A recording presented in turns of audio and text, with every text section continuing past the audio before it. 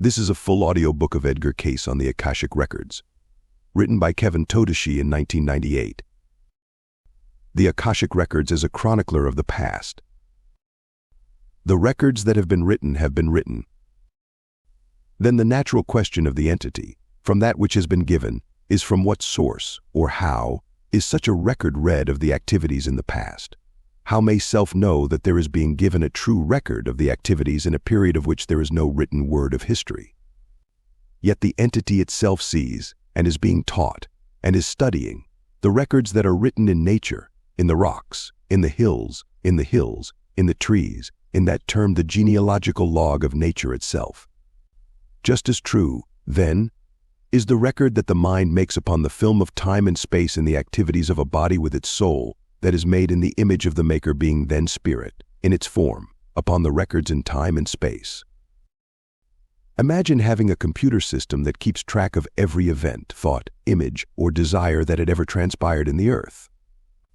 Imagine as well that rather than simply a compilation of written data and words, this system contains countless videotape film and pictures, providing the viewer with an eyewitness account of all that had ever happened within any historical time frame. Finally, imagine that this enormous database not only keeps track of the information from an objective perspective, but also maintains the perspectives and emotions of every individual involved. As incredible as it may sound, this description gives a fairly accurate representation of the Akashic Records. Edgar Cayce, who has been called the most documented psychic of all time, as well as a 20th century mystic, helped thousands of people through the use of his remarkable intuitive ability. For over 40 years, Cayce gave readings, or psychic dissertations, using the Akashic Records as his primary resource material. Cayce's essential talent was his ability to access and describe information from these records, information which would enable people to discover everything from their essential purpose in life to the underlying cause of a long-standing problem. It was a resource of information, Cayce claimed, which was and is available to everyone. In an effort to describe how this is feasible, Edgar Cayce stated that it is possible for individuals to attune to the Akashic Records in the same manner that a radio could be built to tune into radio waves. Although the records are not physical in nature, an individual in attunement can hear, read, and experience the information nonetheless.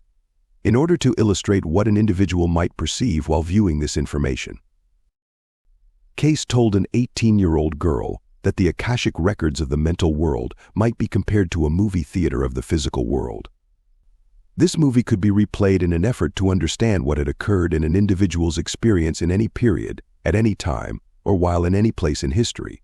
Also within this data was a record of lessons learned, opportunities lost, faults acquired, and experiences gained.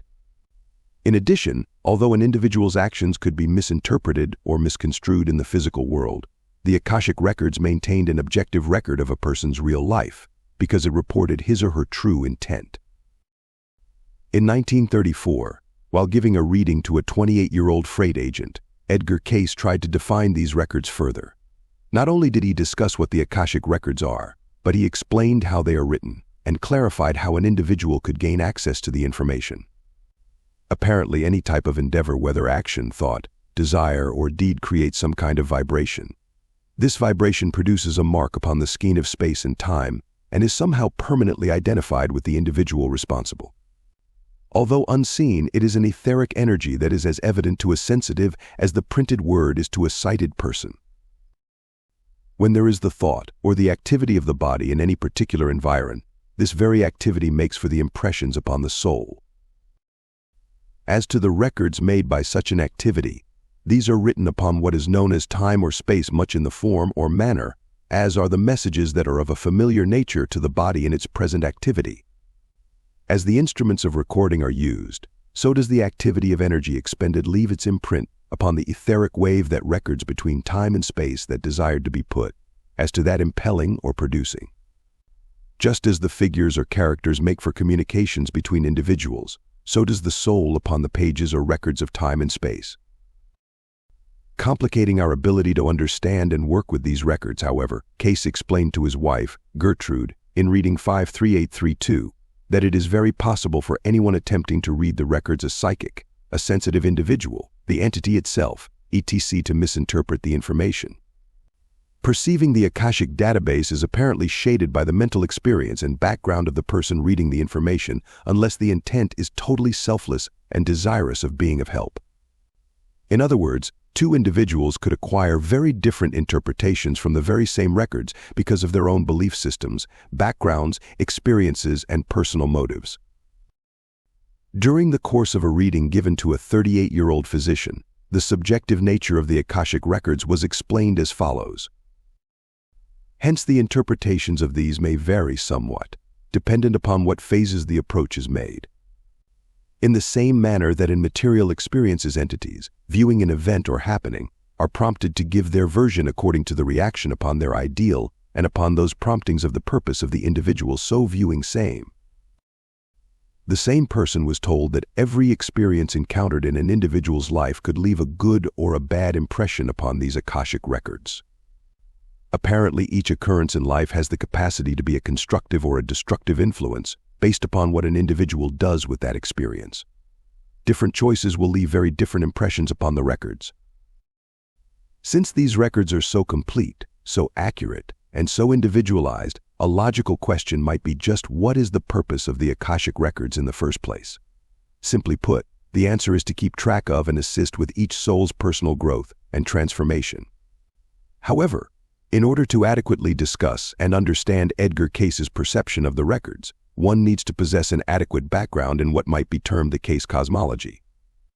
Essentially, that cosmology can be summed up in the statement God is essentially love and the universe is completely orderly. Beyond that concept is the premise that each individual was purposefully created as a soul to become a companion with the Creator. Confirming Scripture, according to the Cayce readings, we were created in God's image and therefore our natural state is spirit. Life did not begin at the moment of physical birth. Rather, there was an existence in spirit prior to physicality. God gave to each soul complete freedom of choice and the opportunity to find expression to find themselves, so to speak. Because souls are created in God's image, it would only be through a process of personal experiences, one choice leading to another, and then another, and then another, that God's companions could gain their own individuality, truly being a part of Him and yet individuals in their own right. Once they have discovered their individuality, they would once again return in consciousness to be His companions and co-creators. From Cayce's perspective, although we are currently having a physical experience, our bodies are simply a temporal home. Just as an automobile is discarded when the owner no longer finds it useful, so too are our bodies set aside when they have completed their function. We are not physical bodies with souls, but are spiritual beings who happen to be having a physical existence. If this is true and we are fundamentally spiritual beings, then we might ask, so, just what are we doing here? The answer proposed by the Cayce information is that we are essentially gathering experiences. According to the readings, the soul, basically creative in nature, longs to find self-expression. In fact, the essential question repeatedly posed by the soul might be, who am I? This question is addressed in infinite ways as each soul chooses specific experiences to meet itself. The soul gains first-hand knowledge not only about its own identity, but also learns how choices lead to certain experiences. In time, soul experiences and acquired knowledge will lead to wisdom. Inevitably, wisdom will lead to compassion and eventually love will be the end result. At this point, the soul will know its individual identity as well as its true relationship with God. The soul will have come to understand that its primary essence and God's are one and the same, love. Thus, innately, the entity is ever desiring to try something new. This is well, provided the basis of such is builded upon truth. For truth in any clime is ever the same, it is law. And love is law, law is love. Love is God, God is love. It is the universal consciousness, the desire for harmonious expressions for the good of all, that is the heritage in man. If there is the acceptance of the way and manner such may be applied, first in the spiritual purpose and then in the mental application. And the material success will be pleasing to any. The soul's education in self-awareness is undertaken through a process of cause and effect. This cause and effect growth pattern was examined in nearly 2,000 Cayce readings which explored the topic of reincarnation. Rather than being a fatalistic process, the influence from one's past merely provides a framework of potentials and probabilities. These possibilities are all inscribed upon the Akashic Records. An individual's choices, actions, and free will in the present actually determine the experience lived this time around. For Cayce, it wasn't nearly so important as to who an individual had once been, or even what they had been doing, as it was paramount that the individual focus on the present and the opportunities and the challenges that faced the person in this time, in this place right now. In the language of the readings. In the studies, then, know where ye are going. To find that ye only lived, died, and were buried under the cherry tree in grandmother's garden does not make thee one whit a better neighbor, citizen, mother, or father. But to know that ye spoke unkindly and suffered for it, and in the present may correct it by being righteous, that is worthwhile. One young woman was told that from the past she had an innate gift for music, and that through meditation and attunement she could reawaken those talents in the present, for, as an individual attunes itself to that which it has attained, even at a moment of time, there is aroused the abilities to know even that which was known through the past experience. In another instance, a 46-year-old woman who received a reading about her past lives was told which lifetimes were having the greatest effect upon the present. Her reading detailed incarnations in colonial America, England during the Crusades, ancient Persia, and ancient Egypt. From each of these experiences, certain inclinations had been developed and still remained a part of the woman's personality and individuality. In America, she had acquired the ability to assist individuals in cooperating and communicating with one another so that people of various backgrounds and motives could learn to work together. From long periods of isolation in England, she retained an inner longing to always make time in her life for personal reflection and contemplation. From an incarnation as Persian nobility, she had acquired the desire to be surrounded by finery and beauty. Her interest in religious thought was traced to a similar work she had begun in ancient Egypt. Each of these traits simply acted as influences in the woman's current life. Nothing was fixed. Instead, the woman could use, abuse, or even ignore these inclinations in her life right now. For example, the woman's impulse to be alone could be used in the present as times for personal rejuvenation in order to better assist those around her. However, it might just as easily be directed into a sense of aloofness or the selfish desire to always put her own needs first. In Cayce's understanding, influences from the past are always molded and shaped by an individual's will, desires, and purposes in the present. In addition to the past life material, interesting insights presented themselves in this woman's case.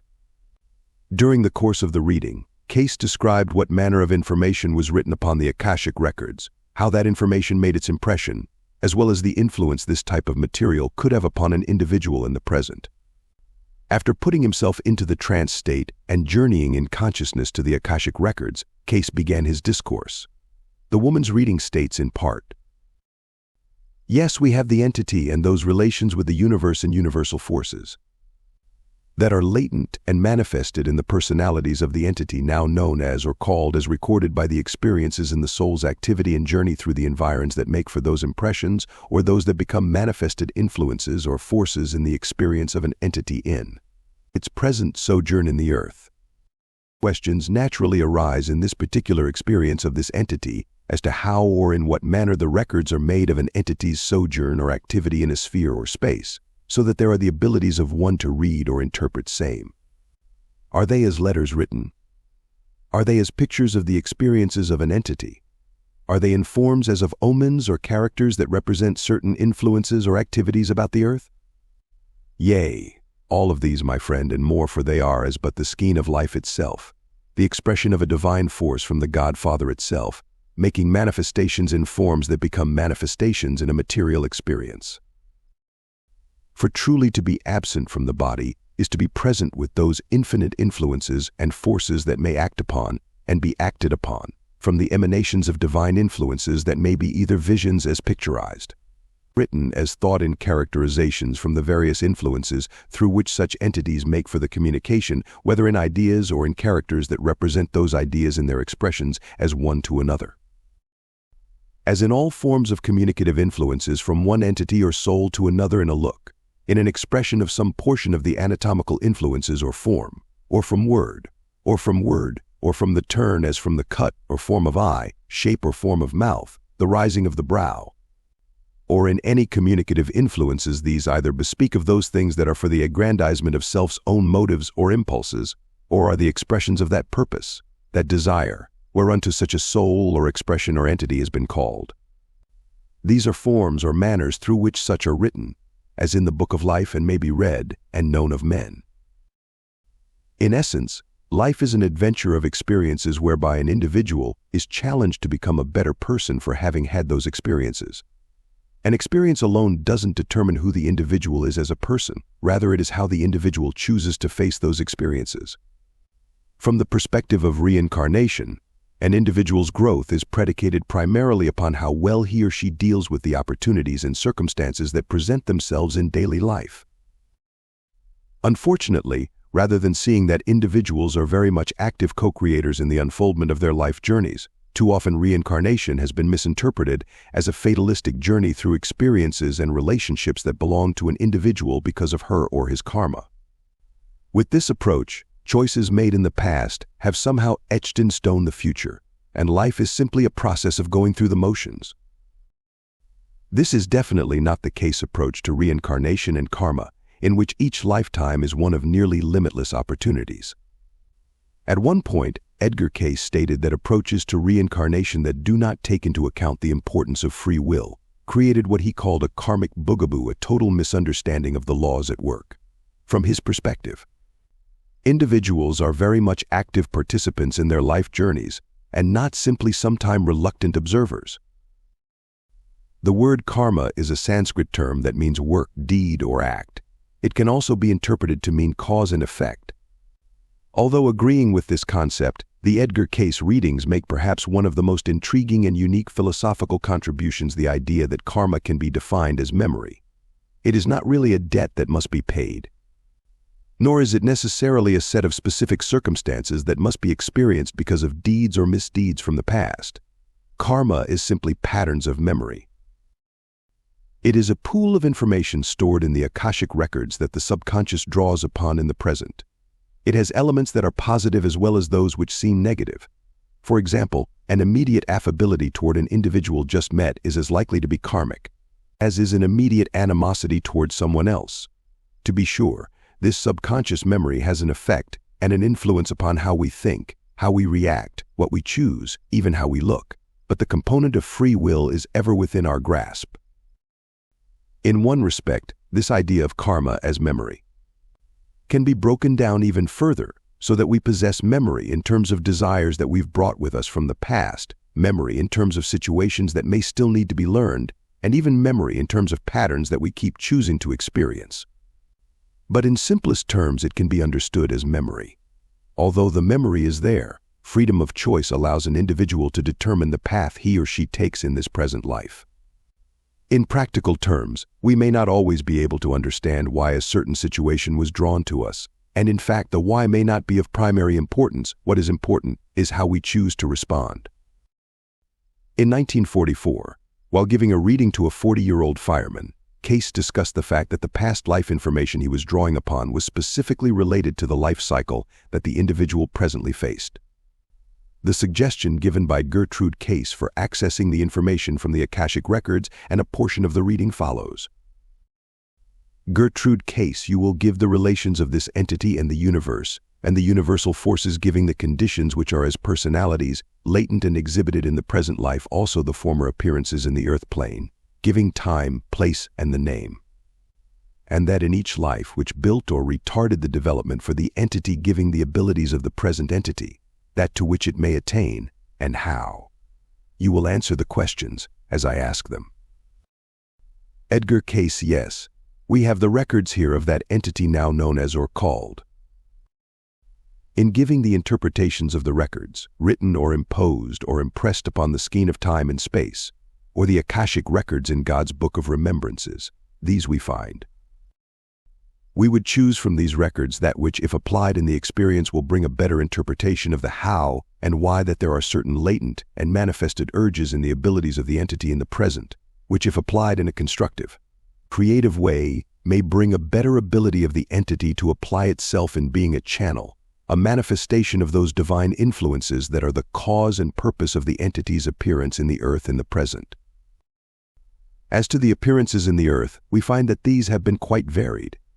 Not all may be given by any means, but these that are a part of the awareness or consciousness of the entity in the present cycle of its experience. And these are at that period that they may be applied.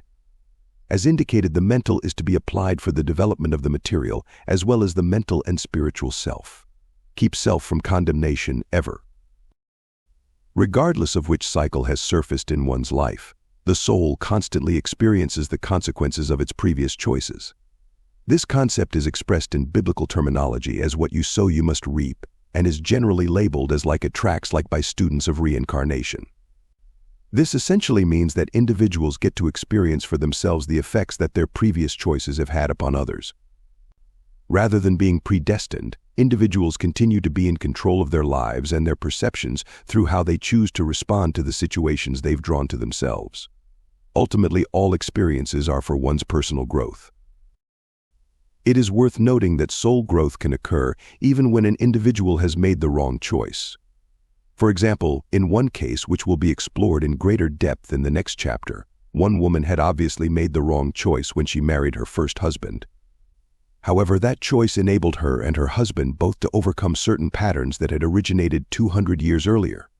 Although the memory or the karma from the past had to be dealt with, it might have been overcome in an easier fashion.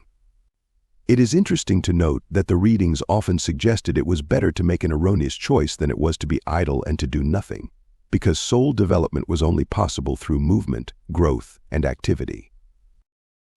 In Cayce's Cosmology, each soul's wealth of experiences from the past acts as subconscious memory in the present. By coming to terms with that memory, which manifests through such things as one's desires, feelings, attributes, even fears, faults, and shortcomings can be overcome and talents and abilities expressed. In terms of personal relationships, Edgar Cayce stated that we never meet anyone by chance, nor do we ever have an emotional connection, positive or negative, to another individual for the very first time. Relationships are an ongoing learning and experiential process. In other words, we pick up our relationship with another person exactly where it was left the last time around.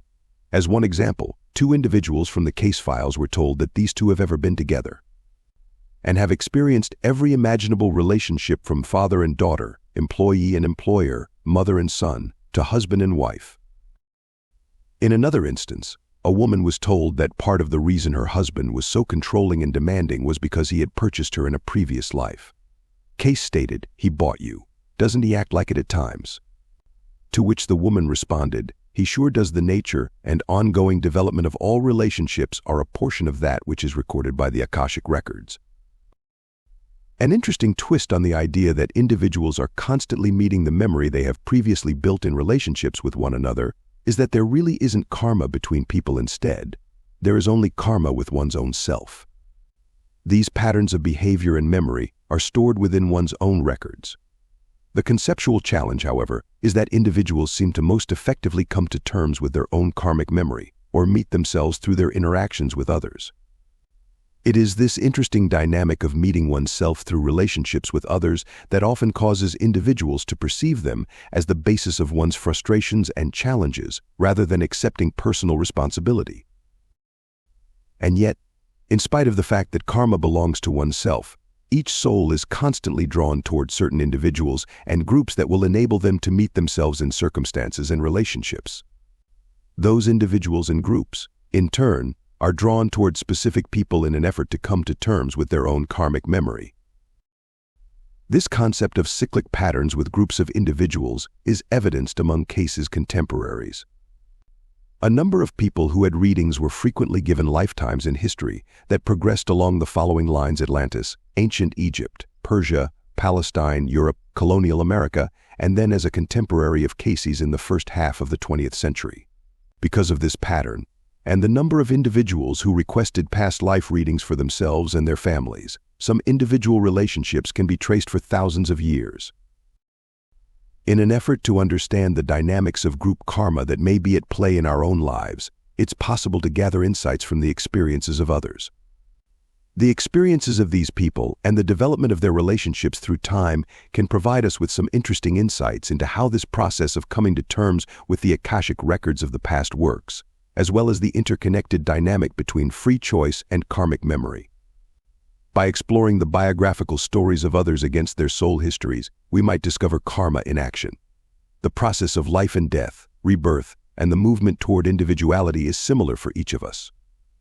Looking at the records and the soul histories of others might enable us to make more educated choices for ourselves as we come to terms with our own karmic memory and the meeting of patterns from the past. With that in mind, one of the most fascinating case histories in the case files is that of a 29-year-old woman who received her first reading in January 1938. What distinguishes this case from hundreds of others is that over the next 6.5 years before Cayce's death in 1945, this woman procured an astonishing 83 readings for 17 family members. These readings enabled her to understand how some of her current problems related not only to the present, but to a period that had occurred more than 100 years previously before she had even been born. More than that, she discovered how a majority of her family grouping had been entangled for thousands of years. These events and experiences continued to be written on the Akashic Records, giving impulse and reason to many of the woman's current experiences. Case history: the family of Anna Campbell. In 1938, a 29-year-old woman came to Edgar Cayce for a psychic reading, case 1523. She was desperate and felt he was her last hope. She was near an end, both physically and mentally. Her marriage was not a happy one, but she was lost as to what to do. She was torn between divorcing her second husband or staying with him. Although unhappy in the situation, part of her hoped to make the marriage work in order to fulfill her dream of having a family. Her reason for coming to see Mr. Cayce, however, was not for marital advice but because of a physical condition. She was fearful that her situation might require surgery and render her incapable of conception. A tubal pregnancy during her disastrous first marriage had resulted in the removal of one set of fallopian tubes. She had begun to experience similar physical symptoms and feared that a second tubal pregnancy would end her chances of having a baby. More than anything else, she wanted to be a mother. Other family members had pursued college and careers. Her sister was working on a master's degree. But not Anna. For as long as she could remember, she had one dream: to have 6 children and to grow old with them. She hoped by having a physical reading that she would avoid another operation. Anna's life history was unknown to Edgar Cayce at the time of her reading. However, an overview of her story will enable us to better understand her situation as well as its connection to the past. She was born in a very small town at the turn of the 20th century, so small, in fact, that half a century later the town would have been annexed by surrounding communities and literally disappeared. Her parents were farmers, though her mother had come from a Kentucky background much more refined and dignified than her father's. This fact seemed to bother her father for much of his life. Her father was one of the last frontiersmen, deeply rooted in the land and the knowledge of what it could provide for his family. She was one of 6 children who would grow to adulthood, and for the most part she got along with all of her siblings with the exception of her older sister. For as long as she could remember, there was antagonism, jealousy, and distrust between the two. Although her parents ran a fairly structured environment, there were chores and studies to be done. Her mother had become so frustrated by the years of fighting between Anna and her sister Vera that she no longer tried to intercede. It was left for Anna and Vera to fight it out, and fight it out they did. Although family squabbles are common, the antagonism between the two seemed intensely focused. Interestingly enough, Anna noticed that there appeared to be 2 others in the household who had as great a difficulty getting along as she and her sister. Her father and her third brother, Warren, born right after Anna, constantly quarreled. It seemed that Warren was always being switched for things that one of the other children just might have gotten away with. Her father appeared intent on keeping him in line. For this reason, she felt it was her duty, and her mother's as well, to come to Warren's rescue whenever he was having the tar whipped out of him by her dad. Her mother seemed to get along well with everyone. The woman had even been described as an angel. Though she and Anna had differing opinions about many things, they were very close. In spite of her mother's kindness, gentility, and compassion, however, one thing seemed completely out of the woman's character: the woman had an intense hatred of Catholics. Her mother had even been known to say that she would rather see one of her children dead than married to a Catholic. The opportunity to change her mind would present itself through one of her sons. In this rural setting, there was always something to occupy Anna's time. Whether it was weeding, cleaning, picking, washing, planting, sewing, ironing, or schooling, free time was minimal. Anna constantly felt that she never got to do what she wanted, for there just wasn't time. The families had to work hard just to make a living from the land. Her father built houses on the side and had a few rental properties to make ends meet. Complicating her young life, Anna found it impossible to escape Vera's presence. The two shared a room.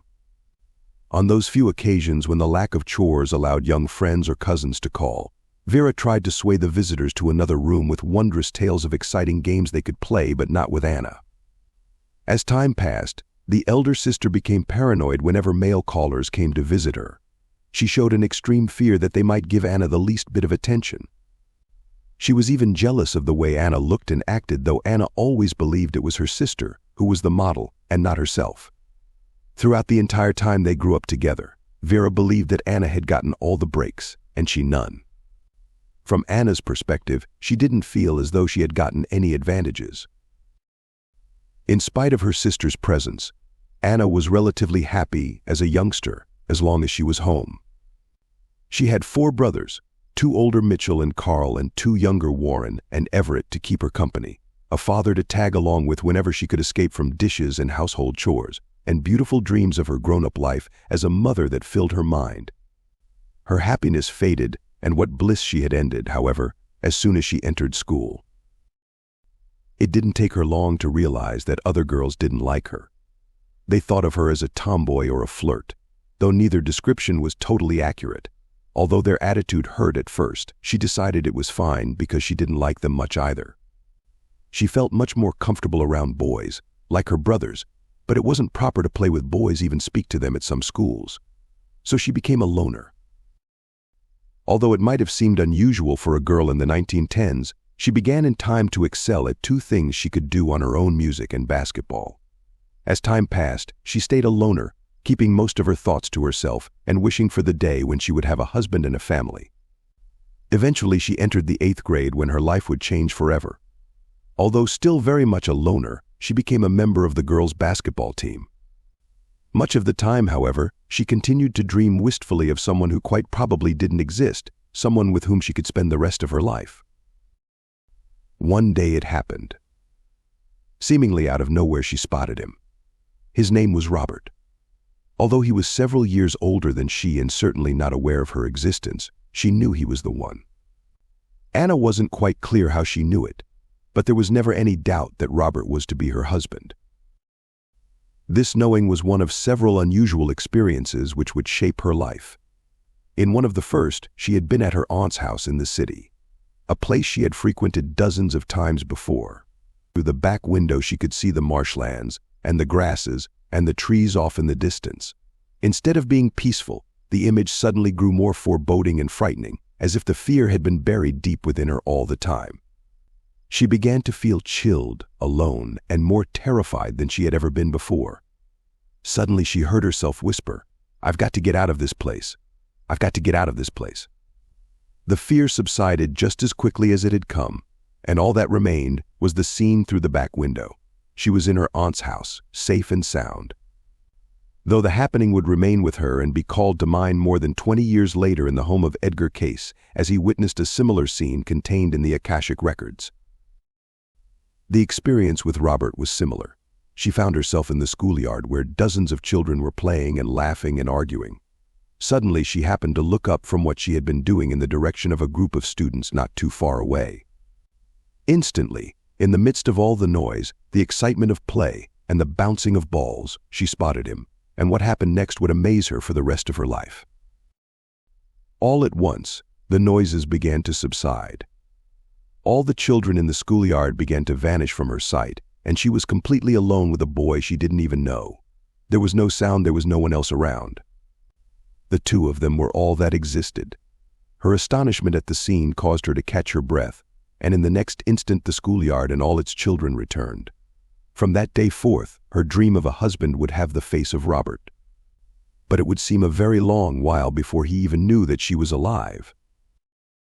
Finally, toward the first of the year, Anna began to feel more comfortable around some of the children at school. Unfortunately for her reputation, however, all of them were boys. Harsh and untruthful talk among some of the girls continued, and an event toward the end of the 8th grade would ruin her reputation. One night, when her parents thought she was at a neighborhood party, she and some friends went for an innocent adventure in a car. Her friends, all boys, had their girls with them, and Anna was simply along for the ride, dreaming of Robert. The journey started well enough, but instead of soon returning as had been planned, the car broke down miles from home. All of the other girls and most of the boys managed to get rides to their respective houses. Only 3 of them were left alone, the 3 who lived near one another, Anna and 2 of the boys. Hours passed before the 3 got another car and the boys were able to take Anna home. Her father had gone to the party looking for her. There he heard wild tales of Anna heading off in a car with a bunch of boys. The ensuing hours had given him plenty of time to contemplate his worst fears. By the time the trio pulled into the dirt driveway, he was waiting for them, rifle in hand. Without waiting for an explanation, he threatened to kill the boys if they ever laid hands on Anna again. His daughter tried desperately to relate what had happened, but the man was enraged and could not hear a word she was saying. Fearing for their lives, the 2 boys bolted from the home, and Anna was whooped and sent off to bed. Unluckily for Anna, by the next morning the story had spread like wildfire throughout the small town. But it wasn't the story of the car breaking down, or the old man with the gun, or the 3 in their innocent adventure. Instead, it was the story of the young girl and imaginative tales of what she had done late at night with 2 boys. Within a week, Anna couldn't venture anywhere without having someone point at her and whisper behind their hand about the incident. Her reputation had long been in question, but there no longer remained any doubt. She was branded a loose woman. The episode made her withdraw even more into a place where her only fantasy was Robert. Her schoolwork began to slide drastically, her depression grew much more severe, and she began to seem very different to her parents than before the incident. Her mother and father became alarmed. They were aware of the name their daughter was acquiring in the community.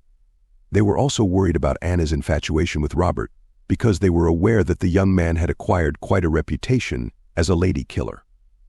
From their point of view, he was from the worst part of town, the child of a totally unsuitable family, and not at all the one for their daughter. They worried that Anna's blossoming figure, her spoiled reputation, and her own infatuation could lead to only one thing when Robert finally noticed her. Seeing no other option, they sent her away to school for a year to Kentucky with her eldest brother, Mitchell, who had gotten a job as a teacher. Pressed to the depths of her soul, Anna dutifully followed her parents' wishes. But as time passed, she realized that she was no better off in Kentucky. Before too long, she found herself just as hated by the girls and not trusted to be around the boys. To make matters worse, one of Anna's teachers made it her personal responsibility to discipline this wayward child, causing the girl great misery. Before too long, Anna was experiencing all of the horrors she had back home, but she was even worse off because Robert had remained behind. As her state of mind deteriorated, her teacher saw it as a rebellious spirit and rode Anna mercilessly. The discipline seemed to have no effect on the girl, so by midwinter the teacher managed to have Anna expelled. It would have been disastrous to return home expelled because it would only confirm her reputation of corruptness in the community. Her parents were heartbroken and couldn't understand how they had managed to raise such a child. Seeing no other choice, they advised her to remain in Kentucky, being passed among relatives until the school term had ended. No one would ever have to know of her shame at school. It would be safe to come home when the school term was finally over. The rest of the year went slowly, but eventually she found herself back at her parents'. Even after returning home, however, life never returned to normal. She just had to get away. Without her parents' knowledge, at the age of 17, she eloped with Robert. It would become just one more heartbreak in their experience. From the very start, Anna felt out of place with Robert's family. Her parents had been right, the families really were from two different worlds. Her only solution was to try to make the best of a difficult situation. More than anything else, she wanted children, and she was bound and determined to make the marriage work. Robert, however, seemed different after they married. He saw himself very much as the center of the universe. To make matters worse, many of Robert's friends seemed to think as highly of him as he did. It was as if he had an entourage of supporters who fell in line to wait on his every command. He appeared to get much for little, behaving as though the world owed him a living, and all he had to do was wait for it. Much of the time Anna felt like an outsider in this widening circle of her husband's friends. However, each time she reached the depths of her depression, he threw just enough attention her way to keep her secure. As time went on, her unhappiness about Robert and his family worsened. She experienced much sorrow and ill health over a tubal pregnancy. Then the bottom fell out of her world when she realized Robert was seeing other women. It wasn't long before he didn't even try to keep it a secret. She was shamed.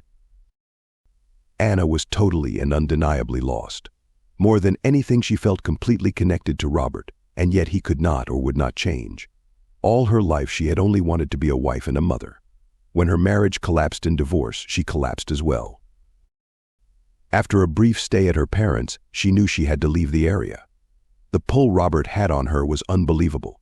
Regardless of what he had done, she couldn't get him out of her mind. Her mental health sank so low that she moved to New York to live with Vera. They worked out a deal. Anna would pay all the bills and the rent, and Vera would finish school. In return, Anna would have a place to stay and Vera would repay half of the monte to Anna as soon as it was feasible. To lessen their expenses, the two sisters took a third girl as a roommate. Although Anna tried briefly to get a job as a singer, she had a beautiful voice. She ended up as a waitress. Nightly, she would bring home her tips and keep them in a box. After a while, however, she noticed that the money seemed to be disappearing with regularity. To convince herself about what was happening, she began keeping careful track. Before too long, she discovered that she was right and even caught the thief in the act. It should have come as quite a surprise to Anna to find that it wasn't the third roommate taking her money, but her own sister. The incident was brushed aside. Later, when the two of them were rooming alone and Vera had gotten a job in a different restaurant, they agreed to split all of their earnings 50-50. For a long while, Vera brought home no more than $5 per day. The elder girl claimed that $5 was the best she could do even on a good day. However, eventually Anna had to substitute for a period of time because Vera became ill. The younger woman was shocked to find that even on some of the slowest days she averaged $18. It turned out that the elder sister had been pocketing the extra money all along. Vera felt that anything she could take from Anna was her due. It never seemed to bother her conscience. Finally, Anna met a man she decided to marry. She wasn't infatuated with him, and she didn't love him. That place still belonged to Robert. However, she wanted a family and felt that she was running out of time. Besides, he really seemed to want her. Vera couldn't stand to be in the same room with Anna and her fiancé Alan. Though Vera seemed to like Alan, and she and Anna were getting along as well as could be expected, she refused to be part of a threesome. The situation didn't improve much after Alan and Anna were married. All that changed was that Vera supported Alan in everything he did and continued to find fault with everything about Anna. Alan couldn't find work in New York, so Anna returned home with him, where her father tried to set Alan up with a job. Anna's desire to be with Robert had not subsided, so she was thankful that his life had taken him in a direction where their paths did not cross. For a time, Anna thought everything would turn out for the best, but it soon appeared that she was wrong. Her marriage became unbearable. She didn't love her husband and at times resented the fact that they were together. When she was unhappiest, she fantasized that Robert would return and take her away. As miserable as she had been with Robert, she couldn't get him out of her mind. She only stayed with Alan for the sake of having children. She was nearly 30 years old and running out of time. One of her darkest moments came when her physical condition indicated another tubal pregnancy. She felt defeated and lost.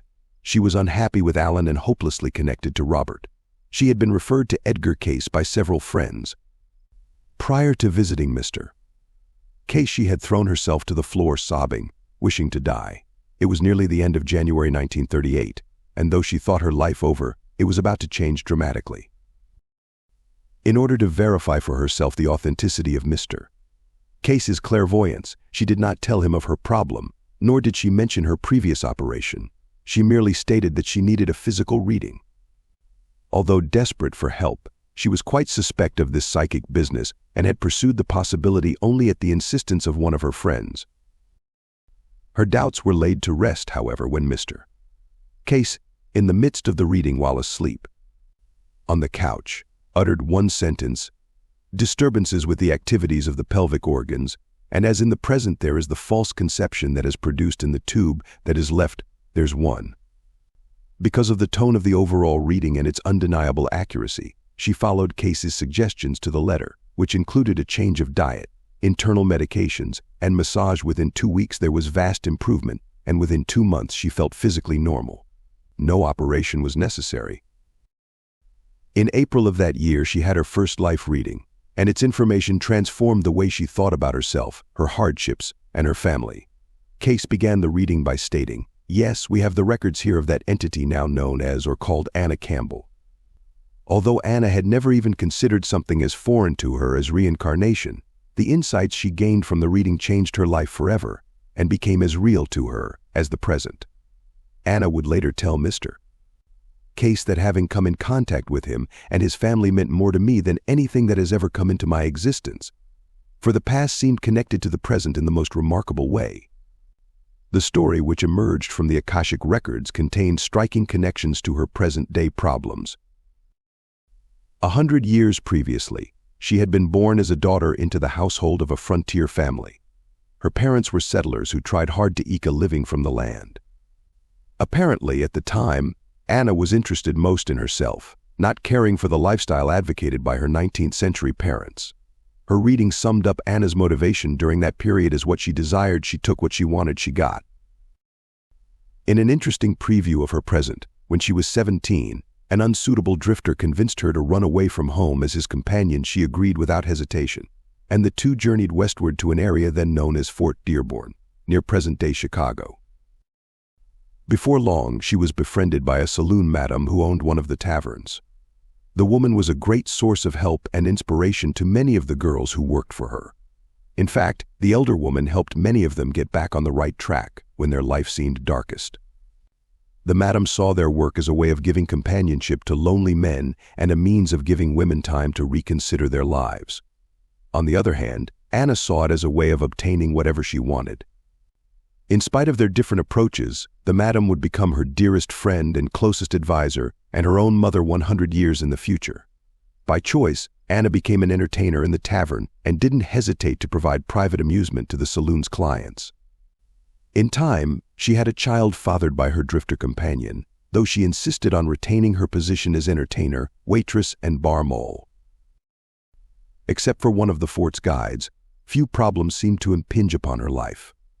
The guide, a self-styled minister, was abhorred by the abominations that occurred within the tavern. In contrast, he found his life to be rather exemplary. Because of his judgments about the inappropriateness of what was occurring, he found frequent occasion to condemn the tavern's activities, its entertainers, and even its patrons. This led to frequent confrontations between Anna's drifter companion and the guide. A number of times the guide had the tar whipped out of him, and the conflict between the two was never really settled. It was no surprise to Anna to find that her drifter companion would return as her brother, Warren, and the fort's guide was none other than her PA. Eventually, Anna's 19th-century counterpart grew tired of her relationship with the drifter and took up with a frontiersman named John Bainbridge. Life remained pretty much the same until Indian attacks on the fort caused Bainbridge and Anna and a group of others to escape. During one attack and the ensuing escape, Anna was forced to abandon her child.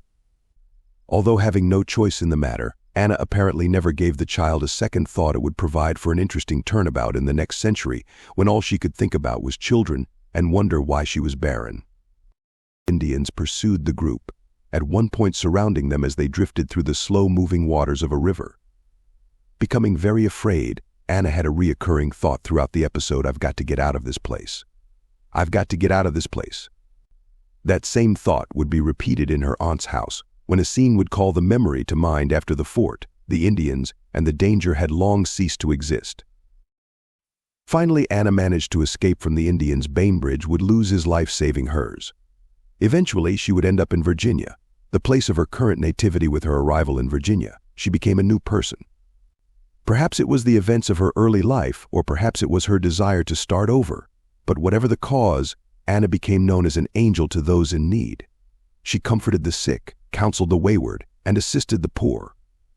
Her life touched many, and she was held in great esteem for her kindness. No one would know of her bar mole adventures. At one point, she nursed back to health a settler who seemed emotionally neglected by his wife. The end result was that he fell in love with her, and abandoned his own wife. Anna took to him not so much because she loved him, but because he loved her, and no longer would she look out only for herself. Interestingly, though the man's wife wasn't interested in him, she didn't want anyone else to be interested either. She became extremely bitter, mostly toward Anna for stealing something that was hers. 100 years later, the bitter wife would become Anna's sister, Vera, and the man she didn't really love would return as her second husband, Alan. Though her 19th century life was not long in duration, she died at 48, it entailed a great many adventures, experiences, and lessons, all of which would have a direct bearing on her next life when she would be born into a frontier family in a very small town in the 20th century. The Dearborn experience was not the only lifetime given to Anna by Cayce, however. It was reported as the greatest influence on her current sojourn. She was told of 2 additional lifetimes recorded upon the records that were having a tremendous influence on her present, one in France and one in Laodicea, part of the Roman Empire. All told, Anna was given 6 lifetimes that were greatly affecting her present experience: Fort Dearborn, France; Laodicea, Israel; Egypt, and Atlantis. It was France that had set up the situation with her first husband, Robert. In France, they had been lovers, where it was a well-kept secret. Robert had been one of the nobility and Catholic and unable to obtain a divorce. Out of necessity and on infrequent occasions, she had become his mistress. She would spend a lifetime desiring to be with him. Unfortunately, although being with him was her sole desire, it was not his. Being of the nobility, he had grown to love the pomp and the elegance and the respect that his position provided. He loved walking into a room and watching heads turn to meet his gaze. He loved having an entourage follow after him, waiting on his every word. He loved possessing women who would throw themselves at him, wishing to be a part of his world. All these things would follow him for 200 years, affording him situations that would seem rather unusual when measured against his 20th century status and lack of education. The reading made it clear that much of Anna's infatuation with Robert was because she had desired and continued to desire a perfect relationship with him. It also hinted at the fact that this was only a desire and not a real likelihood, yet it was a desire not to be easily overcome. Her reading stated that she would experience greater harmony in her life lasting until 40 and 41, when again there will be a period of disturbance. The reading urged her to continue working on her relationship with her current husband, Alan, even stating that it would be possible to conceive a child if they could only work things out. Regardless of the possibility of children, however, there were definite reasons the two of them were together. The reading provided Anna with insights she could work with, though she rarely discussed any of the information with anyone, including members of her own family. During the 1930s and 1940s, the topic of past lives and reincarnation was not one which often occurred across the breakfast table. On a number of occasions, her family members would go to Mr. Cayce for a physical reading, and they got help. In fact, Vera would eventually be cured of tuberculosis, and Mitchell's firstborn would be saved from a life-threatening illness. Even then, only a few seemed open to the specifics of reincarnation, and some weren't interested at all in hearing about what went on at Mr. Cayce's home. For Anna, the information was all factual and enabled her to piece together the lives of those closest to her. As brief examples, she learned the following about her parents. In addition to being the fort's guide in Dearborn, her father had been a tax collector in Rome and an inspector of military garrisons. This existence had caused him to become rather severe in his dealings with others, and the severity would remain with him nearly 1,900 years later as the father of 6 children. An interesting out-of-character quality that Anna had always noticed in her father was his ability to pick out clothing and fine cloth that amazed her, that he could buy a dress or a coat for her, or her sister, or her mother that was perfect. According to the Akashic Records, he had been a merchant of fine material in Persia. In Egypt, he was known for his fine workmanship in the construction of homes, as he would be centuries later in Virginia. Connected with members of his family throughout time, he had known his wife in Dearborn, Palestine, and Egypt, and Anna in Dearborn, Egypt, and Persia. Recognizing that he was often judgmental and severe, the records also stated that he was a great leader and motivator of people, as well as talented in workmanship. The advice given him by the reading was that he should begin practicing the devout and spiritual life he had so frequently preached. As the kindly madam in the Dearborn experience, Anna's mother had been associated, one way or another, with all of her children. Her ability to always know what to say or to prepare individuals for a new life, an ability that had been most evidenced in Dearborn, had been cultivated in ancient Egypt. Apparently, it had been her duty as a teacher to help prepare emissaries and teachers to other lands. Interestingly enough, she had been a teacher before her marriage to Anna's father this time around. Her most influential life had been one in Palestine. Several of her current children had also been her children then. In that life, she had also experienced a healing from Jesus himself. From that same time period, she had developed her hatred of Catholics. She had been a member of the Apostle Peter's household and had known the Apostle Paul. Firsthand, she had witnessed how the message of this man, Jesus, had been nearly lost by the church's early contention between these two. The 2,000-year-old frustration was still carried within her heart. The reading stated that in addition to her other talents, she was adept at healing and at growing plants. A flower business would appear in 1941, after her children had been raised. It's worth noting the different karmic effect that the bar mall occupation had on both Anna and her mother, because it's apparently not the deed of prostitution that created karma for Anna, but the reasons behind it. As a dance hall girl, Anna felt she could get anything she wanted. Personally, on the other hand, Anna's mother saw her occupation as a means of helping others. 100 years later, the effect was that Anna's mother retained her ability to help others, whereas Anna was still labeled a loose woman.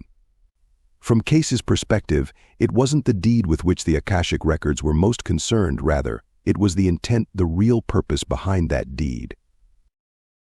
Anna worked diligently on her relationship with Alan, all the while remembering the ominous prediction about 40 and 41 contained in her reading. In an effort to prepare herself for the inevitable, she procured another reading and asked, "Please explain just what this refers to, and how may I best prepare myself for it and meet it correctly?" The answer was, to give as to what such would not be in keeping with the entity using self's own will, self's own choice or judgment. The reading went on to say that there remained much she needed to work on with Alan, hinting that if it wasn't taken care of in this life, she would have to fulfill it in another. 1 year later, the prediction came true. Without warning, despite the intervening years and seemingly out of the blue, Robert would return to her and want the two of them to get back together. The desire she felt for him was almost overpowering, though logic and common sense agreed that it would never work. He said he had changed, she knew he could not. And yet she was not happy with Alan, and her unhappiness made her want Robert all the more. In desperation, she asked in a reading if this was the event that had been predicted. The response was affirmative, stating that the situation was to become even more tempting. It did. Apparently, the cycle of her French incarnation had rolled around once more. Although it was one of the hardest things she would ever do, she ignored Robert's advances and pushed aside the urge to become his mistress. They had many opportunities to be together, but while together they simply talked. She was torn between her desire to be with him and her attempts to work things out with Alan. Time passed, and she continued to do what her head said was right, even though it caused her heart great difficulty. Eventually, Robert entered the service and was again out of the picture, though the two would be in frequent correspondence throughout World War II. Ultimately, she overcame her desire to be with him, though Anna would feel love toward Robert for the rest of her life. The years slipped by, and Anna never had the children she wanted. She tried to save her marriage with Alan, but her effort didn't work, though in the end she was thankful they had managed to stay together for as long as they had. In the process, each of them had learned a great deal. She would marry again, but never have any children. It probably came as just one more heartbreak to find that both Robert and Alan would eventually father children with their next wives. Happily, a child did enter Anna's family, becoming an integral part of her life. He was Billy, her brother Carl's son. She spent much time with him, playing and going to the beach. She had several happenings with the child that convinced her they had known one another before. Oftentimes, she pretended he was her son, even allowing strangers they encountered to assume likewise. The closeness she felt toward him was experienced in return by the child. Oftentimes, Billy threatened his parents by saying he was going to live with Anna, for he loved her the very best. Later, a reading confirmed that Billy had been her son in Laodicea, and his father at the time was the same man who would become John Bainbridge, Anna's second companion in Dearborn 1,900 years later. Her relationship with Billy would always be close. Just as his own mother was Catholic, Billy would become Catholic and go to parochial school, and somehow Anna's own mother would survive it all. Unfortunately, however, Billy and his father had a very difficult time getting along. Apparently, his father and mother had also been married in Dearborn, and Billy had been present as well. Most of Anna's family, it seemed, were playing out their Dearborn cycle. In Dearborn as a priest, Billy had been horrified to see his sister, his present mother, married and taken away by a man he found unworthy and inappropriate, his present father. It was jealousy, to be sure. However, the priest's affections for his sister were genuinely deep, because the two had been companions in France as well as mother and son in Egypt. This jealousy was very difficult for both father and son to work out. Billy's father claimed that his marriage had been happy and ideal until the birth of his son. Billy's father, Carl, was eventually transferred to Chicago. Perhaps it was best that the problems be dealt with and solved in the very place they had arisen. Years later, Billy would confirm one of the past life scenarios Edgar Cayce had taken from the Akashic Records. While he was a priest in the Dearborn experience, Billy's reading stated he had ministered to the needs of the frontier's people. In Chicago, while his 7th grade class studied the frontier and the white man's westward migration, Billy provided information that surprised his teacher, a nun. The lesson centered around a priest who had been helpful to an Indian chief in preventing a massacre. Billy suddenly called out the name of the Indian. His response startled the nun because the name of the chief, although known to her, was not contained in the textbook. She inquired as to how he knew, and his response was that he had been a priest and had lived in that part of the country and knew of the Indian. Though his answer had been correct, she didn't have the slightest idea what he was talking about. For the rest of her life, Anna would attempt to share with others much of what she had found in the Cayce readings. Perhaps because she had first-hand experience, she became an avid proponent of the health readings. She would have more than her share of opportunities to care for the declining health of members of her own family, possibly because her Dearborn cycle of comforting the sick had rolled around once more, or because, in meeting self, she was overcoming the Dearborn tendency to care of only her own needs, or both. She spent years nursing both parents through their old age and was with each one when they died. In time, she would have to care for a third husband and eventually her sister Vera as each passed through old age, sickness, and death. In fact, she would spend nearly 20 years of her life taking care of at least one person or another totally dependent upon her. She never had any doubt about the validity of the material in the readings. Throughout her life, she had found more than just physical help from the information. For one by one, her trying relationships had improved her relationship with herself, with Robert, and even with Alan took on a whole new meaning because of the information Cayce pulled from records. Perhaps the most difficult relationship, however, was Anna's relationship with Vera. Just as it would be the first one to cause Anna the most difficulty, it would be the last one to be resolved, a process taking more than 70 years. In 1946, a psychologist named Gina Sermonara was piecing together information on reincarnation from the Cayce files. Her work would eventually evolve into the best-selling book, Many Mansions. While researching the information, Dr. Sermonara inquired about the relationship between Anna and her sister, Vera. A portion of Anna's response from August 7, 1946, is as follows. Dear Gina, probably the best way to write up the report you requested is to picture myself talking to you. My spelling is lousy and I'm pretty much out of practice writing, but here goes. The disharmony between Vera and me started at a very early age. The first incident I remember took place when I was about 8 and Vera 14. Two cousins, girls about the same ages as ours, visited us for a few days. I suppose it isn't at all uncommon for kids to clash, but somehow this seemed to stand out in my mind. Any attention I would get annoyed Vera to the point that she would whip up all kinds of imaginary things, such as pretending that she was going somewhere or that she had toys to play with, and if they wanted to share these things with her, they would have to leave me out of it. I was no match for her then, and she usually won her point. I wasn't conscious of having any feeling of antagonism at that age, but I would feel hurt and defeated, and most often would end up playing by myself, and of course feeling very sorry for myself. Envy seemed to be the outstanding feeling at that time. Mama got so she didn't pay any attention to us, but just let us fight it out.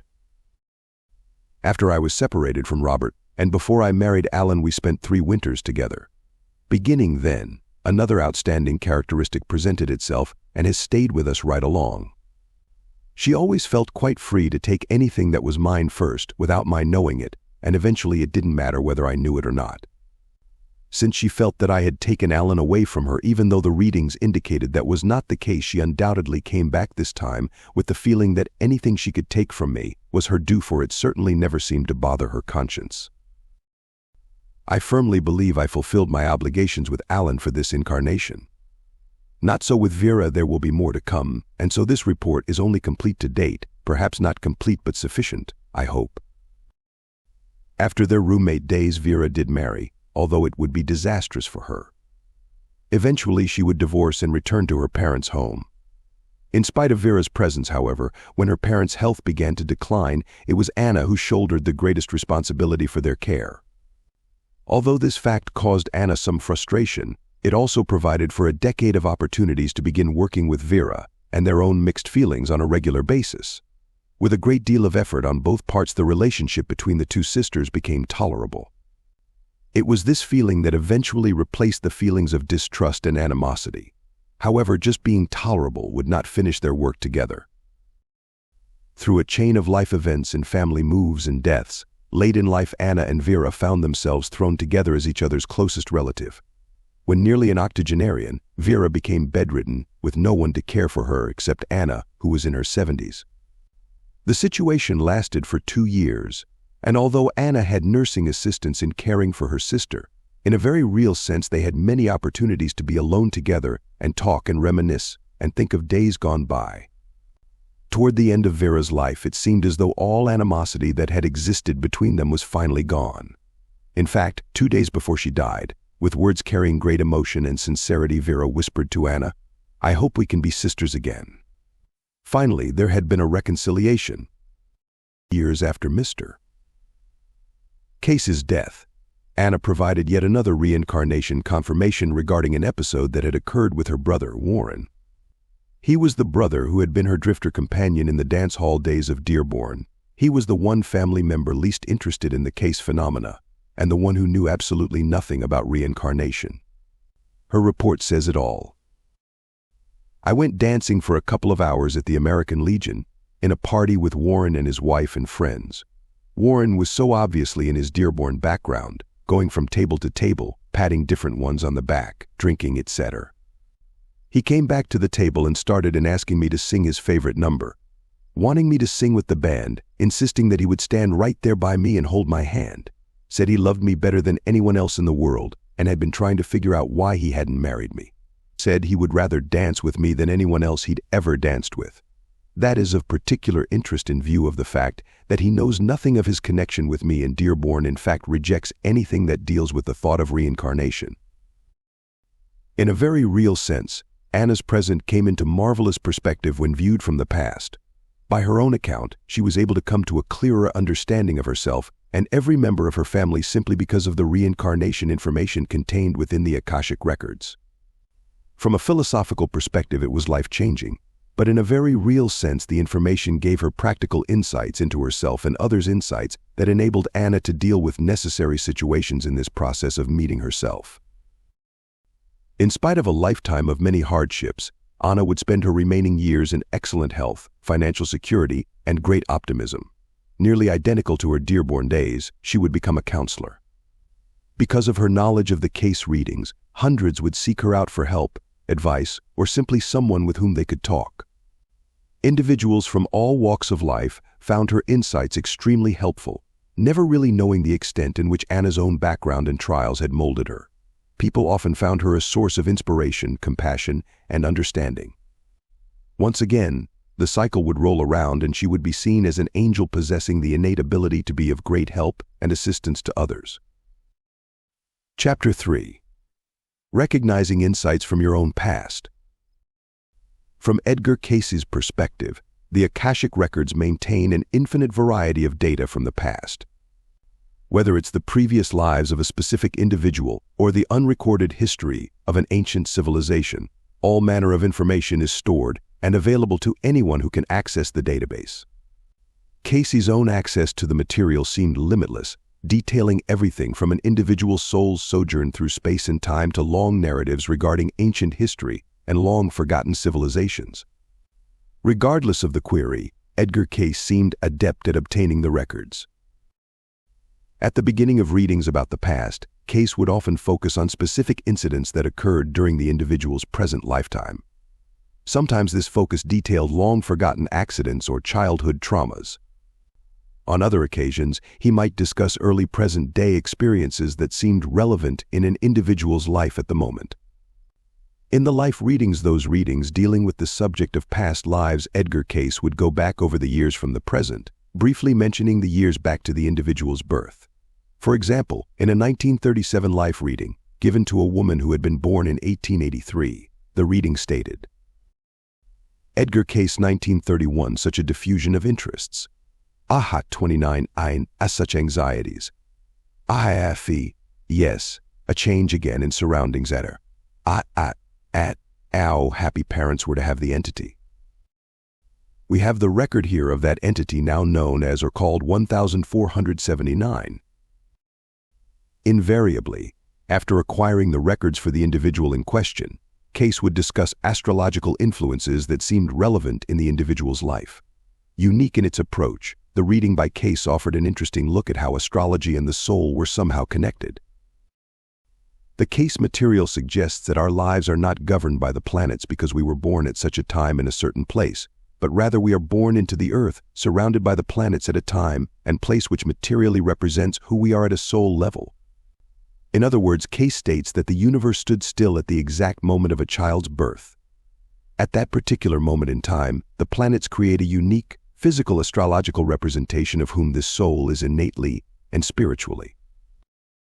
For this reason, Cayce believed that a study of astrology could give an individual a fairly accurate indication of the qualities, traits, opportunities, and challenges that he or she came in with some of the same information that is available from the records themselves. However, because free will is the single strongest influence in an individual's life, it would not be as straightforward to use astrology to equate where the individual was going. In the language of the readings, no action of any planet or any of the phases of the sun, moon, or any of the heavenly bodies surpass the rule of man's individual will power the power given by the Creator of man in the beginning, when he became a living soul, with the power of choosing for himself. Another interesting concept that Cayce acquired from the Akashic Records was that in between an individual's earthly physical lives, a soul experiences planetary sojourns in consciousness. These sojourns enable a soul to learn focused lessons, such as unconditional love before returning to the earth, with a hopefully expanded awareness. This does not suggest that individuals go to other planets in the solar system instead. The readings indicate that each of the planets is simply a physical representation of a corresponding state of consciousness. Individuals who received life readings from Edgar Cayce were told what planetary influences had affected them prior to their present earthly incarnation, and how these states of consciousness had impacted their inner characteristics. According to the readings, these sojourns in consciousness manifest as strong, unconscious influences on an individual's personality, character, urges, desires, habits, and even preferences.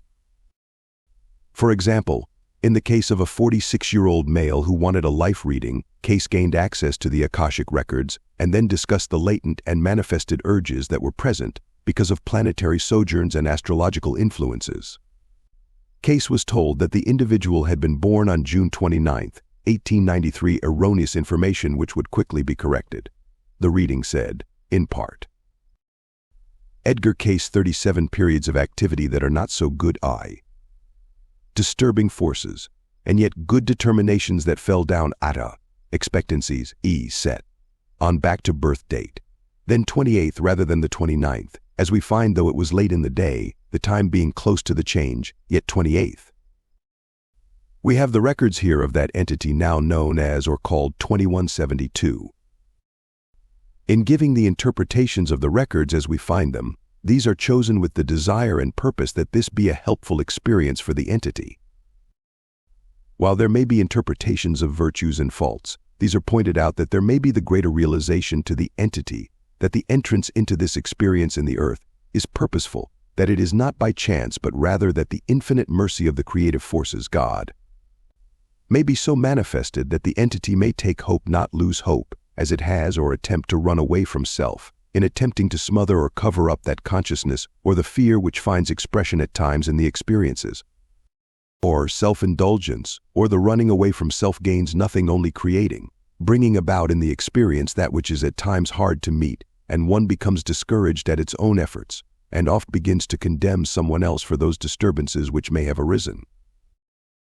Know that there is a purpose, a way, a manner in which self may come to the greater realization of what the creative force, or God, has for thee to do in this experience.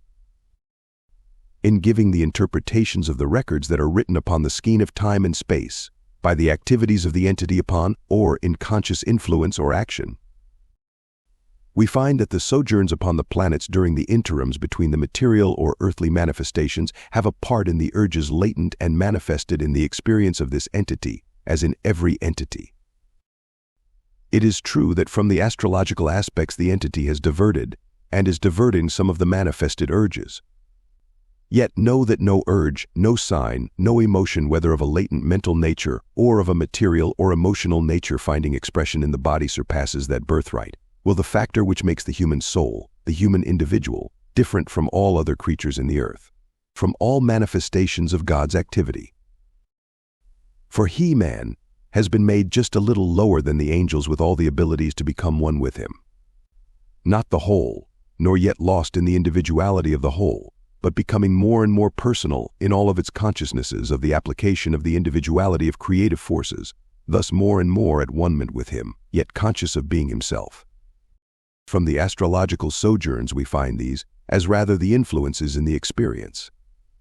Jupiter, the benevolent influence, indicating the activities of the entity as being mostly among its fellow men, applied in individual ways, yet affecting in its relationships rather the masses or groups in their activities.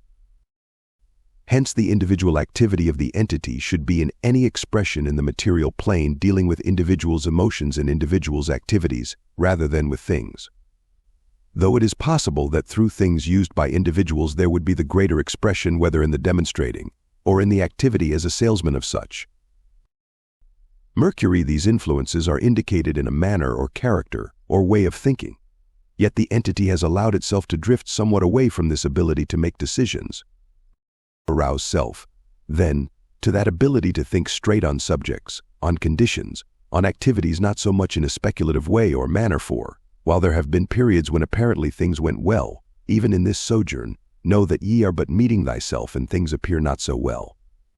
Neptune, from this sojourn we find influences pertaining to things of the mystical nature.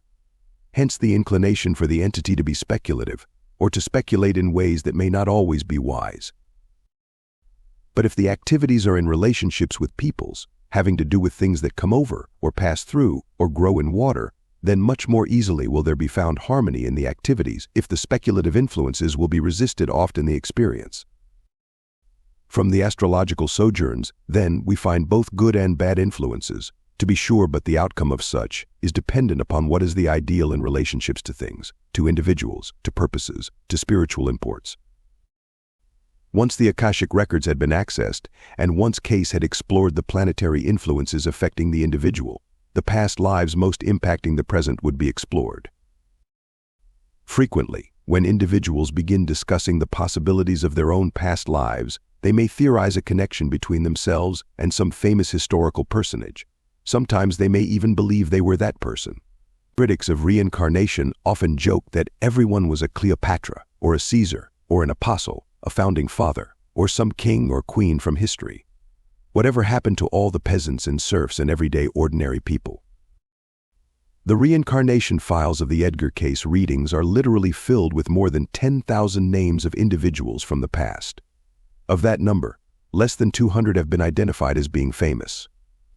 Although such names as Aaron Burr and Anne Boleyn are contained within the files, famous characters also include such personages as Socrates' daughter and a relative of Sam Houston. To be sure, most individuals who had reincarnation readings from Edgar Cayce were ordinary people in the past. One commonly overlooked aspect of the famous person syndrome is that individuals may be responding to patterns of human experience and behavior rather than literal past life identities. Very often, an individual in the present resonates to someone famous in history, not because he or she was that person, but because the notable figure represents or corresponds to something in the individual's present lifetime. Another possibility is that a person's present-day connection with a past life identity is not because the person was that individual, but rather because the present-day person was once familiar with that famous individual. One example from the readings is the case of a 47-year-old man 11514 who was convinced he was the reincarnation of President James A. Garfield. This connection had even been confirmed by another psychic. However, Cayce stated that the individual had simply been a very close associate of Garfield's and not the president himself. A 32-year-old woman asked Edgar Cayce about whether or not a person she knew had ever been famous in a past life. The response she received provides additional verification regarding the significance of each soul's identity rather than the human personality which may be presently manifesting. Q. Was he any famous or well-known entity in a past incarnation? A. What entity is not famous? What entity is not well known in the end? As to being worldly famous no more than in the present as a teacher, a helper to those along life's seeking way. From Cayce's perspective, every individual was very much an integral portion of the whole. Ultimately, the purpose of each lifetime was to undergo experiences which would enable the soul to become more in tune with its divine origins. Whether or not that ideal was actually achieved became a matter of free will, but regardless of the specific lifetime, the opportunity for soul growth was ever present. Whenever Edgar Cayce read the Akashic Records for an individual, much of it dealt with the individual's past in this present life. For example, a middle-aged man who had immigrated from Russia asked for a life reading in 1935. He was unsure of his exact age, listing it as about 48 or date of birth. Cayce tuned in to the records and once again began a reading by providing the man with his correct birth information March 19, 1885, making the individual 2 years older than he had previously thought. In another instance, which would become one of the most celebrated cases of Cayce's early career, the Akashic Records correctly pinpointed the mental dysfunction and physical convulsions of a 6-year-old girl to a fall and an illness she had experienced at the age of 2. During the 43 years he gave readings, it became repeatedly clear to Edgar Cayce that the Akashic Records contained a limitless array of information. Access to that information, however, frequently seemed bounded by specific guidelines and parameters. In addition to the fact that an individual's interpretation of the Akashic Records could be shaded by his or her intent, purposes, and belief systems. Cayce also suggested that an intuitive would have an easier time accessing information about a soul's historical past if that intuitive had also been incarnate in the earth during that same time period. A 1934 reading explained this principle as follows. Then, this body through whom the information comes being in accord or attune, by the subjugation of consciousness into materiality, becomes the channel through which such records may be read. The interpretation of the records, then, depends upon how good a reader the body is, or how well in accord with the varied experiences through which the entity seeking has passed, or the records that have been made by that soul. Hence, there may be much more of a detailed record read of an experience through which both souls passed, than of environs that were not a portion of that soul so interpreting the activities. But each soul is this, 416, has made a definite record just as clear as that which may be written with ink and pen, or with any other type, style or form of transmitting or recording that activity of an individual soul. Compounding the uncertainty of obtaining accurate information from the Akashic Records is the fact that Cayce stated it was sometimes very difficult to tell the difference between a thought and a deed. A corollary of this idea is contained in Scripture when Jesus announces that to lust after an individual is the same as committing the act, Matthew 5:28. Since the availability of information from the Akashic Records was not always straightforward, did the Cayce readings suggest methods of obtaining insights from one's past that could be relied upon? The answer is yes. In 1932, while giving past life reading 27411, the unconscious Cayce had a dream in which he saw a great number of people going to dedicate a pyramid. Apparently, there was a magnificent ceremony that included 7 days of entertainment, dancing, song, and celebration. Cayce recalled having seen camels and people attired in the costume of ancient Egypt. When he awoke from the reading, he related the dream to those around him. A subsequent reading 294131 stated that Cayce's dream had been an actual happening from the past, a happening which Cayce himself had witnessed. In other words, in the dream state, an individual's subconscious mind gains access to everything from that person's past. Confirming the availability of past life insights in this manner, a 32-year-old woman was told that whenever a dream of some past time frame repeated itself, she could consider it a literal experience in turning back in time and space. Therefore, if individuals find a number of their dreams occurring in colonial America, for example, they could be fairly certain there was a life experience at that time in history. A contemporary case of past life recall in the dream state includes the story of a man and a woman, Michael and Susan, who seemed to simultaneously remember a past life experience when they had been together as husband and wife. At the time, Michael and Susan shared an office together as friendly co-workers. Michael was very much concerned about Pam, a female friend of his who was contemplating asking her husband for a divorce. Pam was convinced that she had found her true soul mate, not her husband, and wanted to get a divorce in order to be with that soul mate. While Pam was still considering what course to follow, Michael had the following dream. I dreamed that I was talking to Pam about her decision to divorce. In the dream, I told Pam that all of us have more than one soul mate, a soul with whom we have been together. I then turned and pointed to Susan, who was in the same room, and said, "You see, Pam, in my last life I was married to Susan, and yet now we are just friends. It wouldn't be right for me to run off with Susan this time around." Michael awoke from the dream on a Saturday morning and decided to tell Susan about it when he returned to work on Monday. That same weekend, Susan was going for a drive in the mountains with her husband. She related her experience as follows. My husband, Tim, was driving and I was enjoying the beautiful scenery. All at once I saw the most gorgeous sunset. I looked at it and seemed to be transported to another space and time. For some reason it felt as if I were seeing Austria even though we were driving in the mountains of Virginia. Suddenly the thought came to me to remember what I was seeing so that I could relate the experience back to my husband, who was Michael in my mind, when I returned home. On Monday morning, at work, Michael and Susan shared their past life experiences with each other. In addition to dreams, according to Edgar Cayce, there is a very strong correlation between the imagination and one's intuition. In fact, he stated that anyone who is imaginative is intuitive. Sometimes an individual may have an unusual idea or a thought that comes from out of the blue, and perhaps that individual may even say, "That's only my imagination," when, in fact, the information may be an accurate psychic impression from the Akashic Records.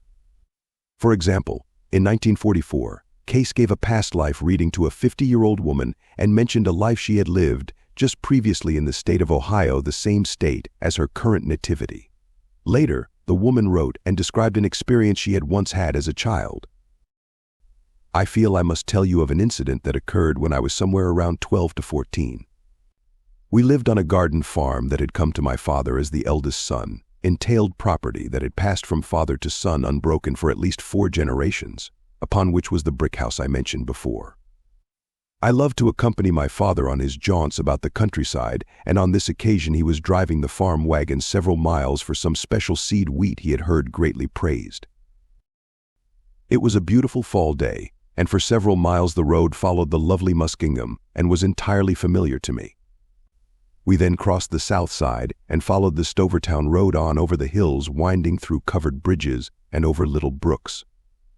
When suddenly my father swung the team to the left of a half-hidden little woodsy road that passed under a railroad and came suddenly out of the dimness into the sunlight on a beautiful green meadow it spread before us, the bottomland, climbing gently up the hillside to where a white fence separated it from the lawn that surrounds an attractive white farmhouse with the wooded hill rising back of it.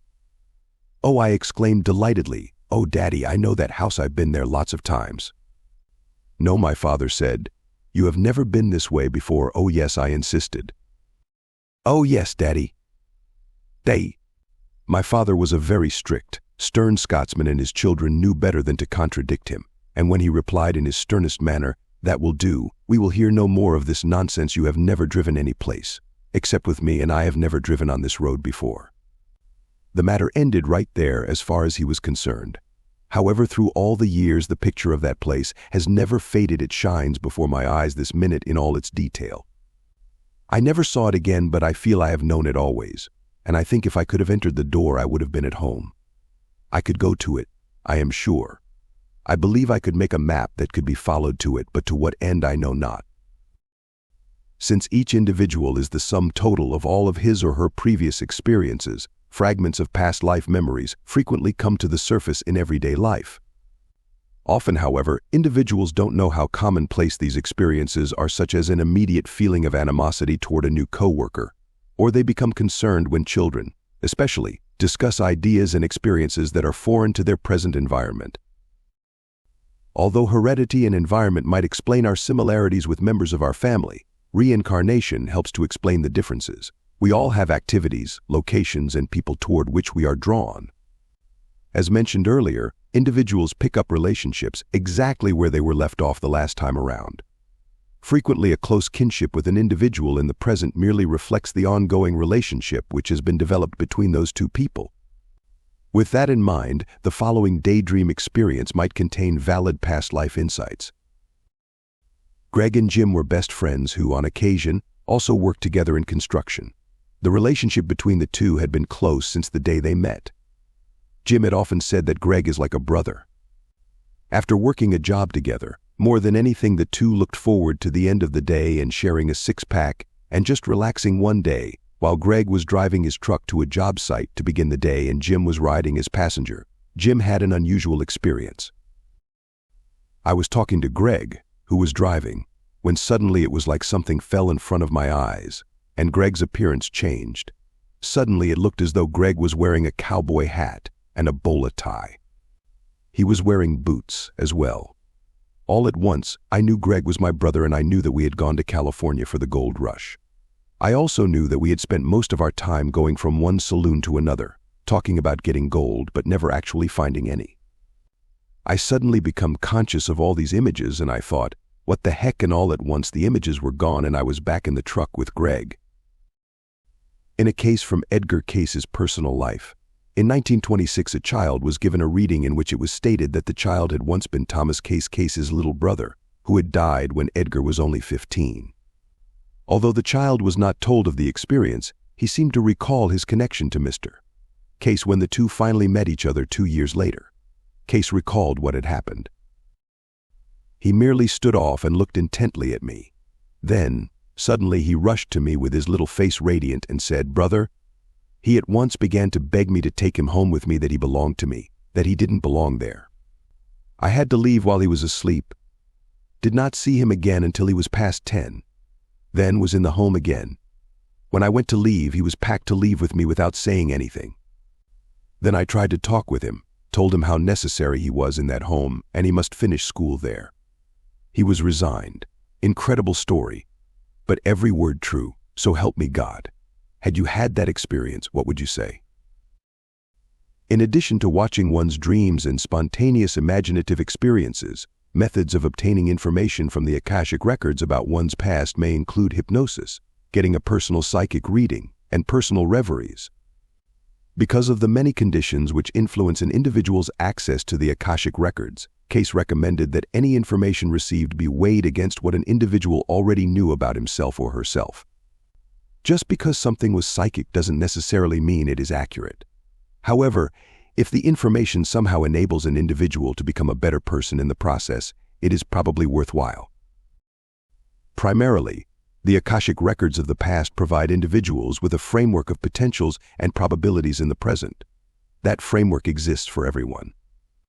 An individual doesn't need to be open to the possibility of reincarnation for the records to impact his or her life, relationships, thoughts, and activities. All individuals constantly draw toward themselves the memory of their previous activities, perfectly stored in the Akashic Records database.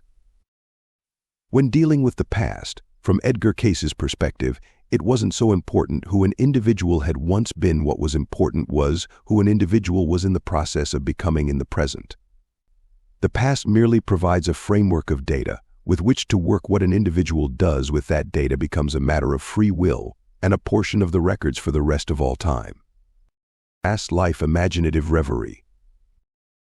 Note: a reverie is best done with another person reading the reverie like a script, or with oneself first narrating the reverie on a tape and then playing it back in order to experience the exercise. Although any historical period in history can be chosen, this particular reverie explores ancient Egypt. Reveries are generally narrated at about 1/3 the normal rate of speech. In narration, get comfortable in your chair or on a couch and close your eyes. Take a deep breath and tell yourself to relax. Take another deep breath, breathing in relaxation and calm, and slowly breathing out any tension or stress. Take another deep breath and relax. Become comfortable and relaxed and begin focusing your attention on your breathing. Let your awareness begin to notice how cool the air feels as you inhale and how warm it feels as you breathe out.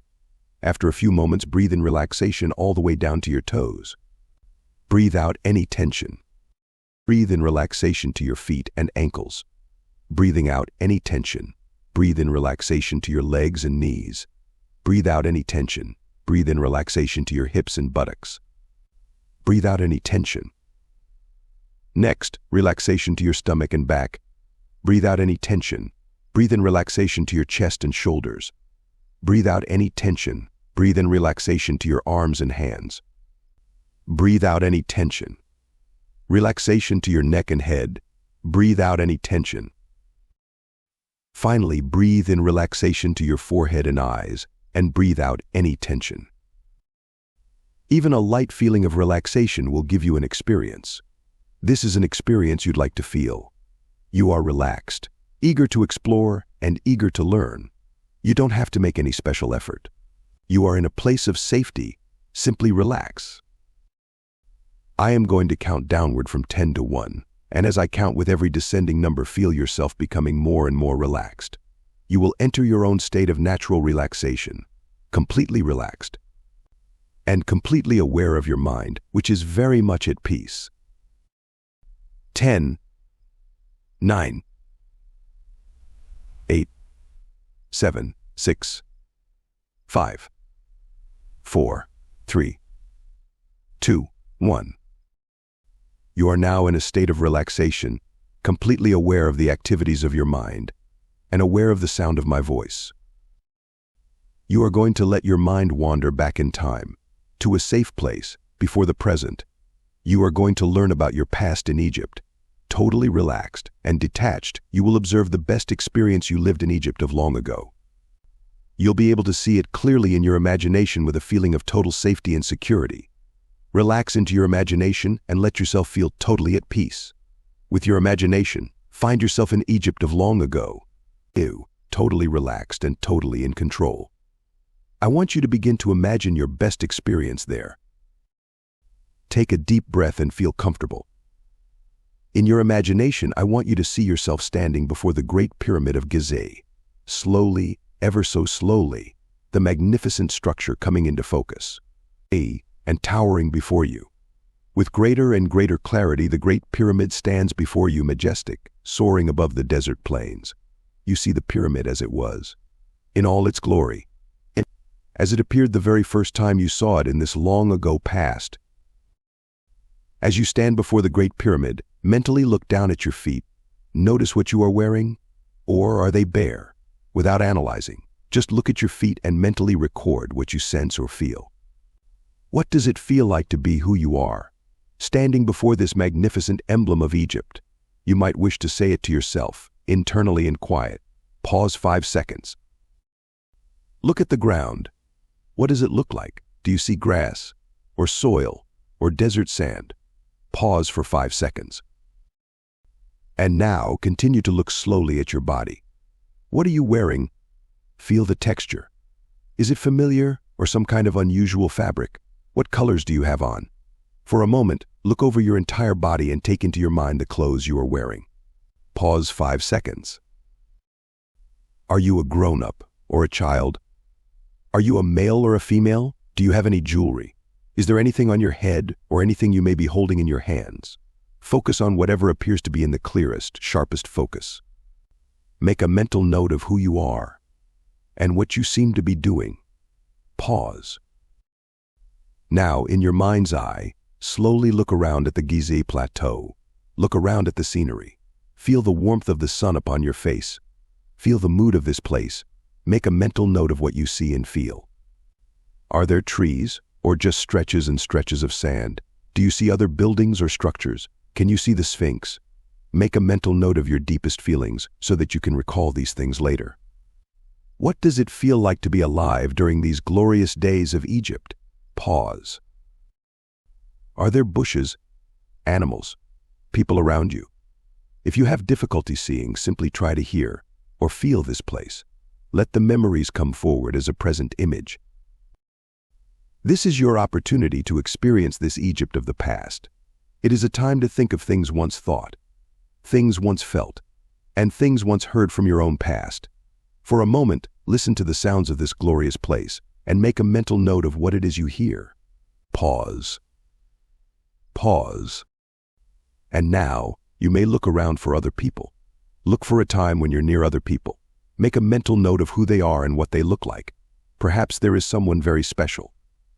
Someone with whom you have a close bond. Perhaps it is a child or an adult. But it is someone very special, someone who has great meaning to you. Make note of your feelings. If you listen quietly, you may even hear their names being spoken. Pause. And now, if you listen very closely, you may hear your own name being spoken by a friend or a child, or maybe it's just someone calling out to you. What do they call you? What do you do in this Egypt of long ago? Pause. Pause. You may wish to remember what the food was like. Can you remember a time when you were eating? Can you feel what it's like to taste something? Can you smell the food? Make a mental note for yourself of the meal. Pause. Now, let's move to another episode. I'm going to count backward from 3, and when I reach 1, you will find yourself in a scene from your childhood in this Egyptian lifetime. Okay, 3, 2, 1. 1. Do you see yourself? Are you playing? Getting into mischief? Lying upon the ground? Sitting in the lap of someone who loves you? Look around at where you are. What's going on? Look at what you're wearing. Can you hear what the other people are saying? Take it all in. Pause. I'm going to let you go to another period in your life. An important event when you're older. It may be a time that had important meaning to you, perhaps a major event in your life. I'm going to count back from 3 and you'll be there. 3, 2, 1. Focus on what is happening and make a mental note to remember. Pause. Are people talking? What are they saying? Are you talking? Listen to the sounds of this place. What are you feeling? Take it all in. Pause. Now, if you can, try to imagine what your purpose was in this Egypt of long ago. Was anything left uncompleted? Pause. See if you can look at this life in Egypt all at once. See all your life events tied together so that you can see the lifetime as a whole. Now, imagine all of the events of your current life right now in the 20th century. See the 2 lives standing side by side, the one you are living now and the one from Egypt. Do you see any similarities? Do you see any patterns that repeated? Do you see any people whom you know now that you knew then? Look at all the similarities and patterns that connect these lives together. Pause. Okay. Take a final look at your surroundings in this long ago past. Look into the eyes of the people you have seen. Let love flow from yourself into everyone from that long ago past. And as you send them love, bless them. And let them and your Egyptian surroundings begin to fade. And as they fade, let them go. Release them. Forgive anything that needs to be forgiven so that only love remains. Let this experience slowly fade into the past so that only positive and objective memories remain. And as you slowly begin coming back, traveling back through time, you can bring with you all that was positive and bright and interesting and important. Other information you may release or forget. Bring back only something holy or special, something precious, a gem of wisdom, but only what you want. You will retain in your conscious mind only that which is helpful, important, and beneficial. Pause. Pause. Now begin returning to the current level of your own mind. Bring back anything that may help you understand who you are right now in this time and this place. Come back to the years in this life. Plant your feet firmly in the present. Become who you are right now. Your subconscious mind always protects you. You will have brought back only that which is helpful. I will count from 1 to 5. When I reach 5, you can open your eyes, be wide awake, clear-headed, happy, refreshed, and feeling fine. I will begin to count now. 1. Coming back very slowly. 2. Feeling refreshed. 3. Feeling revitalized. 4. Fully reoriented into the present. And 5. Open your eyes and feel wide awake and perfectly normal. Part 2. The present. "He's a comical old fellow," said Scrooge's nephew. "That's the truth, and not so pleasant as he might be. However, his offenses carry their own punishment, and I have nothing to say against him." "I'm sure he is very rich," Fred hinted Scrooge's niece. "At least you always tell me so." "What of that, my dear?" said Scrooge's nephew. "His wealth is of no use to him. He doesn't do any good with it. He doesn't make himself comfortable with it.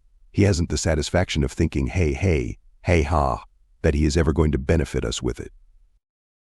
"I have no patience with him," observed Scrooge's niece. Scrooge's niece's sisters, and all the other ladies, expressed the same opinion. "Oh, I have," said Scrooge's nephew. "I am sorry for him. I couldn't be angry with him if I tried.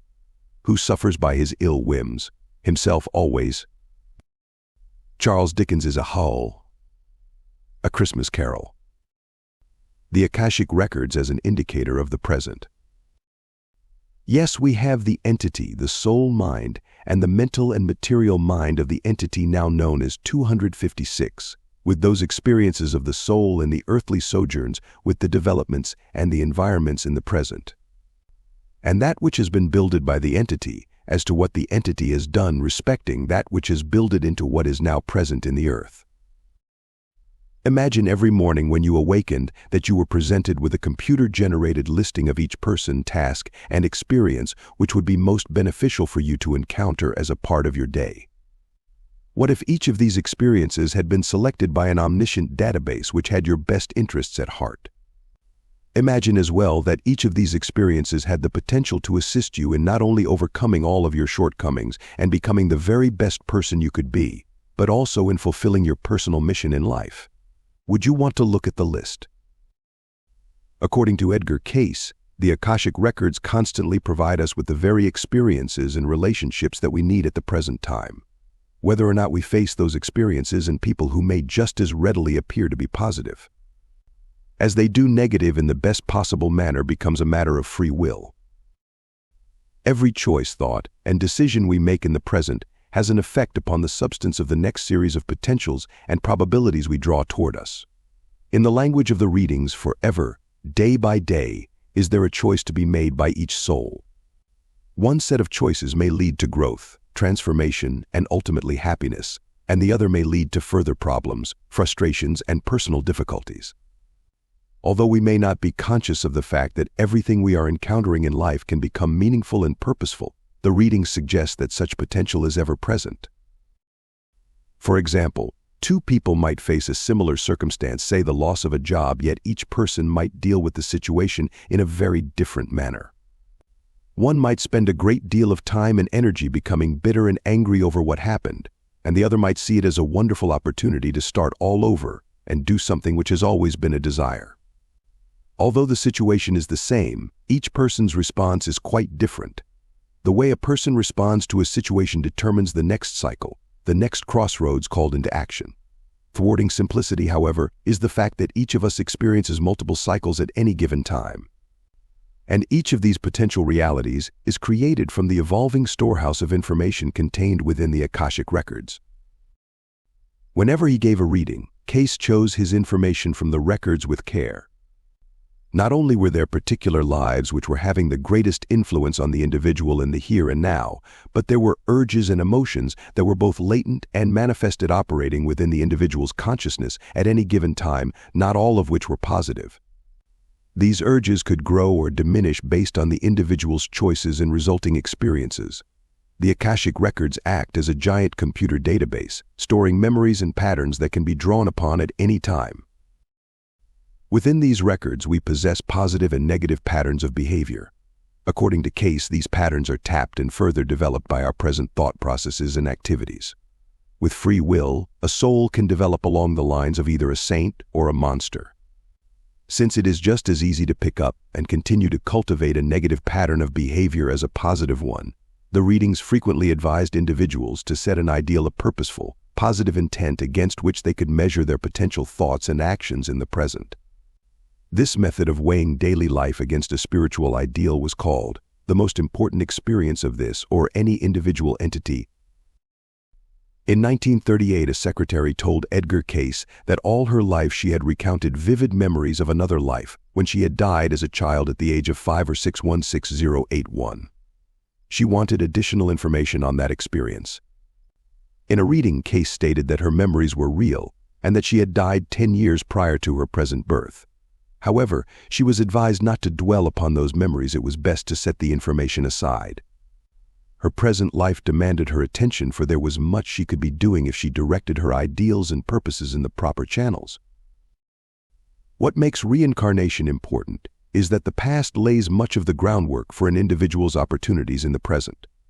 In the case of one woman who was a model and whose hands were billed as the most photographed in the world, Cayce traced their extraordinary beauty to a life she had lived in a convent.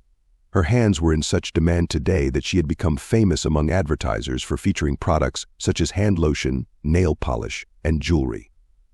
According to the reading, in the convent the woman had been assigned menial and distasteful work that the readings described as unsightly. In spite of the unpleasantness, the woman had performed her tasks with such duty, love, patience, and service that eventually her selflessness had become manifested in the beauty of her hands. In the same way that talents were traced to the past, an individual's present-day challenges frequently found their roots in choices and decisions that had been made previously. For example, a 41-year-old woman came to Edgar Cayce for help in trying to understand and deal with a problem which was making her an emotional and physical wreck. She had been married for 18 years to a wonderful man whom she described as loving and considerate. Unfortunately, he was impotent.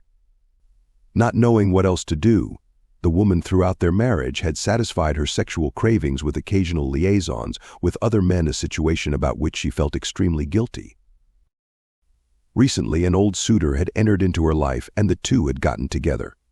However, guilt and the fact that the man was married caused the woman to break off the affair. The man continued to pursue her, confusing her all the more. To make matters worse, the woman's doctor wanted her to begin taking estrogen for a heath condition. The woman feared taking the hormone would increase her sexual tension.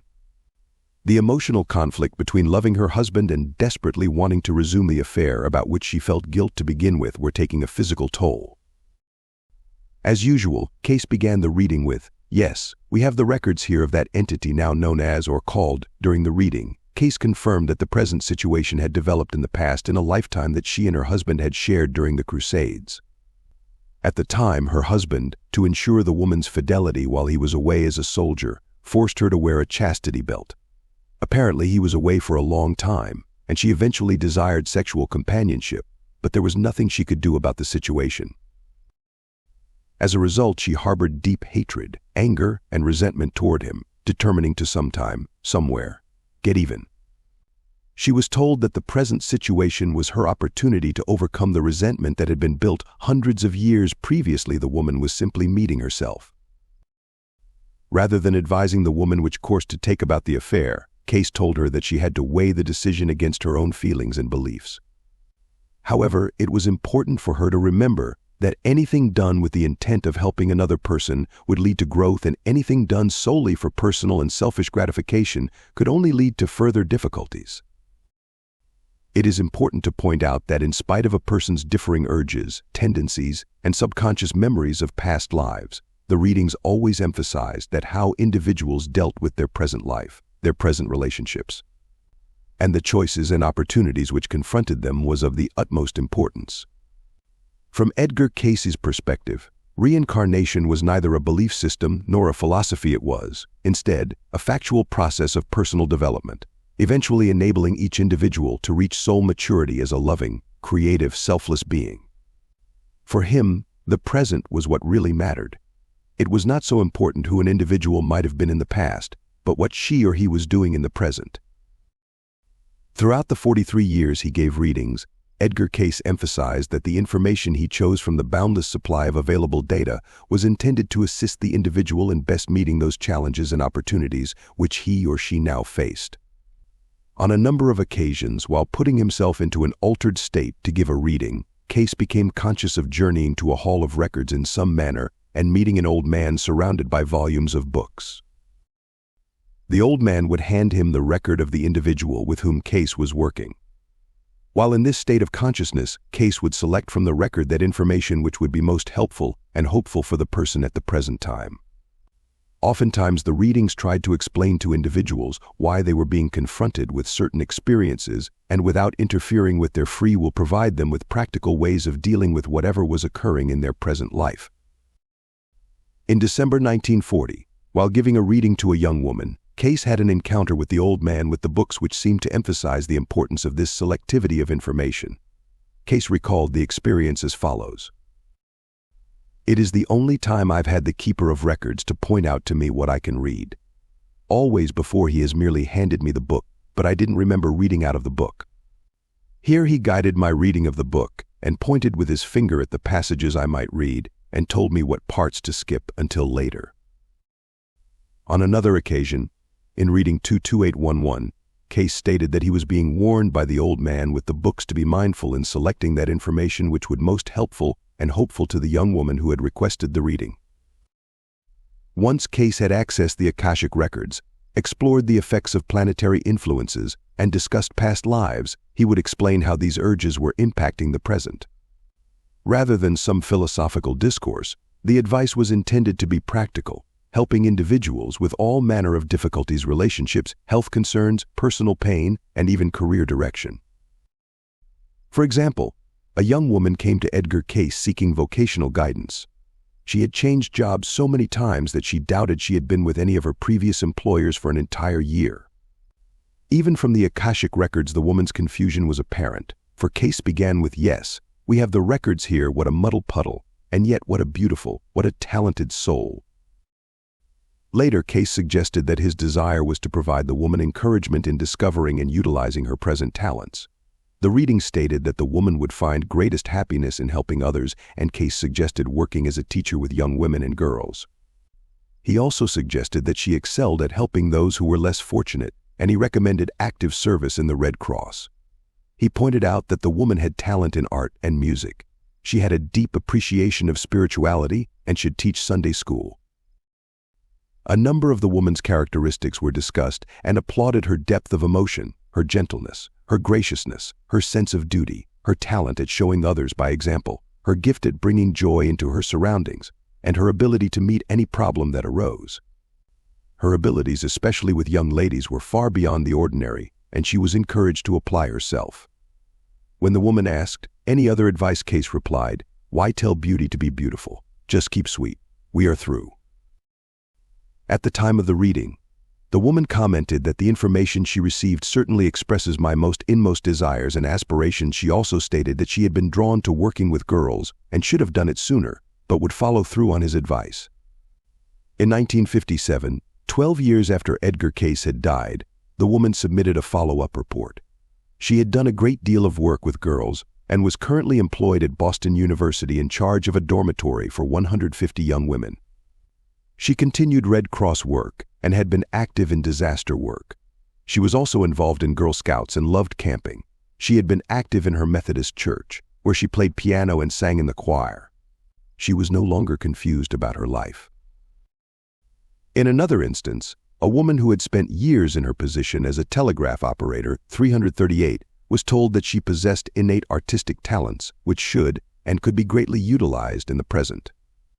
Although she had no artistic background, she attended art school because of the reading. Her instructor was pleased with her talent, noting her unusual abilities. After a year of study, she became a popular commercial artist and later told Mr. Cayce that she made more money in 1 month than she had made in a year as a telegraph operator. A 33-year-old man who worked in a bank wrote Mr. Cayce in August 1938 for insights into how his talents could best be channeled to benefit others. Although his job was satisfactory, he wondered if there wasn't something more fulfilling he could do. An avid amateur radio enthusiast, he facilitated ongoing communications among the United States, the Far East, Peru, and Western Australia. In the reading, Cayce traced the man's ability with accounting to a prior lifetime in which he had served others by assisting them in keeping personal records and accounts of their goods and supplies. The reading confirmed the man's interest in communications and stated it was a talent he had developed in ancient Persia, relaying messages between various lands and trading outposts.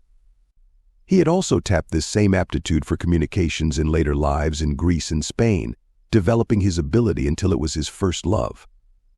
Cayce stated that the man's position in the bank was the outgrowth of circumstance, and that he would find the greatest degree of personal fulfillment in those abilities in communications. In 1965, the gentleman once again came in contact with Edgar Cayce's association and wrote to report how accurately the reading had described him.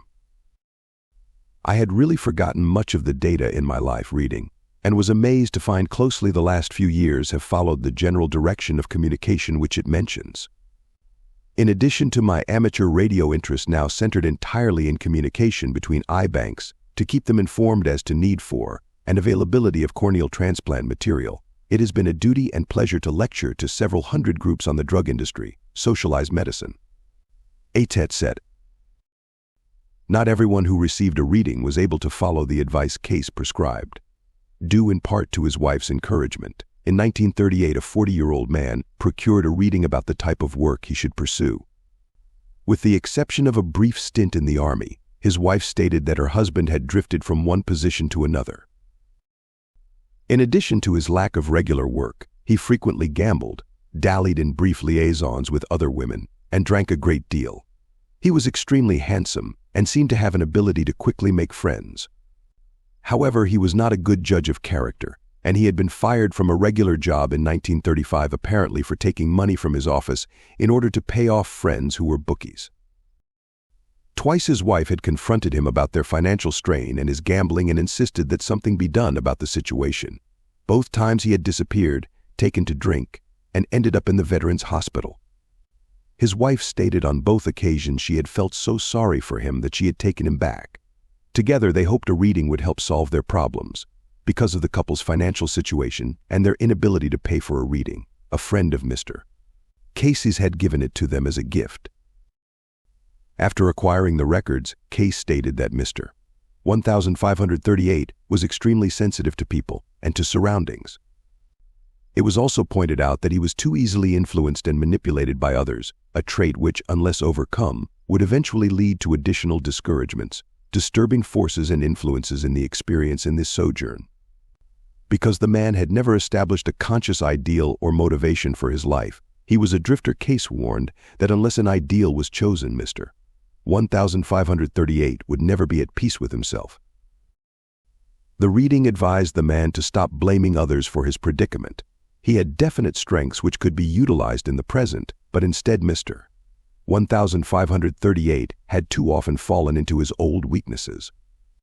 In addition to discussing his internal conflict and warring emotions, Cayce suggested that he had an innate ability to do work in a commissary or to even serve as a shipping clerk. In fact, the reading stated that he had been commander of the commissary around what is now Washington, D.C., during the American Revolution.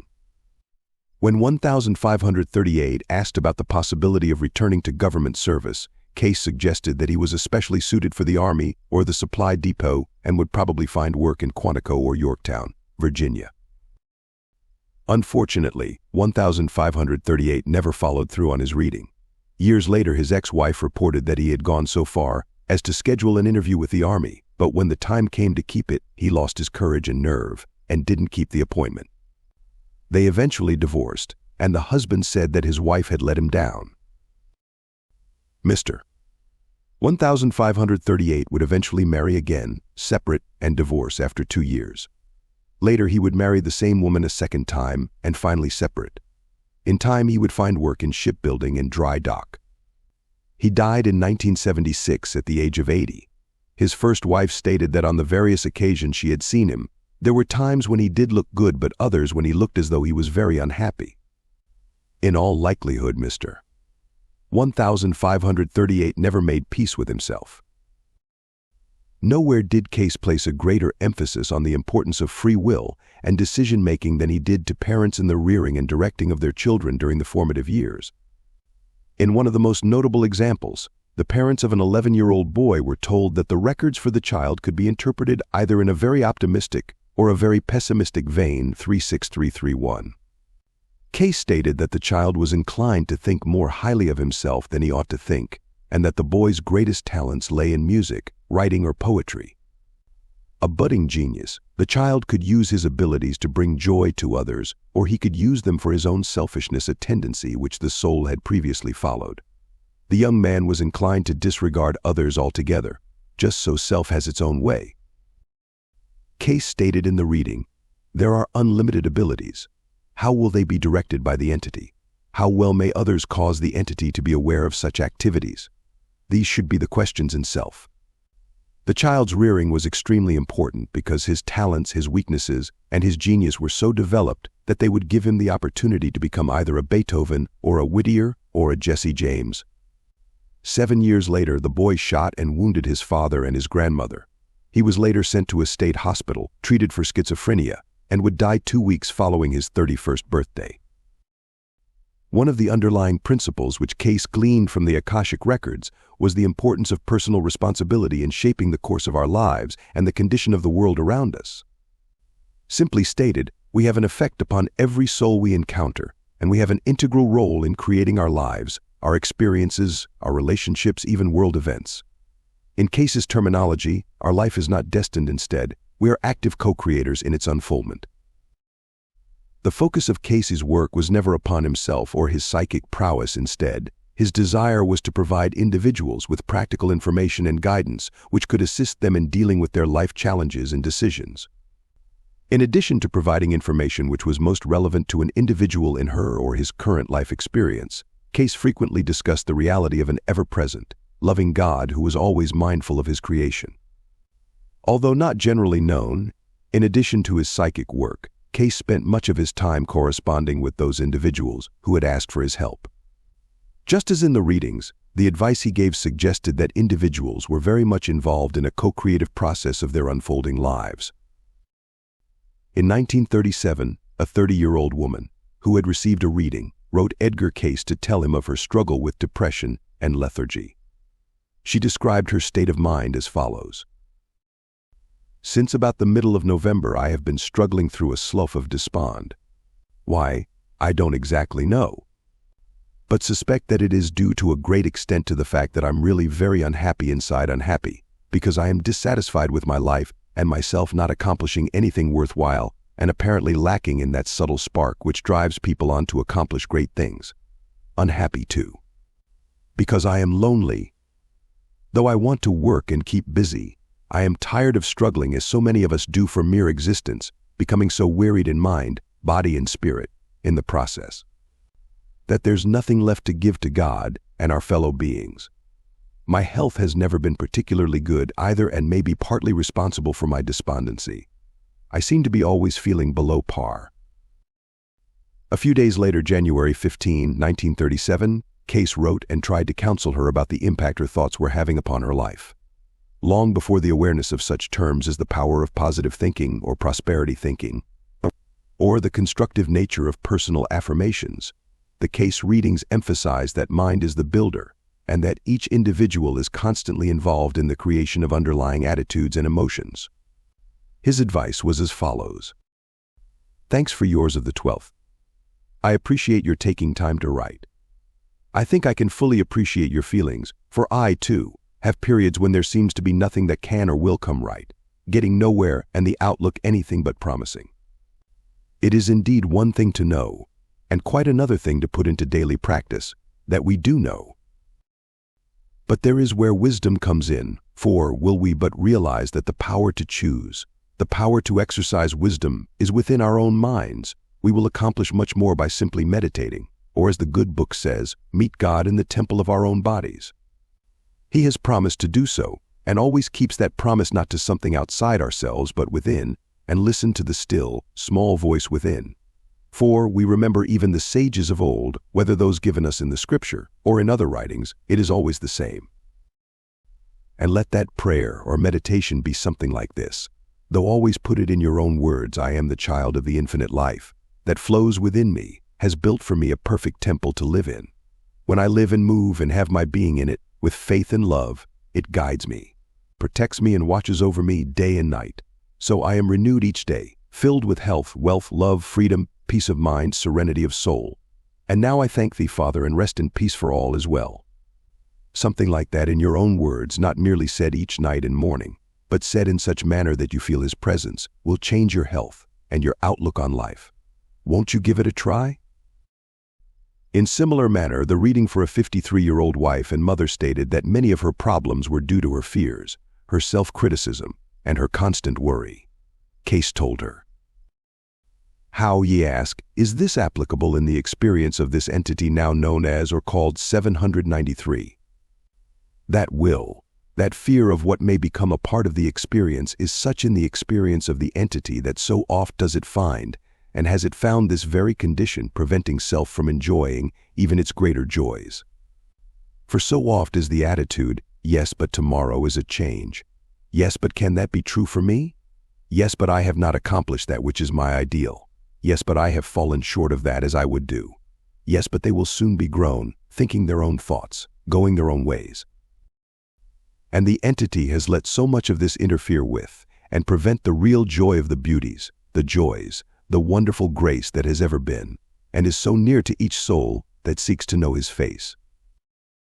Too often, when individuals speak about their personal experiences, world events, changing times, or their karma, they discuss these things from a fatalistic viewpoint. All these things are happening to me, and there is nothing I can do about it.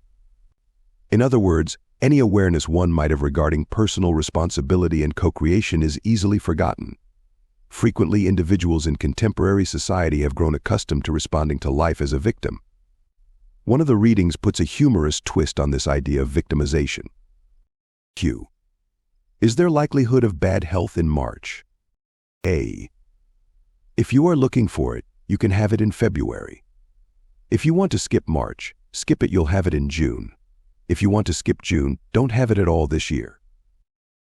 Today we often seem to avoid personal responsibility for the events and circumstances of our lives. I am no longer responsible for the things that happen to me.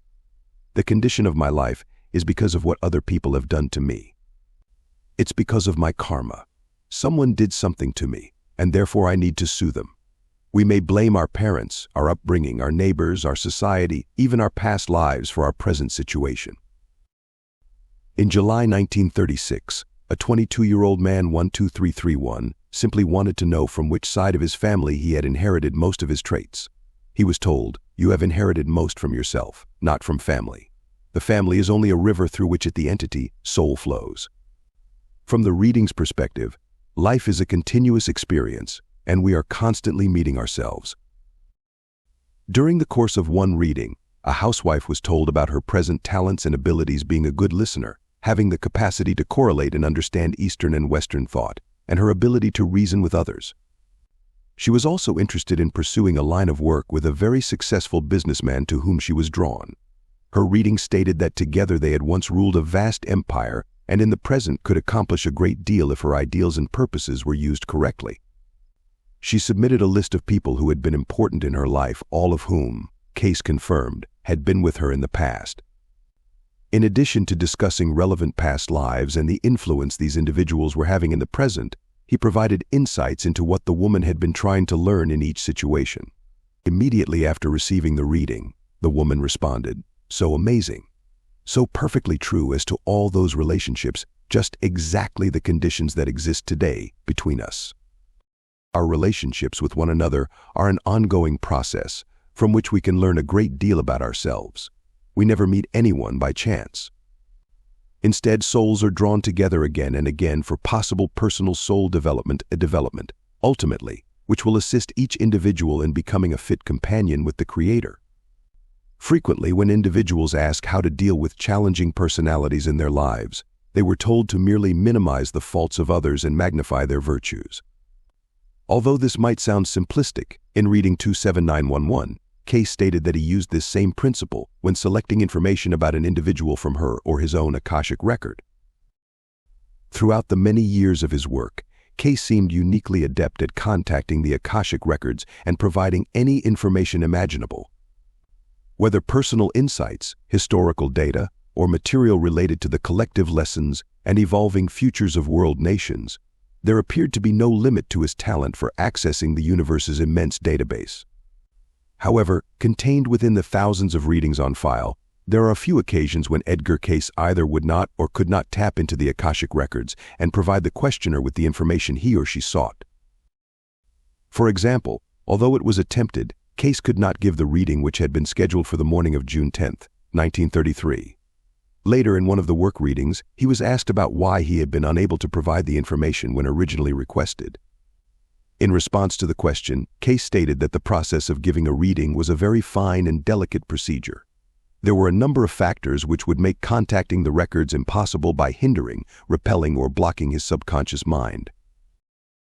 Those factors included the unwillingness of Edgar Cayce's physical body to submit to the suggestion of entering into the unconscious state, or the state of his physical health. However, other factors included the mental thoughts of those individuals in the room if they were not in accord with the type, class, or character of information sought at that particular time. Because of the sensitivity of the process, as well as the difficulty of interpreting the records themselves, anyone present for a reading had to be unified in her or his desire to be of help to the questioner. It was the absence of this factor, the reading explained, which had blunted Cayce's ability to reach that position, that plane, that sphere, from which the record was being sought, preventing him from giving 355 as reading in the first place. On other occasions, Edgar Cayce was able to access the Akashic Records and give an entire reading, but he seemed unable to provide answers to a specific question. In those instances, he might respond with "that cannot be given from here," or "we do not have the information." In those cases when the reading stated that the information could not be given, one reason was because a response might interfere with the individual use of his or her own free will in the experience. One case is that of Mrs. 1523, when the readings refused to reveal to her that her ex-husband was about to re-enter her life and she would be torn between him and her second husband. The reading withheld this information with the rationale that to give as to what such would not be in keeping with the entity's using self's own will, self's own choice or judgment. Information sometimes could not be given because there were too many conditional factors involved. One young woman could not be told how long before there would be improvements in her medical condition because those attending her were responsible for continued changes in the quantity and caliber of the medicine she was receiving. In those cases when the reading stated, "we do not have the information," oftentimes the failure to answer a specific question appears to be connected to the original suggestion Cayce received when he entered into the unconscious state. For example, at the end of reading 5404, a housewife asked for information about her past association with her daughter. Cayce said that he did not have the information from the Akashic Records. He told her that the only information he had available was material which detailed her past life experience as a woman named Naomi in Palestine during the time of Jesus. Interestingly, that information was exactly what had been asked for when the original suggestion had been given. Apparently, the old man with the books had given Cayce's subconscious mind just what he had requested. Once, while providing further information about the Akashic Records, upon time and space, their interpretation, and their location, Cayce stated, "As to the place of records, this is a place, yet it is everywhere. It, the information, to be individualized, must come from some source into some form to be interpreted in the experience of the seeker. Then, the record is thine.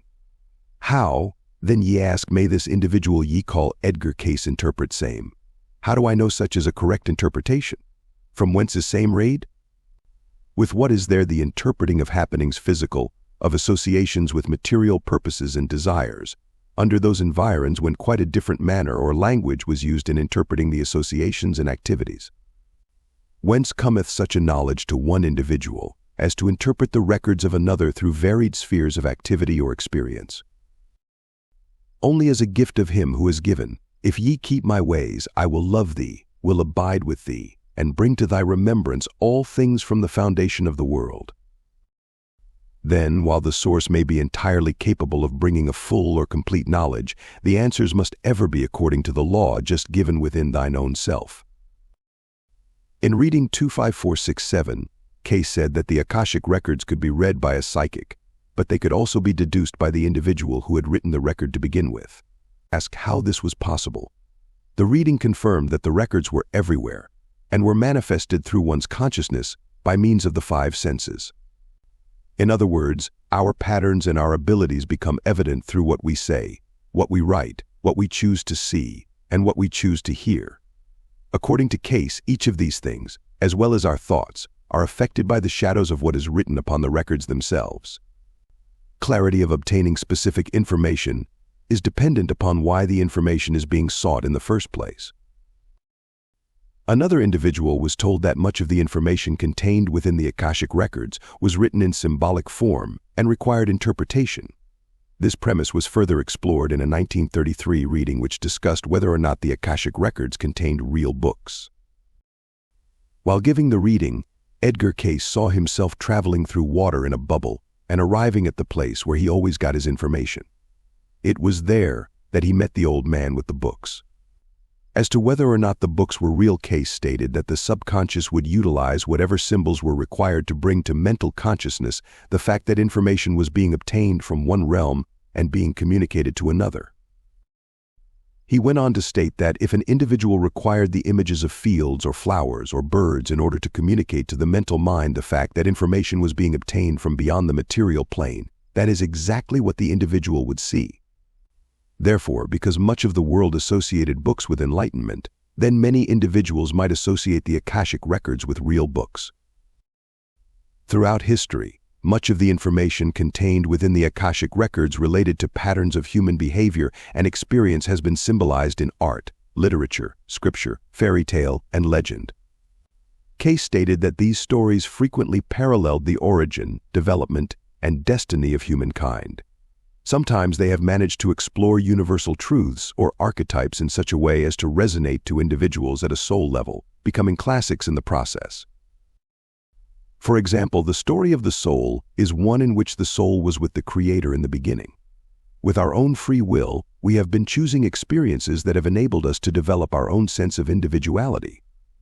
At the same time, however, we are constantly searching to regain our true relationship with God. That relationship is our destiny. Simply stated, we were with the Creator in the beginning, we went astray, and ultimately we will return to our true home. This pattern encapsulating our collective past, present, and future is stored within the database of the Akashic Records. However, that very same theme is related to us in such stories as the parable of the prodigal son, Dorothy's journey in The Wizard of Oz, as well as the journeys of Christian, Bilbo, and Pinocchio in Pilgrim's Progress, The Hobbit, and The Adventures of Pinocchio, respectively. The closer a story, a character, or a situation can come to symbolizing a valid universal archetype stored in the Akashic Records, the more it captures human imagination for all time and becomes mythic. According to Edgar Cayce, the Akashic Records constantly provide individuals with exactly those experiences and relationships they need at a particular time in order to learn whatever lesson is necessary for the soul's growth and development. Each of us contains many urges, patterns, and conflicting emotions that must be resolved in the soul's educational process of discovering who am I. Whether or not these lessons are learned in the present becomes a matter of free choice, but if they are not learned, they will simply be presented again and again in various ways until they are mastered. From the reading's perspective, the Earth is literally a cause and effect classroom in which each individual constantly has the opportunity to meet self and apply spiritual principles in the material world. Although this process of meeting self is not an easy one, it will be less traumatic if individuals set a spiritual intent or ideal for their lives. In a very real sense, the universe's computer system is responsible for our best interests. The records are designed to enable all individuals to discover their true identity, their relationship with God, and their connection with one another. And, as if to make this process all the more feasible, Cayce reminded us, the records are everywhere. Chapter 5. Cayce Histories. Throughout the years he gave readings, Edgar Cayce suggested that individuals were repeatedly brought together, continuing relationships exactly where they had left off in the past. Because of our sojourns through time and space, we are essentially archaeological digs, containing layers of past lives, personal urges, and patterns which eventually find their way to the surface. This attraction to one another was clearly evident among Cayce's contemporaries and those individuals most connected to his work. One 1928 reading suggested that there were so many people being drawn back together that it would be possible to calculate their responses to one another in the present based upon the experiences they had encountered in the past.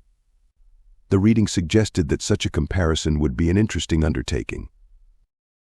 Perhaps with that in mind, the following year members of the association began a historical committee, responsible for correlating the past life relationships of various members of the association and the impact those influences were having upon the present.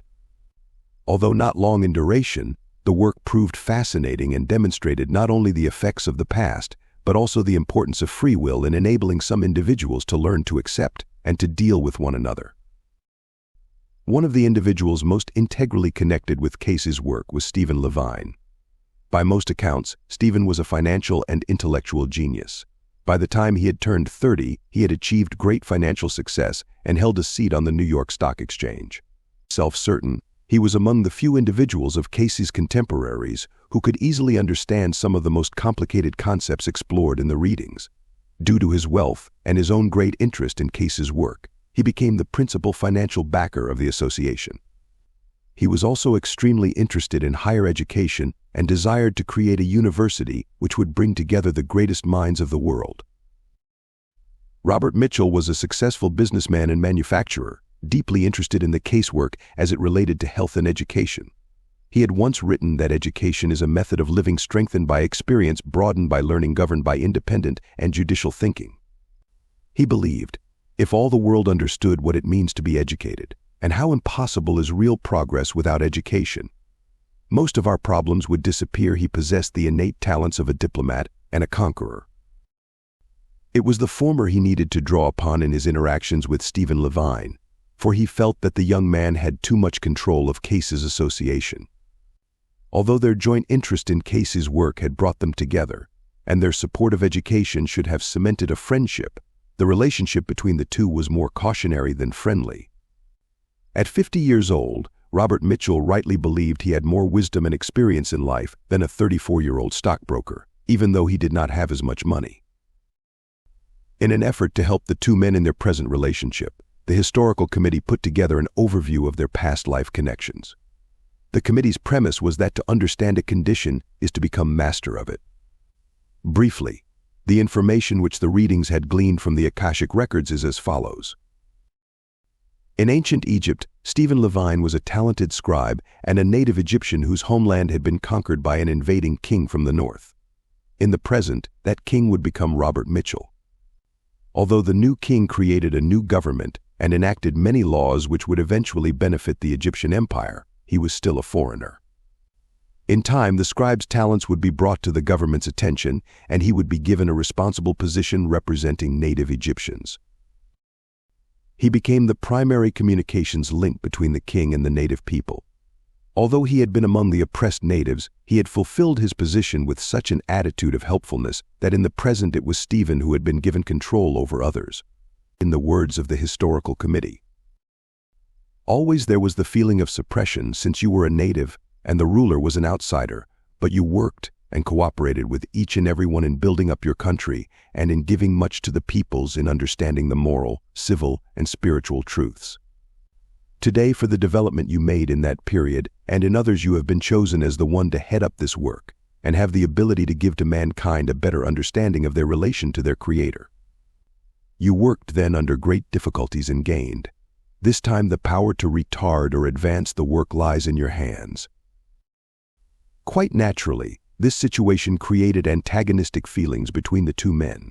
Because Robert Mitchell had formerly been in control, he frequently seemed to question the decisions made by an individual who was not only younger and more inexperienced, but who had also once been his subordinate. Conversely, Stephen no longer felt the need to be oppressed and seemed quick to anger whenever it appeared as though Robert Mitchell was questioning him. Also, deep within himself, Stephen couldn't seem to overcome the feeling that 165 had simply returned to conquer. Conversely, Robert couldn't seem to overcome the feeling that 900 really didn't like him. There had been another lasting connection between the two in Palestine. At one time, during the rebuilding of the walls of Jerusalem, Robert Mitchell, as an armor-bearer, had fought against the return of the chosen people. One of the enemies he had battled against and lost was, who was attempting to regain his homeland. It was this experience, and the one in Egypt, which created innate feelings of antagonism.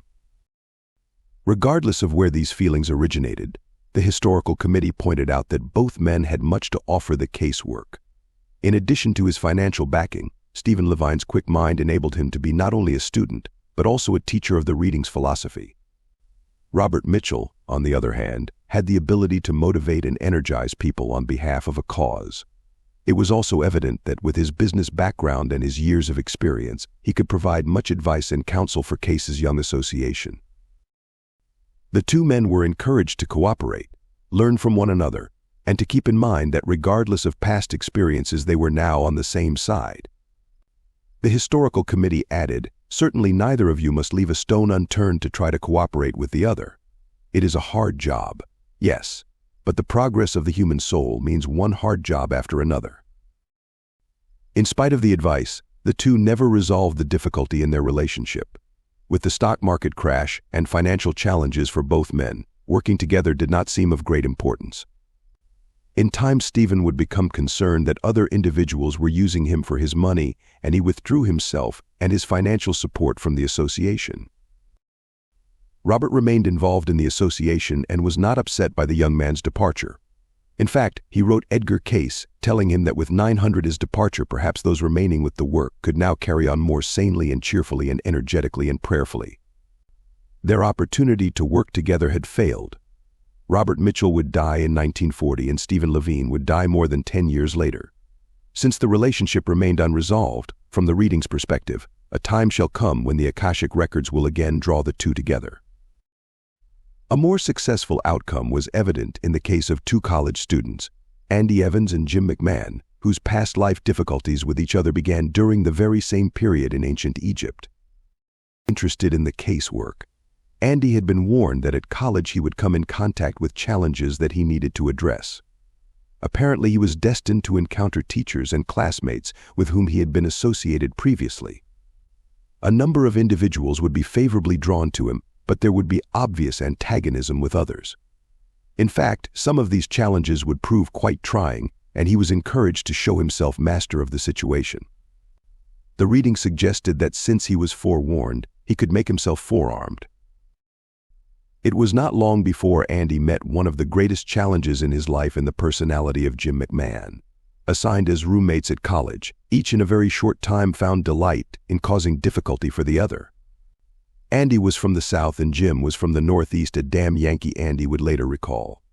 From the very first, at least from Andy's perspective, Jim came across as superior, making Andy feel as though he were from some hick, small town. Shortly after arrival at school, Andy wrote to his parents that the reading had been correct. There were a number of people he got along with, and they got along with him. However, he found others perplexing and extremely difficult for him to deal with. Both young men were attracted to philosophy, theology, and debate. Jim had been raised Catholic and Andy's parents were interested in reincarnation. Each found great joy in belittling the other's upbringing and beliefs. In time, their relationship evolved to the point of pranks, hiding each other's belongings, and frequent disagreements. Sometimes, late at night, they'd get into arguments so volatile that Jim would throw his mattress into the hallway to sleep. In spite of the fact that they had to room together, the anger between the two of them included fistfights and black eyes. Within a few months' time, their college rivalry became an all-out feud known to others in the dormitory. Eventually, it was learned that Jim was more open to the philosophy of reincarnation than he had admitted. His openness led to a life reading from Mr. Cayce. Andy also had a life reading. It was the readings which traced the antagonism between the two throughout several periods in history. In ancient Egypt, the two had frequently rebelled against each other. Possessing different ideologies, Jim managed to make himself a thorn in Andy's side. In time, Andy would arrange to have Jim killed in a battle. During the Crusades, the two fought each other in hand-to-hand combat. Andy's medieval counterpart was a Christian, Jim was a Muslim. In one battle, Jim cut Andy with a sword between his thumb and index finger. Years later, Andy would recall, when we argued, the scar would reappear there. It was weird, just a reminder. Finally, they had been rivals in an English monastery, finding frequent opportunities to argue, disagree, and debate. It seemed as though their college encounter was their fourth experience of rivalry. Both young men were challenged to attempt to overcome the centuries of antagonism. Andy was reminded to keep to his ideals and purposes. He was told that he would find great strength if the two tried to work together. It also became clear that they had a choice. They could work on their relationship with each other, or they could separate and go in their own directions. The two were encouraged to do the former. Andy and Jim decided to work together. They spoke frequently about their difficulties, their feelings, and their lives in general. Each hoped that these conversations would lead to a newer and better understanding between us. Although it was not always easy, they were determined to get along. They found that each had talents and abilities that were admired by the other. Through perseverance, Andy and Jim built a mutually agreeable friendship. They graduated from the university in June of 1930. Years later, Andy would recall, "Jim and I worked through one of the most difficult pieces of karma that I have ever seen, and we became friends at a level well beyond the average friendship. The two remained friends the rest of their lives." Jim found a measure of success as a writer. Andy became a businessman and lecturer. While still a young man, Jim became ill with crippling arthritis. Andy opened his home and arranged to have Jim live with his family because the weather was more conducive to Jim's recuperation. Andy even learned how to give massages so that he could ease his friend's pain. For a time, Jim recovered and returned to his home. Though separated and with their own families, the two roommates continued to correspond and meet with one another as frequently as possible. Because of mutual business interests, on occasion the two had the opportunity to travel and lecture together. Eventually, Jim had a relapse. The arthritis became so crippling that he underwent experimental medical treatments and test procedures in an effort to find relief. They were a failure. Not only did the arthritis remain, but some of the organs in his body began to fail. As time passed, he became extremely frail. After a while, he became so ill that it was evident he was going to die. 1 month before his death, Andy wrote him a final letter. "For me, and I think for you also, our relationship has more and more taken on a timeless quality. The world is a point of expression, as a place to test and try the principles which we have tried together many times to make a part of the inner structure of our beings has not always been easy for either of us in any age. Words, my words at least, will not be adequate to express the joy I have known in sharing and in continuing to share the dreams of helping each other as God used our gifts tarnished as they have been at times. My mind and my heart have never been far from your bedside. Love, Andy."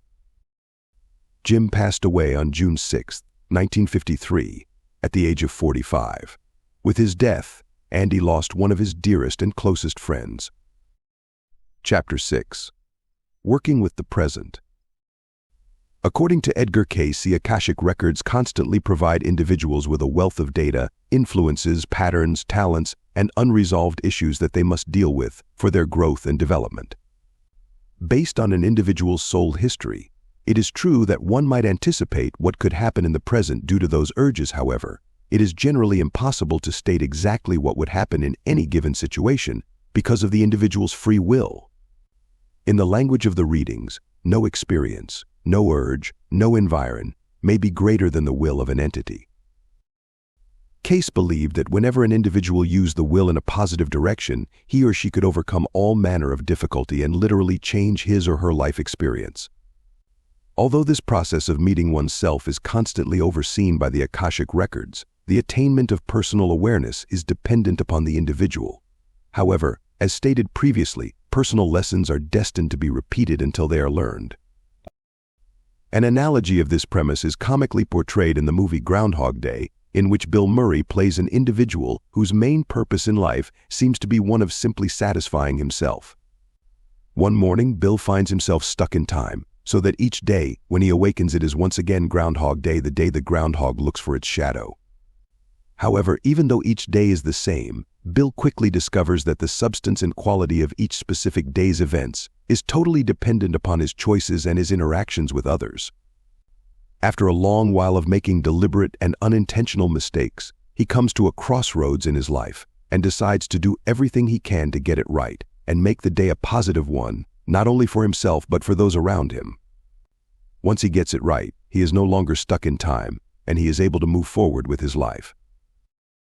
According to the Cayce material, our search for soul growth and individuality continually leads to times in our lives that may be thought of as a crossroads. These are situations in which we face choices, conditions, experiences, lessons, even people that can enable us to accomplish whatever is next on the soul's learning agenda. Depending upon the choices we make, we are led to another crossroads and another set of possible experiences. These crossroads correspond to times in our lives as cycles of possible development. The experiences we draw toward us, and the lessons that those experiences encompass are dependent upon the choices we've made leading up to that moment. In reading 52441, Cayce stated that the Akashic Records are the impressions made by what the entity has done about the law of cause and effect, and its spiritual interpretation in its relationship to opportunities and individuals in the experiences in the earth. In another reading, 3646, Cayce described this information as the records upon the wings or the wheel of time itself. It is the source of all that individuals had accomplished in their sojourns through the universe, as well as all of the influences that have a bearing on the present. A 33-year-old psychologist was interested in knowing what direction his occupation would take him in life. Cayce told him that the outcome was totally dependent upon his own choices, his desires, his hopes, and his ideals. If the young man chose a path of material gain and personal fame, the substance of his life experience would be very different than if he chose one in which his main purpose was to assist and counsel those who came to him for help. The reading encouraged him to choose the latter, giving his clients the gift of hope as well as a renewed sense of personal spiritual awakening. If he did that, the reading said he would find contentment of mind, peace within self, and the material things necessary for carrying same forward to the glory of God, not for. In reading 15672, a woman was told that her soul had left its permanent record upon time and space. Although those records had an ongoing influence upon her, because each individual was a complex composition of every thought and experience, the patterns and urges which became most influential were entirely dependent upon where she cast her lot in the present. The choices she made in the present would have the greatest influence upon her life experience. The importance of choice and one's personal involvement in co-creating the substance of her or his life was echoed in the reading for a 63-year-old woman who wanted to know what work God had planned for her remaining years. Cayce stated that the better question was rather, what have I thus far in my earthly experiences fitted myself to do that I may in the present give the better expression of God's love in the earth? The individual who could best answer that question, ultimately, was the woman herself. In a reading given to a 41-year-old woman, Cayce reminded her that there were patterns from the past that had to be met. There were also experiences in her life which were destined to occur, however. The choices she made and the things she applied would determine the potential realities which would become part of her unfolding life. The soul is constantly involved in this process of writing the record. These interpretations we choose, then with the desire and purpose that this may be a helpful experience for the entity, enabling the entity to better fulfill those purposes for which it entered this present sojourn. It is true for the entity, and for most individual souls manifesting in the earth, that nothing, no meeting comes by chance. These are a design or pattern. These patterns, however, are laid out by the individual entity. For there are laws. It is true, then, that there are latent and manifested urges, manifested abilities, manifested virtues, manifested faults, in the experience of each entity. These faults, these virtues may be pointed out, yet the usage, the application of same is of free will, that which is the universal gift to the souls of the children of men, that each entity may know itself to be itself and yet one with the universal cause. Thus the pattern, the book of life, is written by the entity in its use of truth, knowledge, wisdom, in its dealings with its fellow man through the material sojourns. Also during the interims between such sojourns there are consciousnesses or awarenesses. For the soul is eternal, it lives on, has a consciousness in the awarenesses of that which has been builded. Individuals who wish to discover what is written about themselves on the Akashic Records may not have to look very far for answers. Cayce told one woman that the soul became aware of relevant information impressed on the Akashic Records whenever that individual applied whatever knowledge she or he possessed. Elsewhere, individuals were told that they couldn't help but encounter the information because these records are not as pictures on a screen, not as written words, but are as active forces in the life of an entity. Carol Ann Learose of New York and Mary Roach of Virginia are two contemporary professional intuitives who have built reputations for themselves because of their psychic abilities. Both Carol Ann and Mary access the Akashic Records as the source of their information, and each has discussed ways in which the records manifest in the lives of individuals. Echoing Edgar Cayce's statement that the Akashic Records are everywhere, Mary Roach believes that the Akashic information for each soul resides as a blueprint and can be manifested in such things as fingerprints, blood type, astrology, iridology, the Enneagram, numerology, dreams, self-hypnosis, personal reveries, etc. The blueprint of one's real self is even contained within DNA. Everything about every individual's record is manifested repeatedly in his or her life in many different ways. In other words, many aspects of an individual's life acts as a hologram. For the Akashic Records, each piece contains the entire whole. Carol Ann Learose says that her personal experience giving readings suggests that an individual's aura is a personal manifestation of his or her Akashic record. Much like a network computer system, it is possible to access from the aura anything contained within the central record itself. Whatever is going on in the person's life is evident in the aura. She states an individual's aura changes as his or her physical health or vitality changes. When she sees gray spots around the heart area, for example, she knows that the individual has had a heart attack or has some other problem with the heart. Similarly, Edgar Cayce once wrote about his personal experience seeing the human aura. Ever since I can remember, I have seen colors in connection with people. I do not remember a time when the human beings I encountered did not register on my retina, with blues and greens and reds gently pouring from their heads and shoulders. It was a long time before I realized that other people did not see these colors. It was a long time before I heard the word aura and learned to apply it to this phenomenon, which to me was commonplace. I do not ever think of people except in connection with their auras. I see them change in my friends and loved ones as time goes by. Sickness, dejection, love, fulfillment, these are all reflected in the aura, and for me the aura is the weather vane of the soul. It's important to note that individuals do not necessarily need to see auras or visit a psychic in order to discern what the Akashic Records would have them accomplish at any given point in their lives. As one reading states, wherever you are, whether in Hartford or Sing Sing or Kalamazoo or Timbuktu, it's one and the same. The Lord is God of the universe, wherever thou art. For each soul finds self in that place which it occupies in the present only by the grace of God. Then use that today, that period. If it is used properly, then the next is pointed out. Regardless of what relationship, experience, or challenge we are currently in, it is that very same experience which the Akashic Records have brought into manifestation. What we do with that situation remains a matter of free will, but the potential for soul growth is ever present. The reading suggests that as an individual does what he or she knows to do in the present, then the records will bring into manifestation whatever comes next on the soul's learning agenda. Cayce frequently stated, line upon line, precept upon precept. Edgar Cayce did not have to be in the room with an individual in order to give a reading. Most of the readings were given at a distance. Whenever a reading was scheduled for a physical condition, the individual was simply told to remain at home during the appointment time, so that Cayce's subconsciousness could tune into her or his location. Over the years, however, a number of individuals forgot their appointment times or were delayed in arriving at the agreed location.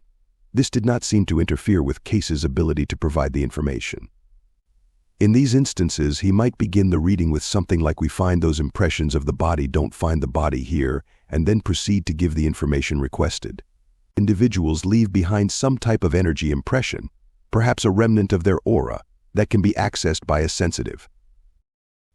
In his book, Psychic Warrior, David Morehouse discusses his experiences with remote viewing and his ability to perceive impressions left by the past, the present, and the future. Remote viewing, also known as mind travel, theoretically enables an individual to observe people or events at a distance in space or time. Similar to receiving information contained in the Akashic Records, remote viewing allows the traveler to acquire first-hand perceptions that have been recorded by others. Just as the Edgar Cayce readings had suggested, in David's experience, The past was locked, and the future was an untethered fire hose rocking and swaying, constantly changing. In her book, Intuition Technologies, Carol Ann Liaros recalls the remote viewing experience of a blind woman named Lola. Fearful of traveling by herself to a strange location, Lola decided to mind travel to the hotel where she would be staying. To begin, Lola became comfortable in her Buffalo, New York, living room. She relaxed and began to use her imagination to perceive the hotel in Washington, D.C. According to Carol Ann, first, she visualized the hotel and its surroundings from a bird's eye perspective, and then she projected herself to the hotel's lobby. Using her imagination and the power of her mind, she went through the lobby and took the elevator to the floor where her room was located. She noted the floor number and projected herself down the hallway to her room. On entering, she paid special attention to the layout, the placement of the furniture, even the colors of the room. When Lola made her journey, she arrived at the very hotel she had seen in her imagination. She ended up on the same floor she had imagined as well, and discovered her room to be exactly as she had visualized it several weeks earlier. Another method of obtaining personal information from the Akashic Records is through dreams.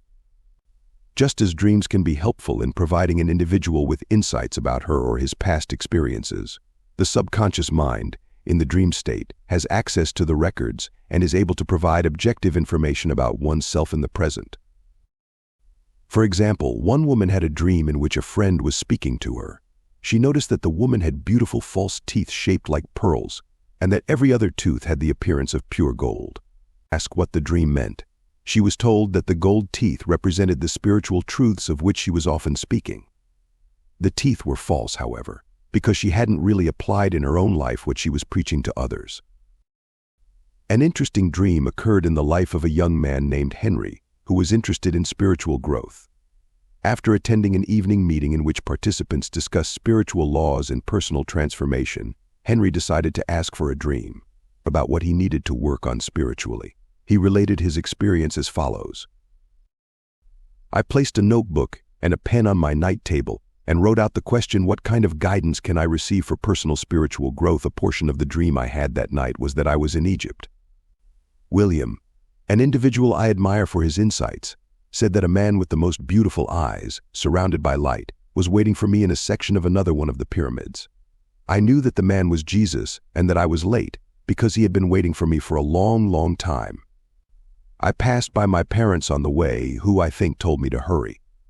I got to the other pyramid and Jesus was indeed surrounded by light. He looked so loving and understanding, and at the same time he looked so at home in the midst of all the people who sat around him. He had me sit down next to him, and everyone began to ask me questions about dance steps that Jesus had apparently taught me, and they asked me to please teach them what I had learned.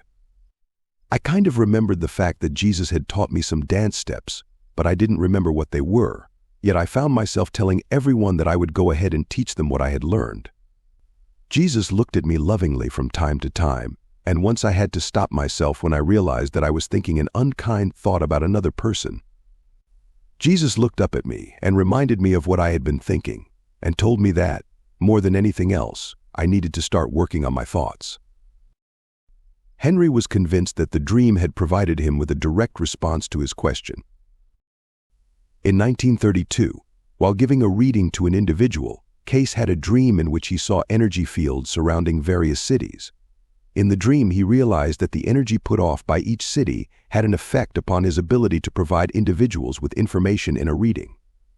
Just as individuals had energy vibrations, or auras, cities appear to possess something similar. The dream seemed to emphasize Cayce's oft-repeated statement that thoughts are things. From his perspective, thoughts are literally deeds in the mental realm that have an influence upon the material world. Cayce recalled the dream as follows. There were certain portions of the country that produced their own radiation. For instance, it would be very much easier to give a reading for an individual who was in the radiation that had to do with health, or healing, not necessarily in a hospital, but in a healing radiation than it would be for an individual who was in purely a commercial radiation. I might be able to give a much better reading for a person in Rochester, NY, than one in Chicago, IL, because the vibrations of Rochester were very much higher than the vibrations of Chicago. The concept that individuals in similar circumstances can create an energetic effect upon mass consciousness as a whole appears related to the work of scientist Rupert Sheldrake. Sheldrake's theory of the existence of morphogenetic fields suggests that individuals are often influenced by unseen forces which can eventually impact their individual consciousness. In some respects, these fields sound remarkably like the Akashic Records. During the course of one reading, in addition to discussing past life influences and the importance of free will, no influence is greater than the birthright of the entity, the will. Cayce made a statement which may have a striking connection to what makes the near-death experience even possible. The reading states in part, "The records are upon time and space, which are manifestations of that influence or force we call God.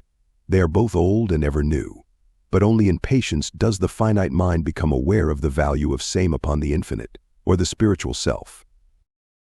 Thus the records are taken from this skein of time and space.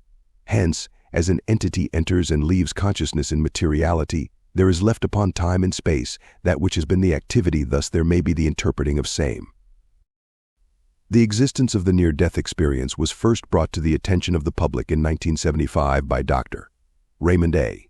Moody Jr.'s international bestseller, Life After Life. In Dr.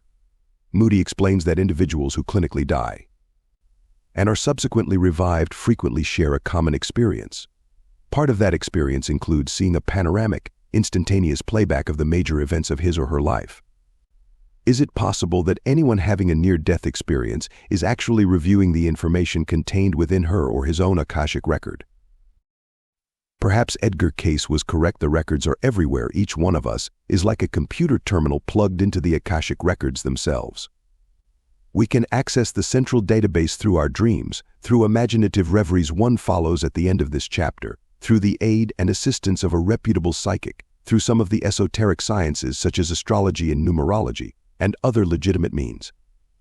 Other pathways include meditation and prayer, which Cayce believed were two of the greatest tools for cultivating personal serenity, a necessary skill for those who would experience patience described as the state of mind in which all things will be brought to your remembrance. However, perceiving the records themselves is not necessary in order for us to experience the urges and inclinations they contain. Regardless of where we presently find ourselves in life, we are in the midst of meeting those very impressions we have created upon the universe's database. Everything the soul experiences happens for a reason. Whether or not we choose to become conscious of the lesson involved just yet is a matter of free will, but the lesson eventually will be ours to learn. The Akashic records are the impulse that draws to us exactly what we need, exactly when we need it. They are the force that brings individuals together to learn from one another. They are the tool which enables individuals to meet themselves and to become the very best that they can be. They are the universe's supercomputer system, perfectly keeping track of everything and releasing the data in perfect timing. And according to Edgar Cayce, they are not simply some philosophical concept, but are as real as anything which one might see with one's very own eyes. The entity should know that the record is as real as is that which may be indicated by that given off as light, for it goes on and on upon the etheric energies and is recorded upon the film of time and space. Everything about any individual who has ever lived is written upon the book of life itself. Present-day imaginative patterns reverie. Note a reverie is best done with another person reading the reverie like a script, or with you first narrating the reverie on a tape and then playing it back in order to experience the exercise. This exercise is designed for individuals who wish to obtain insights into various common patterns of human experience. Reveries are generally narrated at about 1/3 the normal rate of speech. Narration. Duration. Relaxation exercise. Note this relaxation exercise can also be used in preparation for the remote viewing experience which follows the pattern's reverie. Become comfortable and relaxed and begin focusing your attention on your breathing. Let your awareness begin to notice how cool the air feels as you inhale and how warm it feels as you breathe out. After a few moments, bring your attention to your feet and ankles. Continue to breathe in, imagining the breath flowing through your feet, making them feel totally relaxed. Gradually bring this peaceful awareness up into your legs, remaining conscious of your breath. Notice how your breath is very soothing and relaxing. and that you are beginning to feel very much at peace. Next, let your awareness move to your hips and your stomach. Your breath flows freely to that area. Consciously breathe in deeply and exhale slowly. Imagine that your breath is a beautiful golden or white light, constantly filling your body and bringing you into a deeper sense of peace. When your hips and stomach feel relaxed, move your attention next to your arms, the light spreading through them, making them feel lighter and free from any strain. Your breath and the sense of peace and relaxation moves across your shoulders and up into your neck. Breathe in and feel its gentleness release any tension you might have in that area. Slowly, it travels up your spine into your head. Your facial muscles becoming totally at peace and relaxed. You feel very calm, quiet, and free from stress. Take a deep breath and focus on the sound of my voice. I'm going to help you get into a relaxed state of self-hypnosis. You're going to experience an imaginative reverie, and you will be in complete control the whole time. In fact, you will be aware of everything that is going on around you. The first stage of self-hypnosis is actually a state of attentive relaxation, where your mind can become completely focused. It's a state where your imagination becomes more active and your conscious mind becomes more relaxed. Now become completely comfortable. Don't worry about moving about occasionally. Begin to breathe a little deeper and more easily. Just relax. So you know what relaxation feels like. Begin to tense up all of the muscles of your body. Focus on tensing or scrunching up the muscles of your hands and arms and feet and legs and neck and head. And tense up everything real tight right now and hold it. Then slowly let everything relax. Feel the relaxation flow through your entire body, through your head and neck. Feel the relaxation in your shoulders, arms, and hands. Feel the relaxation in your back, legs, and feet. Become more comfortable and just let the relaxation flow through you. Begin to breathe the way you imagine that you breathe when you are sleeping. And with every breath you exhale, you breathe out tension, worries, fears, anger, irritation. Breathe out all that troubles you and breathe in relaxation. Breathe out anything that you'd like to get rid of right now. Breathe in relaxation and become calm and in complete control. Take a moment to breathe slowly and deeply, letting your body relax. Patterns reverie. For just a moment, pause and relax. Take another deep breath. Let your mind wander and your imagination flow, and allow yourself to feel the first pattern of human experience. When I count to 3, you'll find yourself at a point somewhere in your current lifetime when you experienced confusion or doubt about what you were doing. Maybe it was a period when you weren't certain what to do with your life. It may be right now, or it may be a time in the past. When I count to 3, your imagination will let you re-experience this time of confusion and doubt. 1, 2, 3. Where are you? What's happening? What is it about this time that is so confusing? Do you feel alone, or do you feel like there's someone who can help you? For a few moments, experience this time of confusion. Don't analyze it, just experience it. Pause for 10 seconds. Now, see if your imagination can tell you what this period was all about. What were you really supposed to be learning from this experience? Is it possible to take another look at this time in your life and discover a reason for it? Or some value in it? Is there some way that confusion actually ended up helping you? Pause for 10 seconds. Each of us has periods in our lives where we feel the need to build ourselves up physically, mentally, or spiritually. It might be a time when you place greater focus on exercise or diet. Maybe it was a time of personal contemplation or learning. Perhaps it was a period in your life when you spent time in prayer or meditation. Whatever it was, when I count to 3, you'll remember such an experience. 1, 2, 3. Remember it now. Pause for 10 seconds. Can you feel how this time helped to invigorate your body, your mind, or your soul? Do you feel somehow lighter for having gone through the experience? Pause for 10 seconds. Ask yourself if the time has come, once again, for a similar period in your life. Oftentimes, people with different feelings and personalities struggle to come together in a common goal. Maybe it's at work, or maybe it's at home, but you have a time like that in your own life. Imagine one now. 1, 2, 3. What is happening? Do others sense that there's some kind of problem? Or is it just you? For a few moments, look at a person with whom you've struggled and see the problem. Don't analyze, just take it all in. Pause for 10 seconds. Now, in your imagination, find a common purpose or an ideal that you can agree on. Can you see how people can have their own thoughts about what needs to be done, even though there may be only one activity or situation? Imagine what it would be like to find a unity of purpose with this other person. Take hold of this feeling of unity. Pause for 10 seconds. See if you can keep it with you. Finally, when I count to 3, I want you to imagine a situation in your life right now where you have the opportunity to be of service to someone else. Maybe it's only a kind word. Perhaps it's a listening ear. Is there someone in your life whom you can help? Think of that individual now. 1, 2, 3. Who is this person? What is it you can do to assist that person? Pause for 10 seconds, okay. In your imagination, imagine helping that individual unconditionally. How does it feel to help someone who needs you? Pause for 10 seconds. Okay, take a couple of moments now to reflect upon all that you've seen and all that you've felt. Take it all in. Pause for 10 seconds. Begin to tell yourself how well you will feel when you come out of this experience. When I count to 3, you'll return to the present and begin to awaken at your own speed. Don't open your eyes until it's time, and when it's time, open your eyes gently and easily.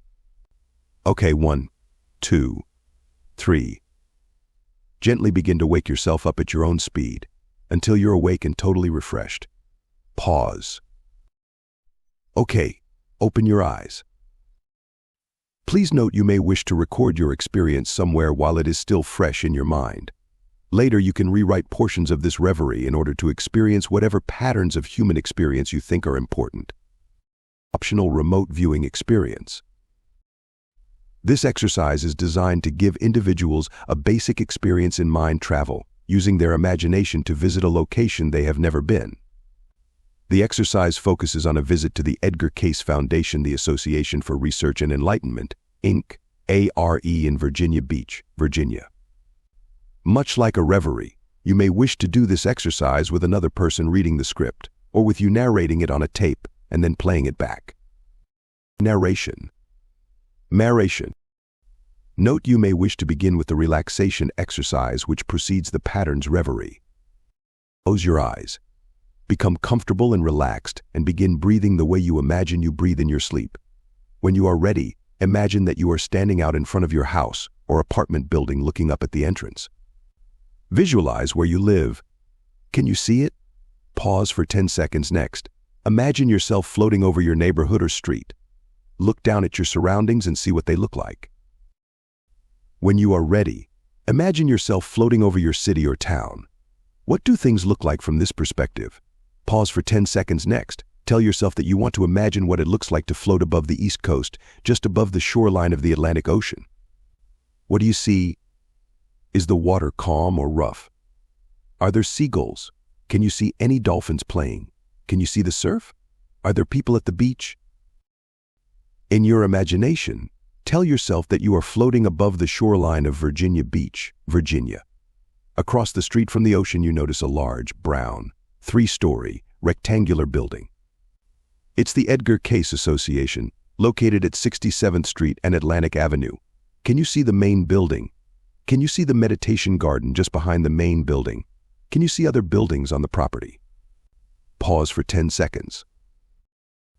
Now, in your imagination, lower yourself to the front door of the main building. What do the doors look like? Can you feel the handle as you reach up, open the door, and walk inside? Look around the main lobby of the Visitors Center. What do you see? Do you see the bookstore off to your right? Can you see other people? What color is the carpet? Are there any pictures on the walls? Look around the first floor of the building, taking note of who and what you see. Pause for 10 seconds. When you are ready, in your imagination, walk up the stairs in the lobby to the second floor. You'll pass through another doorway. Look to your left and to your right. What do you see? Can you see any displays? Can you find the library? Do you see all the books? Imagine yourself going into the library and selecting a special book. Pick the book up in your hands and look at it. Can you see what the title is about? Pause for 10 seconds. Is there a reason you selected this particular volume? Is there something about this book that you need at this time? Now, in your imagination, leave the library and go out to the restrooms located on the second floor. Across from the restrooms, you'll find the third-floor stairway, which will take you up to the meditation room. When you get to the meditation room, look all around. Can you feel the peacefulness of this place? Pause for 10 seconds. Can you see the colors? Do you see the stained glass windows on one side of the room? Can you see the Atlantic Ocean through the third-floor window? When you are ready, project yourself through the window and back over the Atlantic Ocean. Imagine that you're going home the same way you arrived. Imagine the shoreline of the East Coast. Imagine your own hometown or city. Imagine the house or apartment where you live. Imagine staring up at your entrance. Finally, imagine yourself sitting back down in your own room. Pause for 10 seconds. Remind yourself that you have returned to the same place you started. And when you are ready, take a deep breath and open your eyes, feeling completely normal, refreshed, and relaxed. Part 3: The Future. The spirit stood among the graves and pointed down to one. He advanced toward it, trembling. The phantom was exactly as it had been, but he dreaded that he saw a new meaning in its solemn shape. "Before I draw nearer to that stone to which you point," said Scrooge, "answer me one question. Are these the shadows of the things that will be, or are they shadows of things that may be only?" Still the ghost pointed downward to the grave by which it stood. "Men's courses will foreshadow certain ends, to which, if persevered in, they must lead," said Scrooge. "But if the courses be departed from, the ends will change. Say it is thus with what you show me. Assure me that I yet may change these shadows you have shown me by an altered life." Charles Dickens's A Christmas Carol.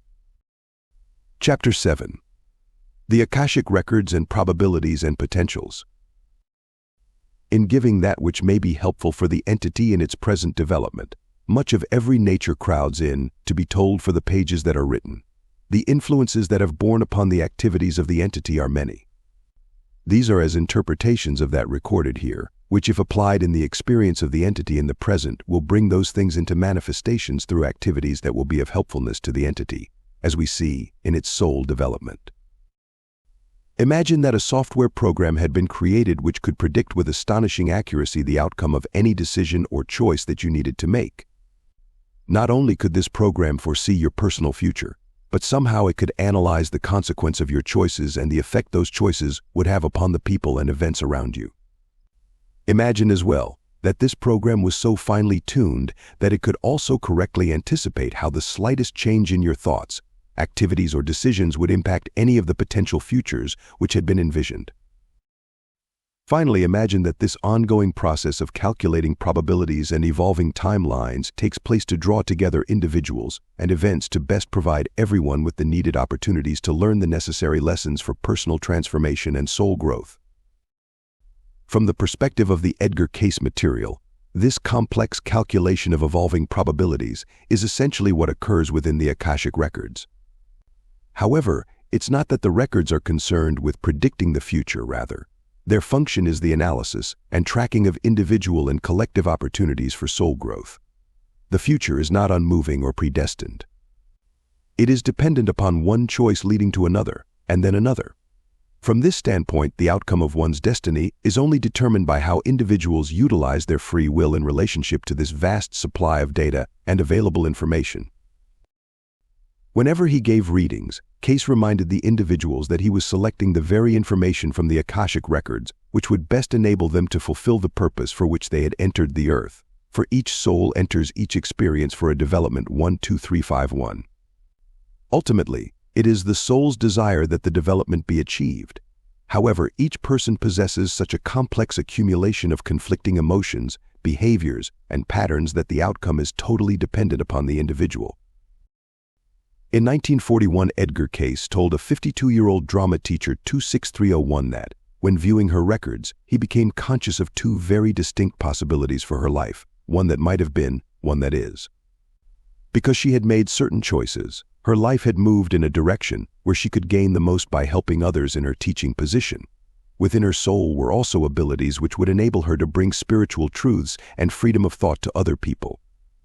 Suggesting that opportunities are never lost, Cayce stated that at some point in time the two opportunities for her life would merge into one. If not in this life, the integration would happen in the next. The soul's passage through time and space is the method by which individuals grow in consciousness. What is most important about any single lifetime is what individuals do with the opportunities which present themselves from the evolving storehouse of the Akashic Records. Cayce told one individual that although the person had managed to apply spiritual truths throughout his soul's history, beginning in 1472 in India, he had lost potential growth because of his inability to continue to apply spiritual principles whenever he experienced oppression of any kind.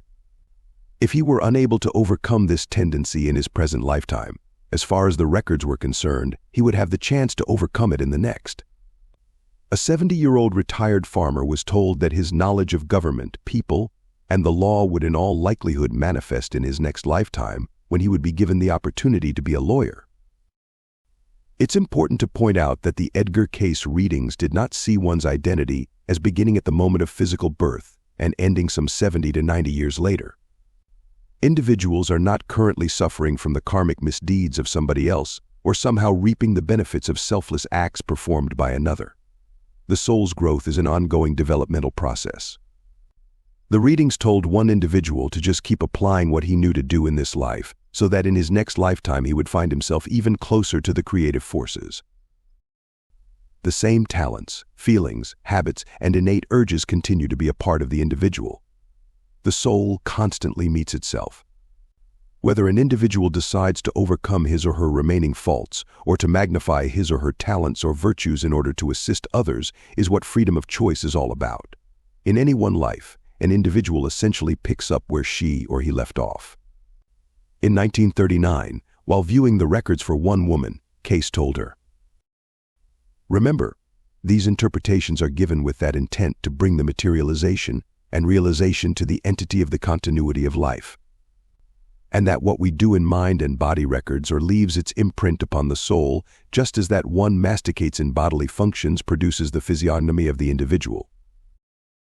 An amazing verification of this continuity of life would become evident in the case of a 15-day-old baby girl. In October 1939, Cayce told the parents that their baby had been Frances Willard in her most recent lifetime. Frances Willard was a driving force in both the women's and temperance movements of the 19th century. By all accounts, she was a brilliant orator, a successful lobbyist, and extremely devoted to human rights, helping the poor and underprivileged. Although the parents of the little girl, Patty 2015, were open to the possibility that their daughter had once been the suffragette, both thought it best to withhold the information and the reading from the child until she was older. In fact, Patty wasn't told of the reading until she was 16 years old. At age 31, Patty began to compile the striking similarities between her own life and the life of the 19th century woman. The data became so convincing that author Jeffrey First worked with Patty to write a book detailing their investigation and its results. With the book's release, The Return of Frances Willard, the publishers stated, "Not only do Frances and 2015 share a strong physical resemblance and an uncanny likeness in personality, but a comparison of the lives of the two women, born exactly 100 years and a day apart, uncovers startling parallels and, perhaps even more significant, a clearly defined pattern of continuity that makes the case for reincarnation still more profoundly convincing." In addition to physical appearance, bone structure, and manner of speech, Patty resembled Frances in her feelings, beliefs, and desires.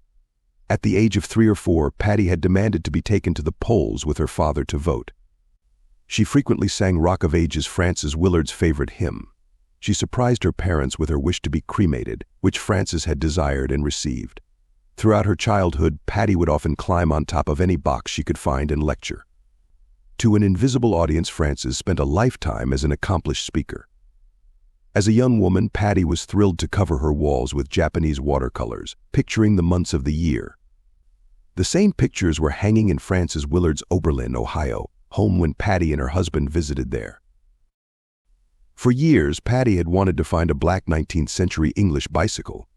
Frances Willard had caused a stir 100 years earlier by riding a similar bicycle when much of society believed that bicycling was morally and medically wrong for women. Both women were anemic, vegetarian, and religious. The list goes on and on. In the present, Patty had continued to focus her soul's interest in the direction of helping people. She was a volunteer social worker at a daycare center for underprivileged children. The similarities between Frances Willard and Patty, her 20th century counterpart, are not to suggest that we are destined to eternally repeat the same patterns and inclinations. Instead, the soul is constantly in the process of evolving onward, but that evolution begins from the point where it left off. One reading states, nothing is by chance, but is a pattern of the choices made by the entity in its relationships to things, conditions, and other entities. 18251. Progressive change is possible as individuals apply what they know to do. Cayce told a 40-year-old fireman that God was personally conscious of each person and eternally desired all individuals to grow in the awareness of his presence, for he, thy God, hath need of thee.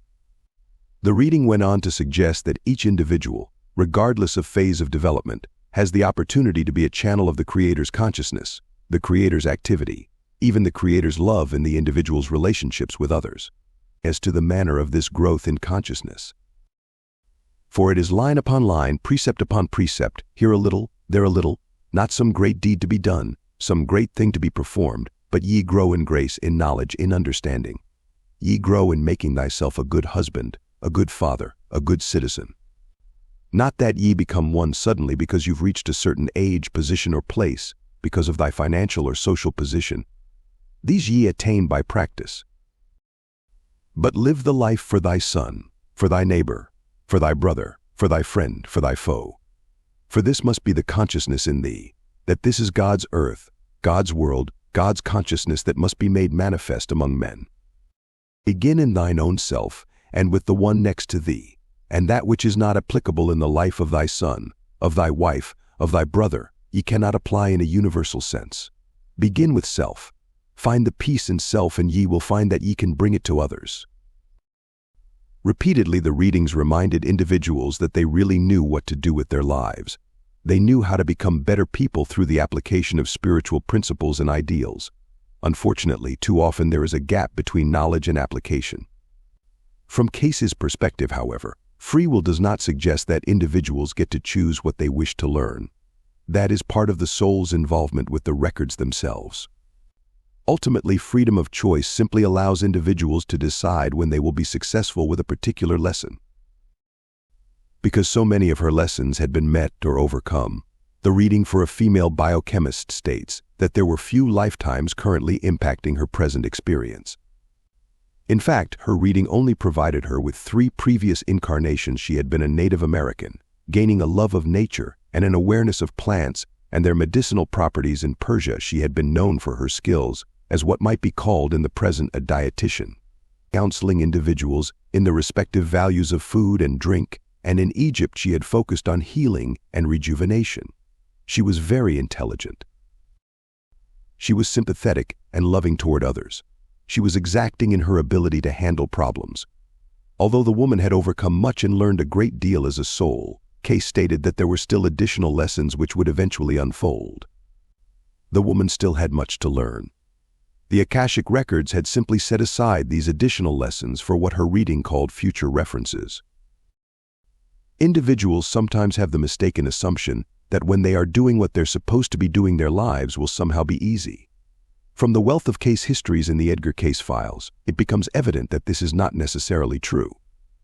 For example, just because an individual possesses an innate soul talent from the past does not imply that the ability will be easy to manifest in the present or the future. In 1943, Cayce gave a reading for an 11-year-old girl in which he stated, "Music should be the life-giving flow, the interpreting of the emotions, physical, mental of the body. A little later we should find these expressions taking other forms than the piano, but this is the basis, the interpreting, the ability to interpret most to the types or classes of music. So, begin with this. Music. History of, the activity of all of those various forms. If you learn music, you'll learn history. If you learn music, you'll learn mathematics. If you learn music, you'll learn most all there is to learn." At the time, Cayce had not been told that the girl had been taking piano for 4 years. As the reading had suggested, the child was definitely drawn to music. In spite of her love for the subject, she was highly critical of herself and her ability, and would frequently become very upset about things not going well. Especially in my practicing, her mother later reported that it was so difficult to cope with the girl's temperament. If it hadn't been for the reading's advice, she simply would have allowed her daughter to slack up as far as music was concerned. Apparently, the young girl had a terrific inferiority complex that lasted until she was a grown woman. Her problems with self-esteem were frequently magnified by those around her who believed she was odd or somehow different. From the woman's own account, her life was frequently challenging. However, instead of allowing her feelings of inferiority to get the best of her and cause her to set aside her music because it was somehow inadequate, she became all the more intent on succeeding. In part, the determination enabled her to overcome her problems with self-esteem. Music continued to be an important part of her life. In addition to her piano talent, in time she would become adept at the harp, the clarinet, and most of the other types of instruments as a part of my curriculum.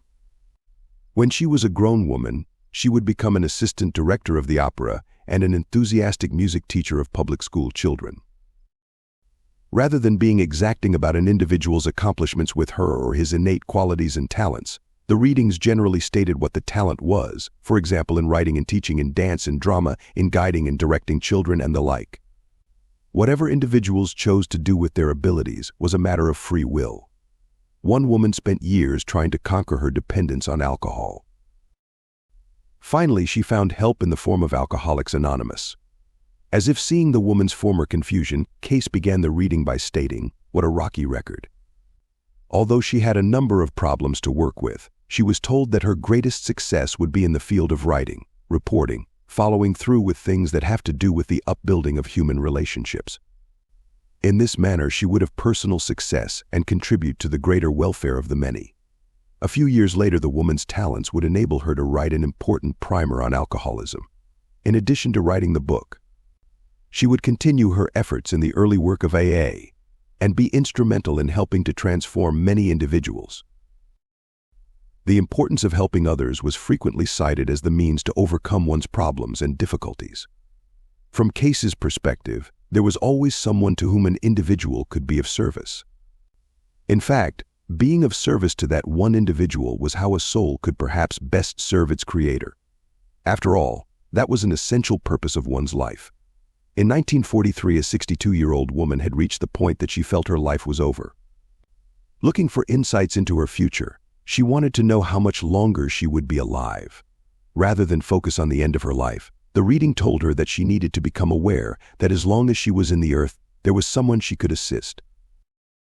To clarify the laws governing reincarnation and a soul's evolving future, enthusiasts of the Cayce work asked in 1937 for a reading to help clarify the laws governing the selection by an entity of time, place, race, color, sex, and the parents at any rebirth into the earth plane. In response, the reading stated that the information was being taken from the records themselves. From that source, it became clear that each of these conditions was dependent on factors such as free will and what had been builded in a soul's experience and therefore had to be met. However, the greatest determinant was those lessons which needed to be learned in a soul's particular phase of development. Whatever conditions had the greatest potential to bring to the soul's awareness what needed to be learned, those were the very conditions which were drawn together by the Akashic Records. Later in the same reading, Cayce was asked how individuals could become aware of their soul history and their records through space and time. His response was straightforward: by living the record.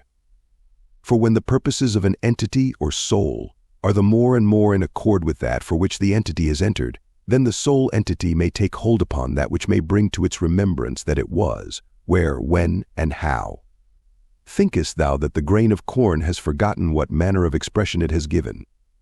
Think thou that any of the influences in nature that you see about you, the acorn, the oak, the elm, or the vine, or anything has forgotten what manner of expression? Only man forgets.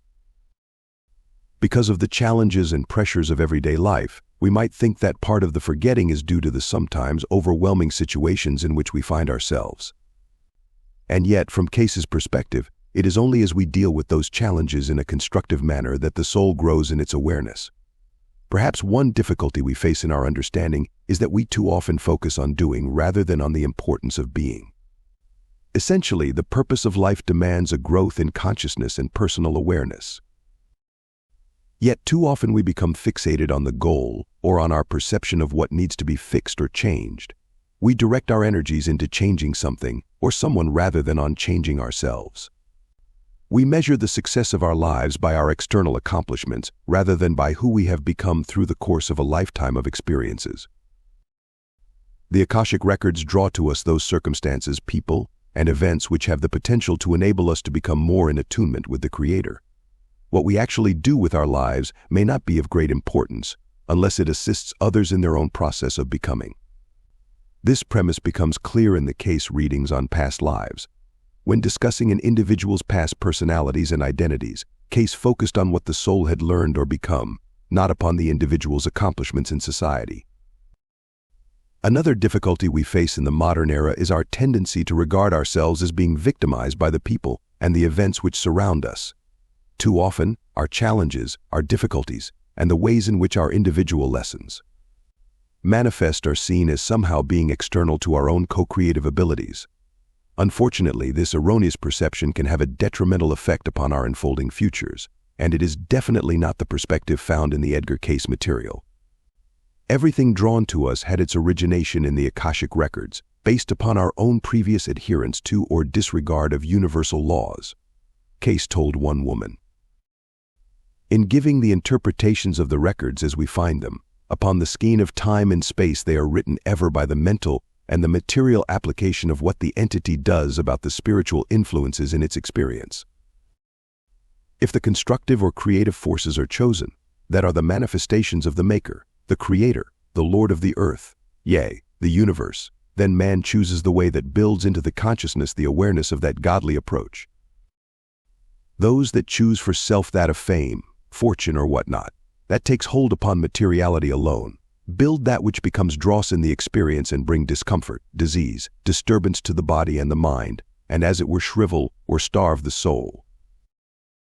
Even those individuals who received Cayce readings were not necessarily free from the tendency to believe themselves somehow victimized by life's experiences.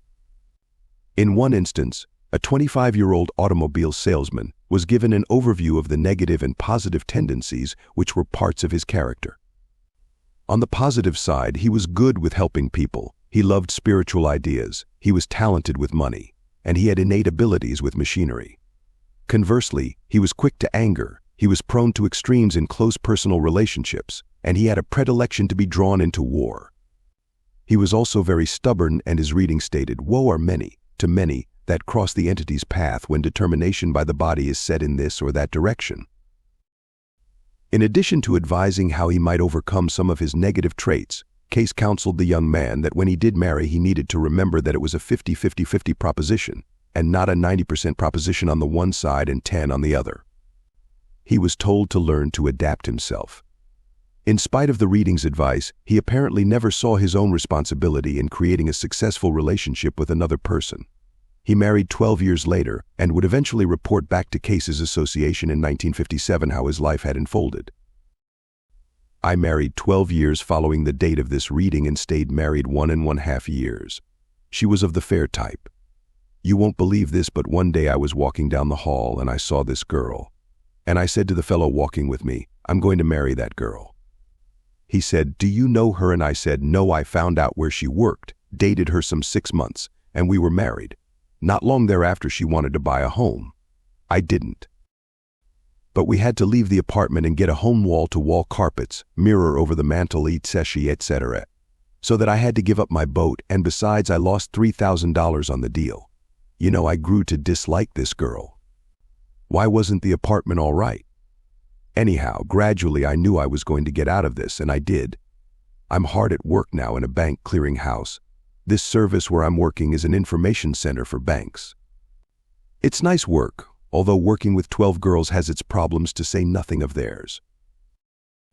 The past may predispose individuals to certain situations or events, but the ways in which they deal with the present is what determines the course of their futures.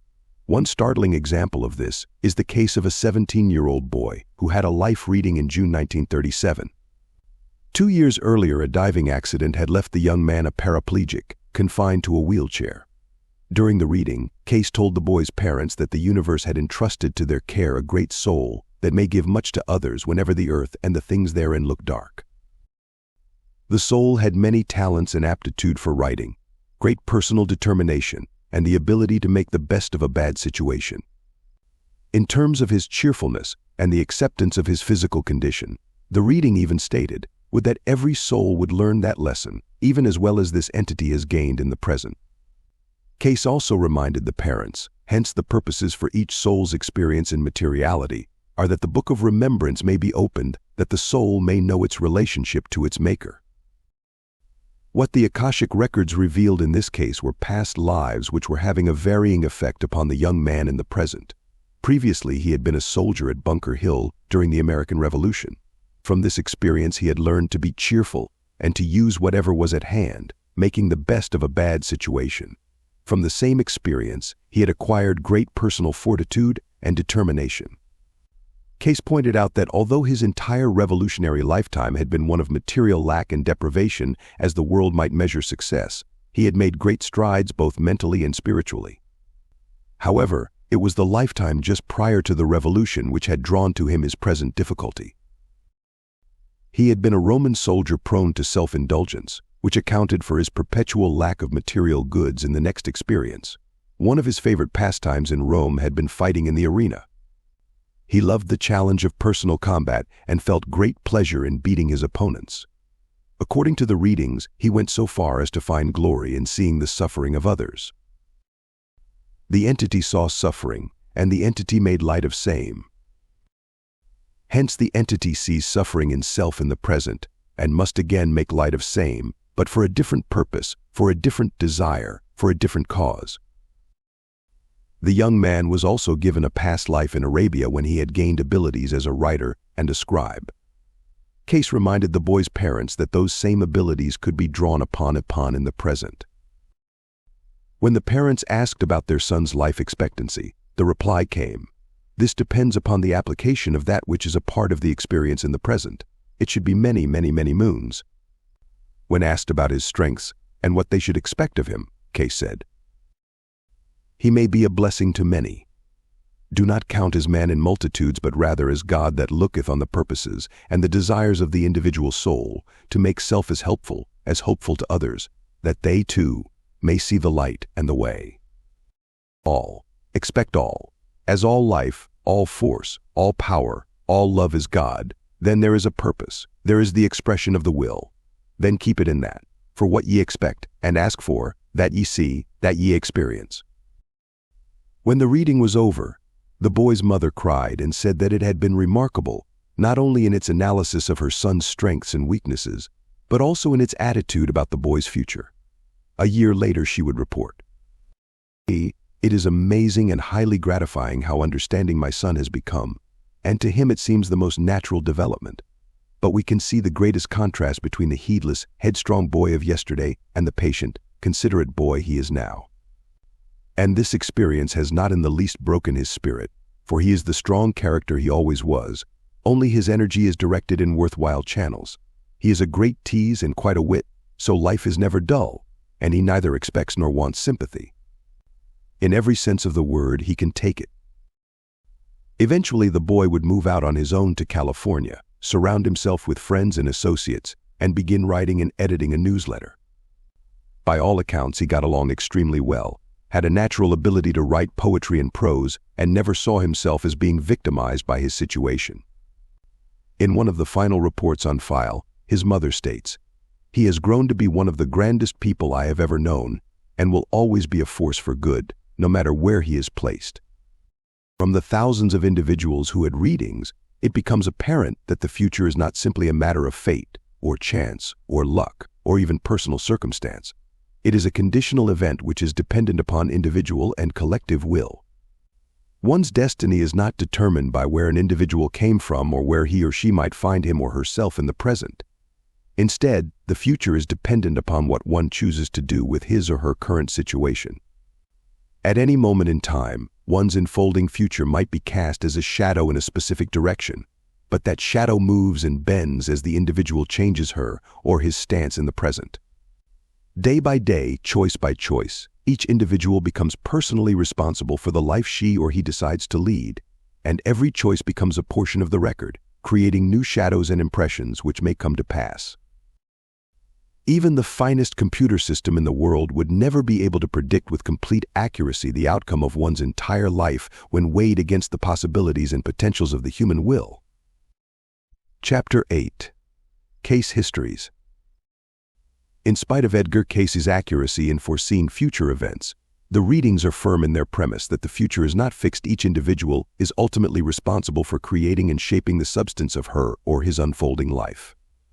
Frequently, Cayce would remind individuals of their co-creative responsibilities. Impressed upon the Akashic Records are an infinite number of future potentials for all individuals. These potentials, dependent upon one's urges, inclinations, past experiences, and talents, became real only as individuals utilized their free will in a specific direction. Ultimately, an individual's choices, relationships, and activities in the present set in motion a corresponding destiny. Rather than thinking there is only one destiny for each individual, it is more accurate to state that every decision in the present is destined to have a result upon that one individual's unfolding future. While Edgar Cayce was alive, parents frequently obtained readings in order to best mold and shape their child's future. In addition to discussing past lives, abilities, and innate urges which were parts of the child's makeup, the reading frequently counseled parents in terms of education, direction, and upbringing. These suggestions were given in order to be helpful and hopeful and to best enable the child to fulfill those purposes for which he or she had entered the earth in the present. Frequently, Cayce reminded parents of their important co-creative role in helping to guide and direct their children. Nowhere was the importance of proper direction more stressed in the upbringing of a child than it was for Jimmy Hamilton, born in 1936. One of the most fascinating aspects of this case is the wealth of documentation submitted over the years by Jimmy's parents, family members, and friends. 2 years before Jimmy was born, his parents Marie and Ben had met and fallen in love. The attraction between the two was overpowering. Marie was in the midst of ending an unhappy first marriage, and Ben appeared to be her knight in shining armor. A reading would later trace the attraction between the two to Greece. After Marie's divorce became final, the two married. In spite of their immediate connection, the marriage was difficult from the very first. Both were strong-willed and unyielding. 2 months after being married, the couple separated and Marie returned to her family in Ohio. Finding herself pregnant, Marie arranged to have an abortion. The pull each had on the other was unmistakable, however, and the couple reconciled within a few months. At the time, a reading on the relationship was obtained and Cayce told them that they could, in fact, work together. There was an obligation that each owed the other from the past. Ben and Marie needed to learn to be less willful and to compromise. The reading recommended that each should be a complement one to the other. And this can be made true if it will be worked together. It cannot be made true separated or apart. The two managed to stay together until June of 1936 when their son Jimmy was born. Greatly interested in the work of Edgar Cayce, they obtained a reading for the boy when he was only 2 days old. The reading was fascinating and held great promise for the child. Jimmy Hamilton's parents were told that their son had once been a skilled politician. The boy was so talented, in fact, that if he were directed in the proper channels, he could become one of the most influential political figures in the history of the United States. His education and training were of the utmost importance. Cayce went on to make a startling prediction for the baby. If Jimmy were raised properly, the child's life would mean as much to a new world order as the life of Thomas Jefferson had meant to the founding of America. The ultimate promise of the child's upbringing was that he would help to bring peace to the entire world, even to the point of unifying it as one nation. However, foreseeing coming events, the reading warned the parents that the child's development could have some peculiar or unusual turns unless guided aright. The opportunities for fame or defame will be as one. From experiences in Greece and Persia, the soul had acquired inclinations for self-indulgence. If these tendencies were not overcome in the present, it was possible that they would run wild in the child's future. At least 7 times in one reading, Cayce reminded the parents of their important role in guiding and directing this child. The boy was inventive and extremely inquisitive about people and the world around him. Turned into a negative direction, that inclination would create an individual who questioned and challenged everyone, a born arguer who loved to create opposition. He had high mental abilities, however his ingenuity could be as detrimental as it could be beneficial if not channeled in the right directions. Jimmy's reading stated that he belonged to the world and would regard all peoples alike. He would have relationships with people all over the globe. There was no question that the reading foresaw great possibilities for the child. Due to their personal difficulties, just 2 months later, in August 1936, the boy's mother separated from her husband. For a short time, Marie would take the child to Ohio.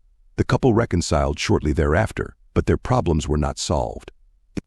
11 months after Jimmy's birth, the couple's unhappiness had become evident to both family and friends. In May 1937, the boy's aunt wrote, "His parents have managed to stay together, though there is a flare-up every now and then. I'm just praying and sitting tight." Mutual stubbornness between the two, as well as excessive drinking, only worsened their friction. In 1940, Jimmy started kindergarten and loved it, but shortly thereafter his parents separated again and his mother took him back to Ohio. By May, the couple reconciled a third time and the family moved to Alabama. The same year, a close family friend visited from Virginia.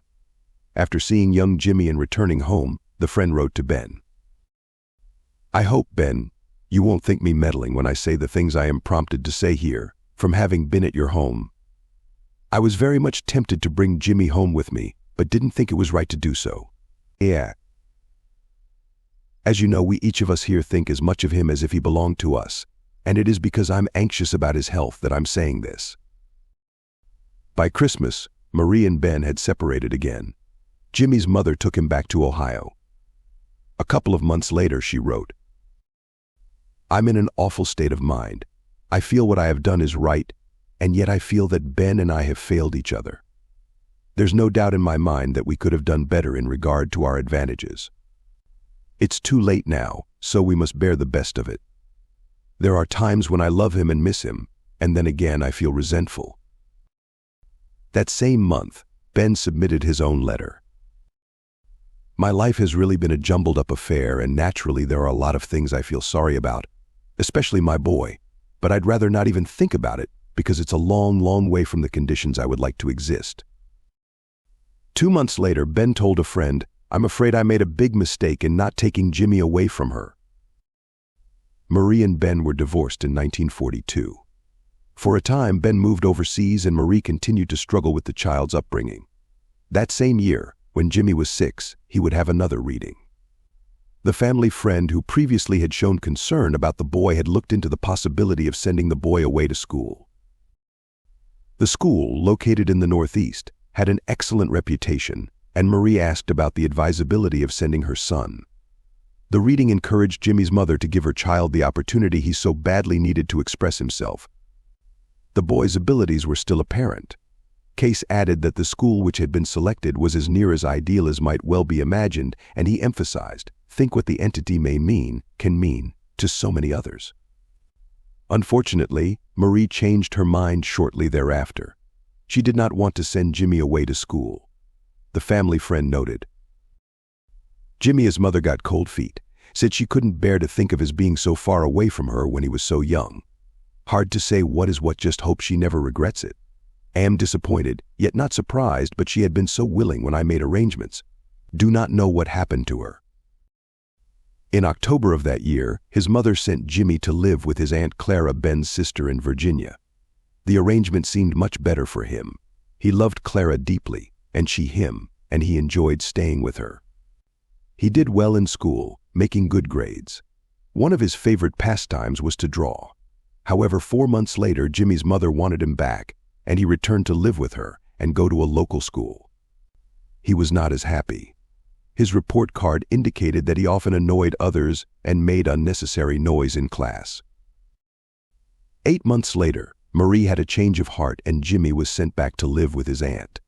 However, by 1944, his mother had taken him yet again. For the next 2 years, he would stay with Marie most of the time, but he was switched between public and private schools so often that he rarely stayed in one place for more than a few months. In spite of their previous history, shortly after World War II ended, Jimmy's parents remarried. The marriage lasted a month. Both had alcohol problems which had grown during the years, and they quickly separated. In 1947, Jimmy changed school 3 times and was doing so poorly that the school recommended he repeat the 5th grade. Jimmy returned to live with his aunt. His school year between September 1947 and May 1948 was the only year he was able to stay put and finish in the same school he had started. In May of 1948, his mother married another man and Jimmy went back to Ohio to live with her. The marriage, his mother's 4th to 3 different men, did not last long. The child was shuffled from one location to another throughout the time he was 12 and 13. Eventually, he returned to live with Clara. In 1951, when Jimmy was 15, his aunt wrote, "This is a very critical time in his life, as you know.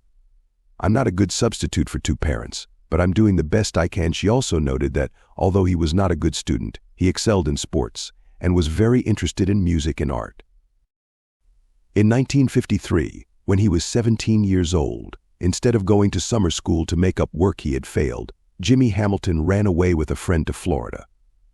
While there, he and the friend got into trouble for stealing, but were not punished because of the intervention of family friends and the fact that both boys were underage. In 1955, Jimmy enlisted in the Marine Corps. The recruiting officer stated that the young man had received the highest mark of anyone in the city where he was recruited.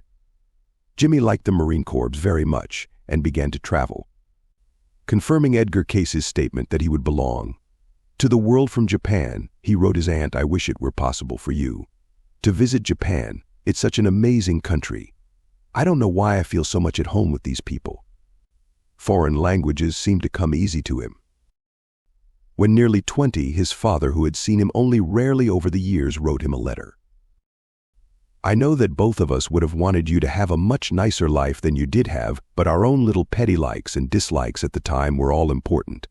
Now they don't seem to be, but it's too late as far as you are concerned. The time when we both should have been with you, we were somewhere else. You know all this, but I want you to know that I know and realize it too." In 1960, Jimmy's parents discussed the possibility of yet another reconciliation, but it never happened. Ben married someone else and later separated. After his stint in the Marine Corps, Jimmy moved to Los Angeles and began playing bass in a band. In time, he would play in a jazz combo, and according to his aunt, he enjoyed the bohemian type of life. By 1959, he was in Florida selling commercials for radio and TV programs. By the end of the year, he was back in Virginia and spent every spare moment of his time practicing in a jazz group. He married in 1960, at which point his wife put a stop to his musical ambitions and insisted that he settle down. They had a baby son 2 years later. During that time, he took some law courses but was never able to finish. In 1963, he had become an assistant manager of a clothing store. The following year, he picked up his lifelong interest in art, hoping to go to night school, but his plans never materialized. In 1965, Jimmy and his first wife separated.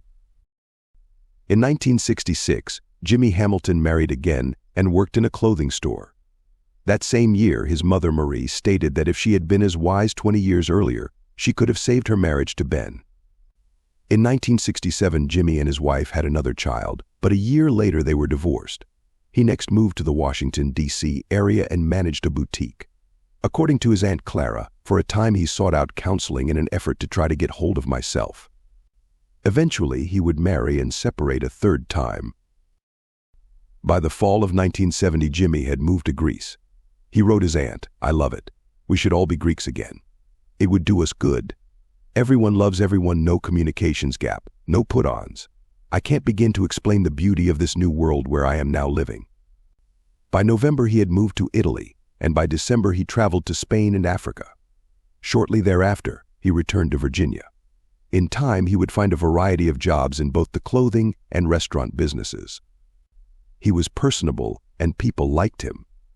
And yet, although he was good with people from all different backgrounds, much of his life seemed spent in trying to find himself. At one point, a friend of his told his aunt that Jimmy's fantastic potential was evident to everyone around him, but that Jimmy's own fears and argumentative nature were leading to his undoing. In the end, he never did fulfill the political possibilities promised by the reading. It is important to point out that although Jimmy Hamilton never fulfilled the extraordinary future once foreseen by Edgar Cayce, the path of his unfolding life was his own. The choices made by him and his family enabled him to have experiences and opportunities which still had the potential to be beneficial at a soul level. Each choice and decision simply created another set of probable realities that were drawn to him. Because of Jimmy's upbringing, a different possibility emerged from the Akashic Records, but it was a possibility based upon his own soul history, previous experiences, and ongoing decisions. The way individuals respond to each of those events and circumstances which they draw to themselves ultimately will determine the potential substance of their unfolding tomorrows. Another interesting case is that of Patrick Thompson, who received a case reading when he was 14 years old. Although he was still a teenager, the death of his father had forced the young man to work to support his widowed mother and youngest sister. In spite of the family's financial problems and Patrick's heavy responsibilities at such a young age, his mother reported, he never complains he worked as a newspaper boy in a small Alabama town. Prompted by an older sister, Patrick obtained his reading in 1927. Though he was mature beyond his years, Patrick's only weakness was a problem with digestion. Whenever he ate rich or sweet foods, he would become extremely ill and nauseated. As he grew up, he learned that he had to be very cautious in his personal diet. Not seeing it as a hardship, Patrick simply accepted the condition as being normal for him. Cayce began the young man's reading by stating that most of Patrick's talents and latent urges had yet to manifest. However, they were definitely present and would begin to emerge through the application of will. Among his qualities, Patrick was told that he was slow to anger, quick to make friends, and would find his greatest success in business relationships having to do with salesmanship. The reading advised that he would find the greater success, the greater development in the present experience, coming through that of association with peoples in the condition of the businessman, especially that as pertains to materials, clothing, or of such natures. His innate talents were especially suited in the area of personal attire. He was also told that he had a great love for spirituality and would find much personal fulfillment in those things which enabled him to find a greater sense of attunement with the divine. His talents with clothing were traced to a lifetime in France when he had been among the personal staff and escorts of Louis XIII. At that time, Patrick had served as an advisor for the king's wardrobe. From the same period, he had acquired the ability to enter a room and leave, and then could describe the dress of everyone present simply by recalling what he had seen. Cayce assured him that this ability remained with him because he possessed an innate love of materials and attire. This same capacity with apparel had been evident in ancient Egypt when he had designed clothing for various groups and peoples as a method of designating one from another. In Atlantis, he had also been especially concerned with knowing various materials and their suitability for wearing apparel. Patrick's problem with digestion had not been mentioned to Edgar Cayce previously, but it was pointed out during the reading. The young man was warned against overindulging in any food or drink. Apparently, his sensitivity was the result of past actions. In France, when he had been advisor for the king's wardrobe, he had developed a serious problem with overindulgence and gluttony. In addition, in a lifetime as a court physician in Persia, he also had been drawn to overeating and personal excess. His present problem, originating from the Akashic Records, was an effort to enable his personal weakness to be overcome in the present. Although Patrick found the reading interesting, he had no desire to find work in the clothing industry. He therefore continued his job at the newspaper. In addition to his work and ongoing responsibilities as head of his family household, Patrick finished high school education and graduated at 17. He had always dreamed of going to college, but because he had to support his mother and sister, it just wasn't possible. At the age of 21, Patrick was promoted to the position of assistant circulation manager at the newspaper. Making only a modest salary, he had put aside any thoughts of marriage and having his own family because he couldn't support two households. To make matters worse, he was attempting to help his older sister's family financially since her husband was out of work. At the same time, a follow-up report was submitted to Cayce's association. Patrick reported that although he was interested in some kind of occupational change, he had no interest in seeking employment in the clothing business, nor had he ever had any opportunities in that direction. He wondered why the reading had recommended a life's work that just didn't appeal to him. For several years, he had been seeking a more lucrative job, even practicing his typing and bookkeeping, but thus far, he had been unsuccessful. In an effort to get guidance in his present situation, Patrick asked for another reading. When he asked, "What line of work could I use my abilities to the best advantage?" 6413 Cayce reminded him, as indicated, in that line associated with cloths or things that have to do with wearing apparel. Confused as to why the reading continued to insist on something in which he had no connections, Patrick asked where he could seek out such employment. The answer was that he would find the connections he needed through present associations. Because of his faith in Mr. Cayce's abilities, shortly after the reading, Patrick decided to begin writing letters to anyone he could think of in the clothing business. He sent applications to individuals and firms, giving them his background and work experience, and stating that his desire was to change jobs and become a salesman on the road for wearing apparel. For 3 years, his efforts were not very successful. He supplemented his income with restaurant jobs and his position at the newspaper. Finally, in the spring of 1939, when he was 24 years old, he got the break he needed. While he was visiting a large city, his older sister had encouraged him to call on some friends she knew. The friends were familiar with Edgar Cayce and had obtained readings of their own. In addition, for 3 generations the family had been in the clothing business, manufacturing uniforms. During the course of his visit, Patrick explained that he had also received readings from Cayce and that they had repeatedly emphasized his talent with clothing. His hosts needed no additional referral. Immediately, the family offered him a job as a traveling salesman and gave him his own territory of several southern states. He became the youngest member of the firm's staff. Patrick was immediately successful with his new position. He liked people, and he seemed to have a special knack with cloth and materials. However, he was quickly turned off by the cutthroat business practices and the underhanded dealings which seemed to be a part of the business. Both were foreign to his own method of dealing with people. As if to confirm his direction, Patrick obtained another reading shortly thereafter and was reassured that according to the Akashic Records, this is still indicated as the greater activity for the entity. And in such associations, the entity may find the greater outlet for the abilities.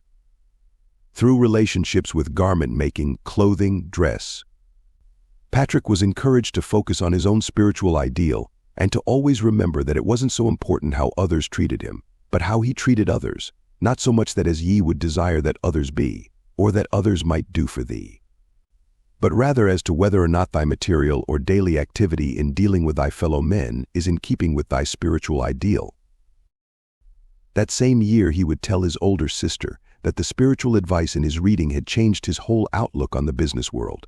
He said that it enabled him to approach every person with a new frame of mind, whether the individual was a tough customer or an underhanded competitor.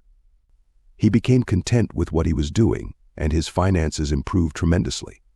Within 1 year, Patrick's success was so remarkable that his employers noted that he had a knack for handling customers, which most of their experienced sales staff would never possess. World War II ensued. Because of Patrick's food allergies and problems with digestion, he was classified 4F and made the manager of clothing and uniforms at an Army induction center, where more than 1,500 officers were outfitted each week. In 1944, when he was finally certain he could support his own family, as well as his mother, he got married. He was 31 years old, at the time considered late to marry. When the war was over, he returned to his former position in the clothing business. Patrick and his wife would have 3 children. He loved his job and his family. He and his wife maintained a lifelong interest in their church, and, for the rest of his life, he would also remain a strong supporter of Edgar Cayce's association, the ARE. In 1965, at the age of 52, Patrick visited the ARE with his family. During the visit, he explained that he was very successful as a sales representative in New York with the same company he had been with for more than 25 years. At the time, he stated that without the advice of the readings, he would never have pursued a line of work which had given him such satisfaction. He was now in charge of the retail side of the business. In 1971, he submitted an additional report. He had retired at 58 after being involved in the uniform business for more than 30 years. Toward the end of his career, his skills with people had made him responsible for the training of salesmen in the national organization. Just as Cayce had told him when he had been only 14, Patrick's occupational talents were in the direction of clothing and people. After his retirement, he would become involved, part-time, in real estate. Later, while submitting one final report on the accuracy of the information which had been given to him by Edgar Cayce decades earlier, Patrick stated that the readings had led him to a better understanding of the purpose of my life as being an opportunity for development and fulfillment. They brought me to the realization that in being of service to others in business relations was a positive opportunity to be helpful to. From all accounts, Patrick was extremely successful at being true to his spiritual ideal and in sharing with others the very best that he had found within himself. A final case is the story of Lucille Williams, whose parents were interested in Edgar Cayce's abilities and obtained a reading for their daughter and other family members. She was 22 years old at the time. Raised in a wealthy family, Lucille called herself a New York socialite and appeared to have all the advantages that money could buy. She was not really interested in the reading, and years later, while being interviewed for an article, she told a newspaper reporter at the time he did it, "It meant nothing to me. It went in one ear and out the other." Lucille's reading stated that she was affable and that she made friends easily. She was very interested in people and was sentimental in matters of love. In the past, she had been in colonial America, Rome, Greece, and Egypt. She had been involved in helping people of various races get along. She had been a teacher whose primary skill enabled individuals to make permanent changes in their lives. Her soul also had innate abilities with healing. Cayce remarked that she had a deep interest in spirituality and was a lover of nature and music. The reading suggested that her life would take a change and she would become very involved in art and its relationships to activities in individuals' lives. Cayce stated that she would become fascinated with the medium of stained glass and the effect of light upon prisms of glass. Not showing interest in the information she had been given, after the reading, Lucille left it with her parents where it was set aside. 6 months later, she married and settled with her husband to begin their family. Her contentment would be short-lived. Although happy in her marriage, by the time Lucille's children were 3 and 4, she felt driven to find some means of being fulfilled beyond her roles as wife and mother. She would later report to the ARE, "I was looking for something to keep my soul alive." Finally, she felt led by the nose to a UBCA course in leaded glass. At the time, there were few books available on learning the art of stained glass, but Lucille had the opportunity to come in contact with a number of masters in the field and began to teach herself. She came to cherish the craft as a demanding work of love. Years later, when her mother died, Lucille was surprised to come across the reading which Edgar Cayce had given her. By 1946, in addition to her family, the 3 greatest loves of her life had become stained glass, music, and nature. Each had been discussed in the reading. Because of her talent, Lucille would eventually gain quite a reputation in the field of stained glass windows. She reported on the events of her life in March 1977 and stated, "It might also be of interest to you that I am self-taught in the field of stained glass and have developed this original approach on my own that is quite different from anyone else's work." Either in the US or Europe, a number of books and magazines have given space to my techniques.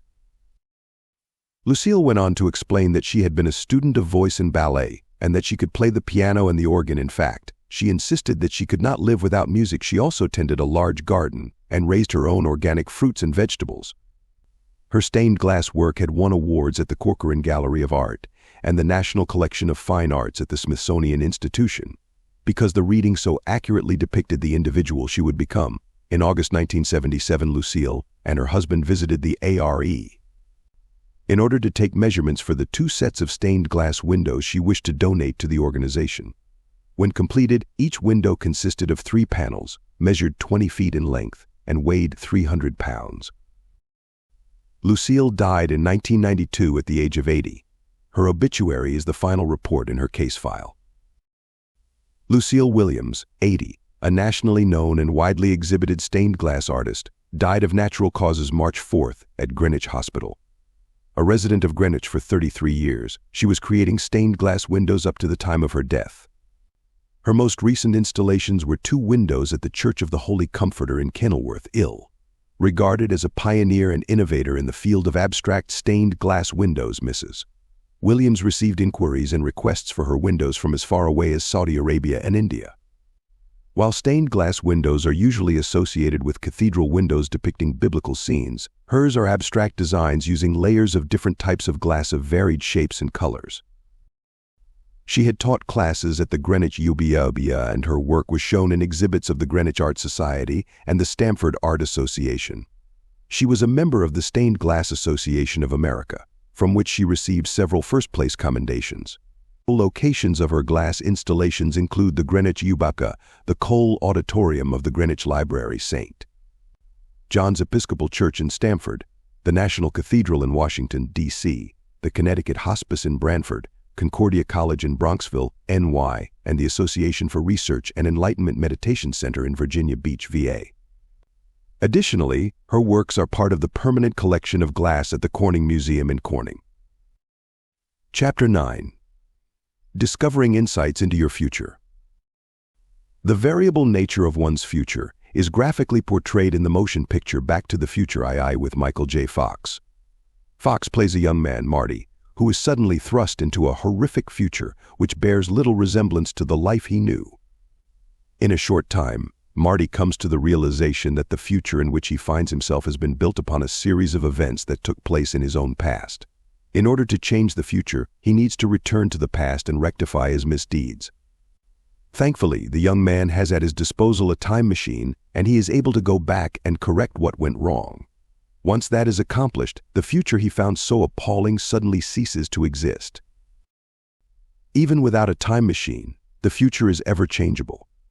Because of the vital role free will plays in our lives, no other statement is more useful in summarizing the reading's outlook on our unfolding tomorrows. Beyond the soul's tendencies, talents, and innate urges, nothing is predestined or set. Although these urges may sometimes predispose an individual in a certain direction, the outcome of her or his life is integrally connected to the will. The Akashic Records provide all individuals with those very circumstances and events which will best enable the soul to have the greatest probability for success.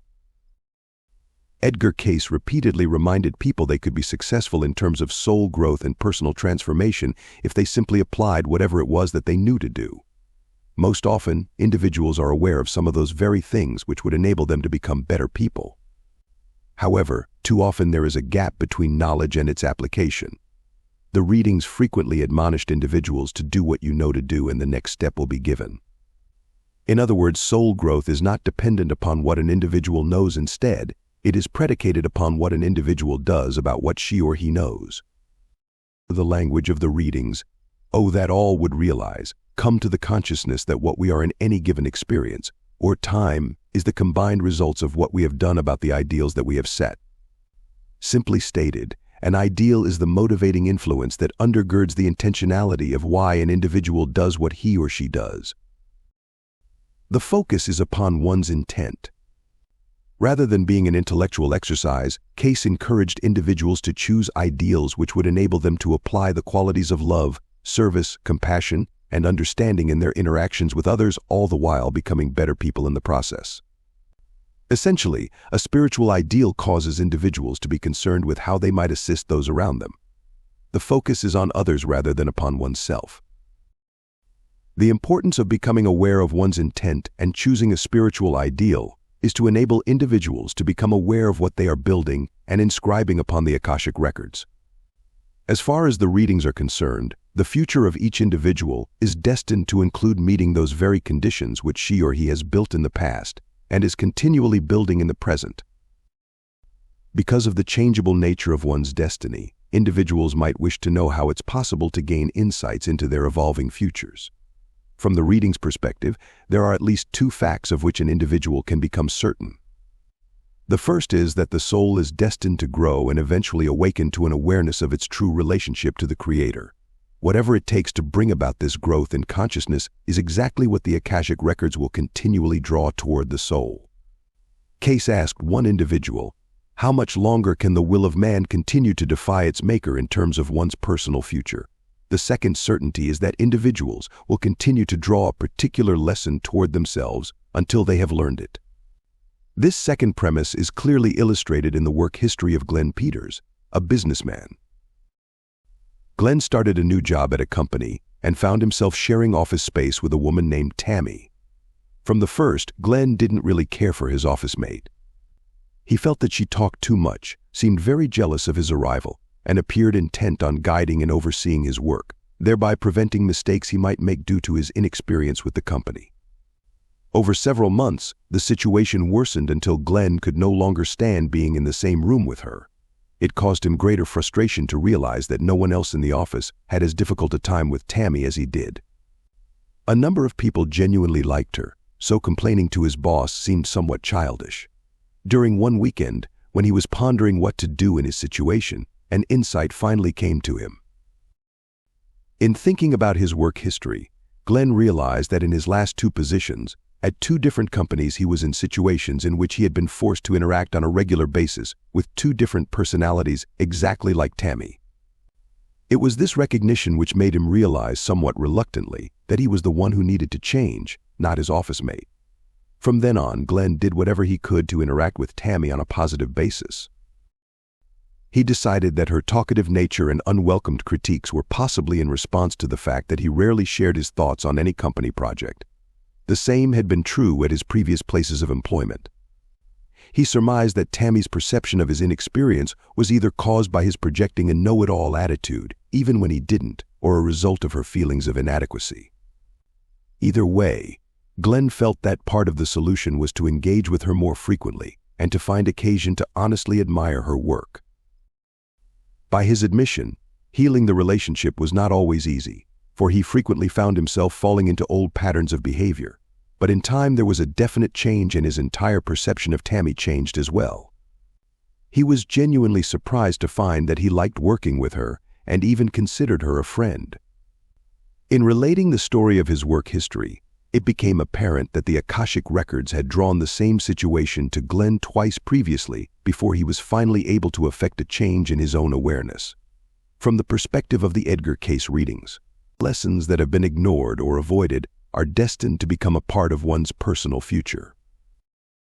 The same tools that can assist individuals in gaining insights into the Akashic Records dealing with their past and present are helpful in enabling them to perceive glimpses into their evolving futures. The esoteric sciences can be valuable as long as individuals keep in mind that their future is not fixed regardless of what anyone might believe to the contrary. To be sure, there are potential patterns in one's life, but what an individual does with those patterns and where she or he directs her or his life energies is a matter of free will. Personal reveries and dreams can assist individuals in gaining valid insights from their own subconscious minds, and spiritual ideals can certainly help direct one's intent in a direction which will ensure that the future becomes a positive experience of growth rather than one of loss for the soul. The readings also repeatedly state that the closer a soul is in attunement to the creative forces, the more apt the soul is to receive insights from the records themselves. As an example of gaining an insight into the future, Edgar Cayce's secretary, Gladys Davis, had an unusual dream experience which seemed to accurately predict the future of a friend about whom she was concerned. The friend, a Mr. Ladd, was on the verge of losing his job and his family's future looked uncertain. Gladys recalled the background of the experience as follows. In late January of 1934, Edgar Cayce, Hugh Lynn Cayce, Cayce's eldest son, and I were visitors for the weekend at the Ladd home on Long Island. Late Sunday night, Mrs.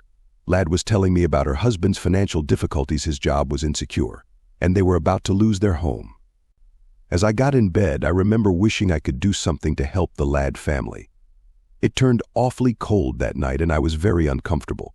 Although the little modern cottage was steam heated, I was from the South and it seemed mighty cold to me. That evening she had a dream which she would recall and discuss the next morning.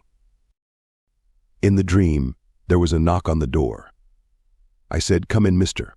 Ladd stood there with a coal scuttle in his hand and wearing a lumber jacket.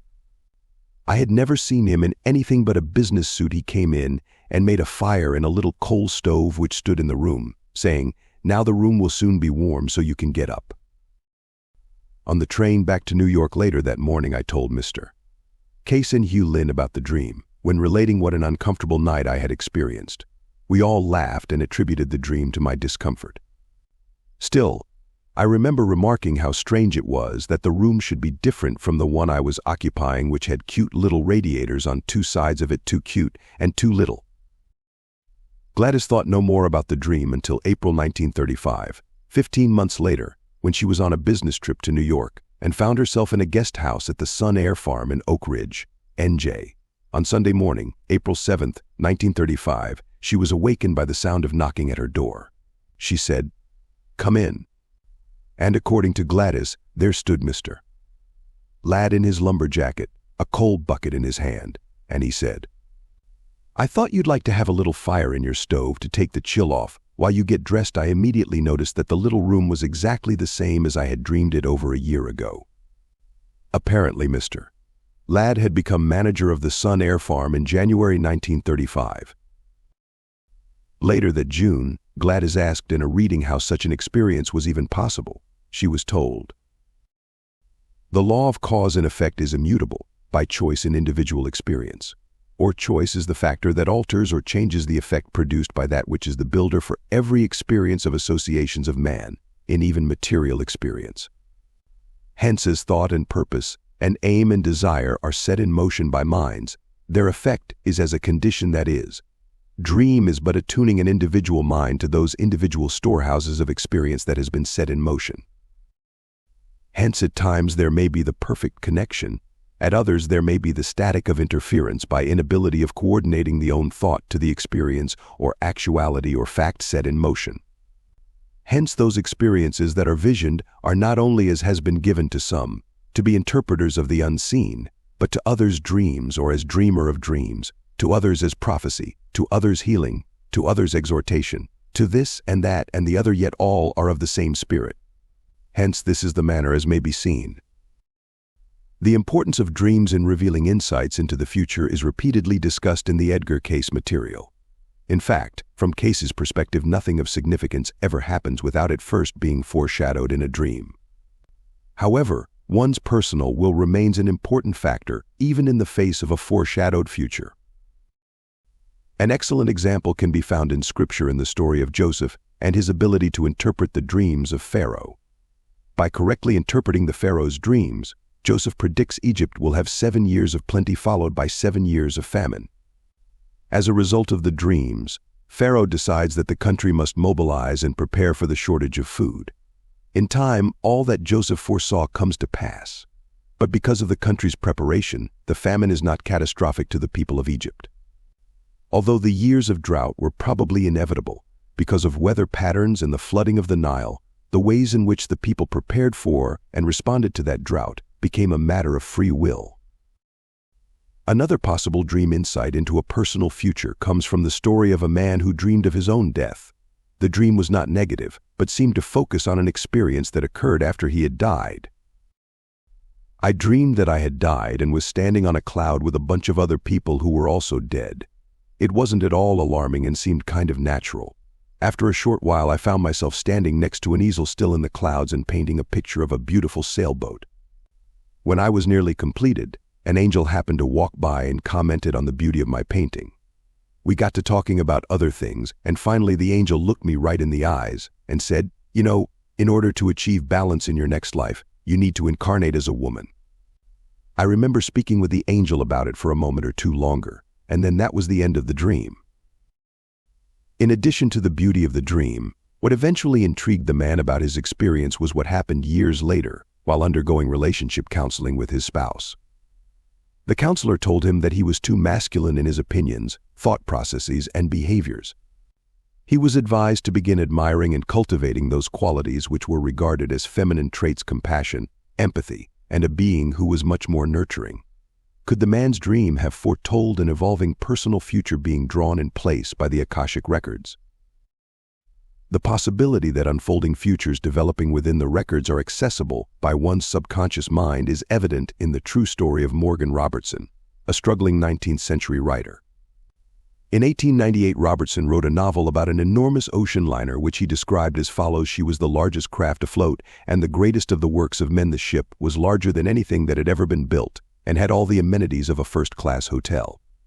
A floating city, 2 brass bands, 2 orchestras, and a theatrical company entertained the passengers. During the waking hours, a corps of physicians attended to the temporal, and a corps of chaplains to the spiritual welfare of all on board, while a well-drilled fire company soothed the fears of nervous ones and added to the general entertainment by daily practice with their apparatus.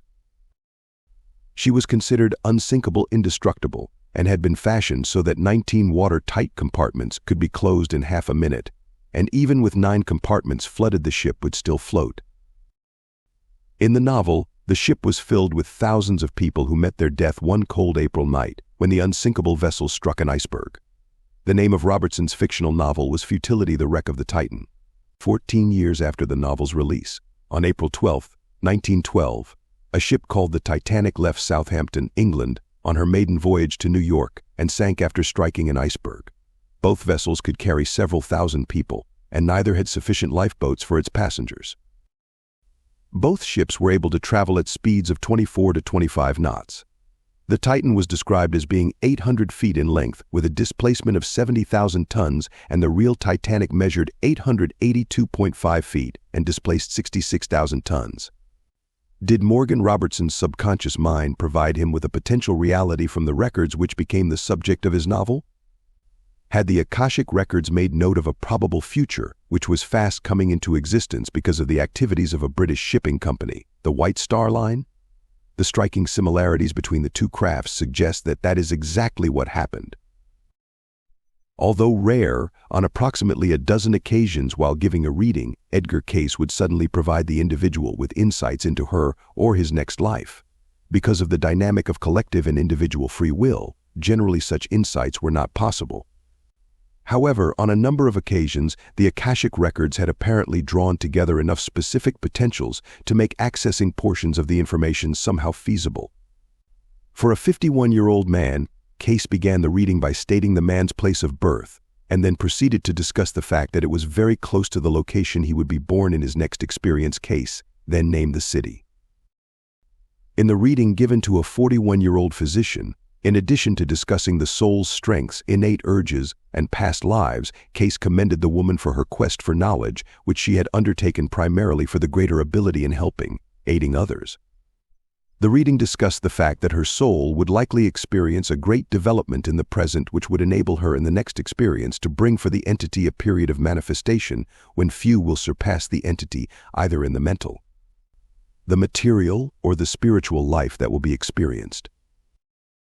In 1934, a 68-year-old Ph.D. and housewife was told that each soul incarnated in each experience as an opportunity for achieving a more consistent alignment with the creative forces. To be sure, sometimes a soul went backward in its development because of losses in a particular experience, but the goal was ever advancement.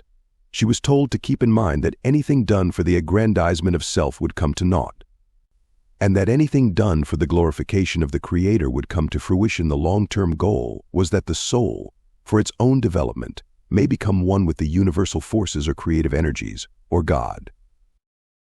Because of Cayce's frequent emphasis on the Creator, the creative forces, or God, it may be instructive to point out that the readings never focused on the importance of one's religion. From the reading's perspective, any religion which taught the parenthood of the Creator and the brother-sisterhood of all humanity could be helpful in soul growth. In Cayce's cosmology, no one is automatically destined for heaven, and no one is ever relegated to hell. Ultimately, all souls will receive the same reward and awareness of their individuality and their oneness with God. Because of the dynamics of reincarnation, in all likelihood we have all been Christian, we have all been Muslim, we have all been Jewish, we have all been Hindu, Buddhist, atheist, and agnostic. As a means of discovering our connectedness with one another, the readings recommend a comparative study which will lead to the realization that there is but one God and we are each His children. Coordinate the teachings, the philosophies of the East and the West, the Oriental and the Occidental, the new truths and the old. Correlate not the differences, but where all religions meet there is one God. You know, O Israel, the Lord thy God is one. For Cayce, the importance of life was not a matter of one's religion, rather, it was a matter of whether or not an individual could grow in his or her awareness of the living spirit. Heaven was not so much a place as it was a state of being which all souls would eventually manifest. As one individual was told, "For you grow to heaven, you don't go to heaven. It is within thine own consciousness that ye grow there." Throughout the Depression and World War II, Edgar Cayce gave a number of readings which dealt with international relations and activities occurring within various countries and the response individuals might make in their own lives in the face of great hardship and a world at war. Most of these world affairs readings focused on the events of the day, but some gave precognitive insights into humanity's collective future. Cayce foresaw a promising Aquarian age which he described as the age of the lily. The readings depict this collective future as an age of purity when individuals, at long last, will come to understand their true relationship to the Creator. It will be a time in the history of the world when each individual realizes her or his responsibility toward all others. Regardless of the standing of any particular nation, there will be the greater consideration of each individual, each soul being his brother's keeper. That consideration will lead to what Cayce called a leveling in which humanity will understand that all are equal, and that each man will live for his fellow man. The difference between the future that Cayce could see unfolding in the Akashic Records and the present condition of the world had to do with humanity's search for power rather than the soul's desire to evolve. In our sojourn through space and time, we apparently have forgotten our spiritual essence. We have forgotten our true relationship with God. Man's answer to everything has been power, power of money, power of position, power of wealth, power of this, that, or the other. This has never been God's way, will never be God's way. Rather, little by little, line upon line, here a little, there a little, each thinking rather of the other. As to how to bring about this inevitable transformation, in 1939, Cayce provided the prescription. Then, there needs be that not so much be set as to this ritual, or this form, or the other, for any given peoples or any nation, but rather that the individuals in each nation, everywhere, are to turn again to the God of the fathers, and not in self-indulgence, self-aggrandizement, but more and more of self-effacement. For as the people of each nation pray, and then live that prayer, so must the Spirit work. Then each of you here give God a chance to show what great blessings He will give to those who love Him. This does not mean that ye, or anyone, would condone persecutions anywhere or in any form. For know ye, His laws fail not. As ye sow, so shall ye reap. Man can only begin, then, within himself. Inevitably, when an individual looks at the world situation, it is all too easy to feel helpless in regard to whether or not he or she can have the smallest effect upon the future of the planet. In the face of such insurmountable difficulties, what can one person possibly do? And yet, the Cayce readings make it extremely clear that wherever individuals find themselves, they have a work to be done. It is a work which is defined by their previous experiences and skills. It is a work which is no more and no less important than any other work. And finally, it is a work that the Creator wishes to have accomplished in an effort to bring about the eventual transformation of every single soul in the earth. As Cayce told one man, in whatever place or position an individual may be, whether in a place of authority, a place of confidence, a place of security, or of whatever nature the activity may be, no individual is in such a position, but that he has merited same for the opportunities of manifesting in such position the glory of the Father through his activities with his fellow men. In May 1943, a 61-year-old widow was told that, as far as the records were concerned, she still possessed a future as a writer and would find a channel for her capabilities in Washington, D.C. Initially, she could find work as a critic, as a reviewer. She was encouraged to move forward with the talent she felt innately. She was told she would eventually be able to share with others the spiritual truths she had found within herself. There was still much that her life could be about. In looking for further guidance, the woman asked, "How can I discipline myself at my age to do what is mine to do?" Cayce responded, "Repeat 3 times every day, and then listen, Lord, what would thou have me do today? Have this not as rote. Mean it." During the course of her reading, she was also reminded that each soul had a particular mission to perform, and she was encouraged to ask herself whether or not she was working on that mission full-time or just now and then. Regardless of her age, life was a continuous experience, the reading told her. As has been experienced in the mental self, there is as much reason to dwell upon the thought from whence the soul came, as it is upon whence the soul goeth. For, if the soul is eternal, it always has been, if it is always to be. and that is the basis, or the thought of creative force, or God. He ever was, he ever will be, and individuals, as his children, are a part of that consciousness.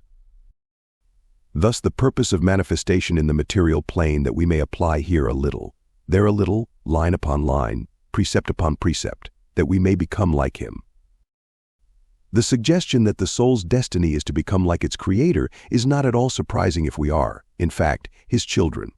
The purpose of a lifetime of experiences is primarily to lead individuals to the growing awareness that without their spiritual essence, they would cease to exist. The physical world is essentially a classroom that enables the soul to experience the dynamics of freedom of choice in relationship to cause and effect. From Cayce's perspective, we are not physical bodies with souls, but are souls who happen to be having a learning experience in the earth. The success of our collective education is inevitable. The Akashic Records have so integrally connected themselves with our lives that ultimately we cannot fail. However, the readings believe that this growth in our awareness will only be possible as we reach out to one another and allow the Creator to work through us. The focus is always upon others. The focus is never upon self. Then, as there has been, and is the passage of a soul through time and space, through this and that experience, it has been, and is for the purpose of giving more and more opportunities to express that which justifies man in his relationships one with another in mercy, love, patience, long-suffering, brotherly love. Life is an ongoing adventure of purposeful experiences and relationships, enabling individuals to find their true selves. Deep within each soul there is an impelling force guiding that individual to discover who am I. In essence, we are all seekers, seeking our true identity and our relationship to the whole. All too often, we have sought meaning to our lives through all manner of escape, acquisition, addiction, and confusion. And yet, the time will come in the history of the world when individuals everywhere finally realize that throughout our sojourns through space and time we have simply been seeking our connection to spirit, our connection to the creative forces, our connection to God. What does the future have in store for us? Each of our futures contains those very relationships we have found challenging, the unfinished business we have continued to put off until tomorrow, and the same difficulties we have repeatedly overlooked or refused to deal with. At the same time, our future will include the almost unfathomable realization of our deep connection to God. Even now, the Akashic Records are continually molding and shaping our unfolding tomorrows so that these things come to pass. With complete objectivity and flawless precision, the universe's supercomputer system is in the process of downloading those very circumstances and events which will perfectly enable all individuals to arrive at their destiny. It's simply a matter of our free will, how long it will take us to get there. Personal future reverie. Note, a reverie is best done with another person reading the reverie like a script, or with oneself first narrating the reverie on a tape and then playing it back in order to experience the exercise. Although any future time period might be chosen, this reverie will let your imagination examine your life 7 years from now. Reveries are generally narrated at about 1/3 the normal rate of speech. Narration. Get comfortable in your chair or on a couch and close your eyes. Take a deep breath and relax. Take another deep breath, breathing in relaxation and calm. Exhale slowly and completely. Breathe in deep once again and tell yourself to relax. Continue breathing slowly and completely, all the while listening to the sound of my voice. This is an experience you want. You are completely safe. The whole time you will be in complete control. Breathe deeply and relax. Now, I want you to imagine a scene 7 years in the future. This is a scene of your life that you've helped to create. For 7 years now, you've focused on discovering your true mission in life. You've worked on improving and deepening your relationships with all the individuals around you. You've worked on discovering a closer relationship to the Creator. In 7 years, your life has undergone some profound and positive changes, and now you're going to see the results. You are going to see only those things which are positive and helpful. Imagine it is 7 years from now. It is Monday morning, 10 a.m. You are seeing the picture of a life you've helped to create. Where are you? Where are you? What are you doing? Who are you with? Take it all in. Pause for 10 seconds. It's Monday morning. How do you spend the course of each weekday?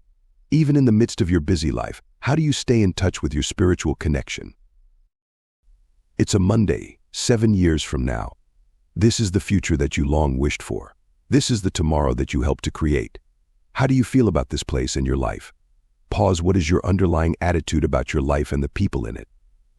At home, at work, in your community. Pause. What happened to change that challenging relationship you had 7 years ago? What mental pursuits have you become involved with? Learning, reading, absorbing into your inner being. What kinds of books, TV, movies, computer games, or cyberspace adventures do you enjoy being a part of? Look at everything you can see. Pause for 10 seconds. In your imagination, it's 7 years from now. From that time and place, think about a word, or a series of words, or a phrase that describes what spiritual qualities have become most manifested in your life. Pause. How do other people now describe you, such as your family, your spouse, your parents, your children, your neighbors, your co-workers? What makes this new world of the future, and your life in it, so special? How is it that you came to discover your mission in life? How does it feel to be so satisfied by what you are doing? Are people around you being helped by what you do? Are there special people in your life? Can you see other individuals around you? Have you found a better way of dealing with things that are challenging or stressful? In a word or a series of words, can you sum up your life 7 years in the future and how you feel about it? Pause for 10 seconds. If you can, in your imagination, see if you can speak with you 7 years from now. Is there anything you would like to ask yourself? Are there questions you have about your future, or do you wish to ask your future self for insights into your present life? Ask whatever you desire, and then listen. Pause for 20 seconds. Now, gather everything that you've seen together, and when you've collected these images of what your life will be like in the future, I want you to think back to the present. Imagine it is today, the same day you began this experience. See yourself in this time and this place, sitting in your room or on your couch. It's the present, and you're firmly grounded in this present time, in this present place right now. Take a deep breath, exhale, and when you are fully centered in the present, you can open your eyes. In conclusion, for more than 40 years of his adult life, Edgar Cayce was able to put himself into some kind of trance state and provide individuals with accurate information, called readings, in response to virtually any question. In this state, he was able to perceive a source of information which he called the Akashic Records, or God's Book of Remembrance. As he gave a reading, Cayce described the procedure as one in which he became a portion of the records themselves. It was while being connected to these records that all manner of information became available to him. Also called the Book of Life, this source was the compilation of every thought, word, and deed that had occurred in space and time since the dawn of creation. And it enabled Cayce to just as easily provide answers into the nature of the universe as he could give insights into an individual's mission in life or a long-standing problem.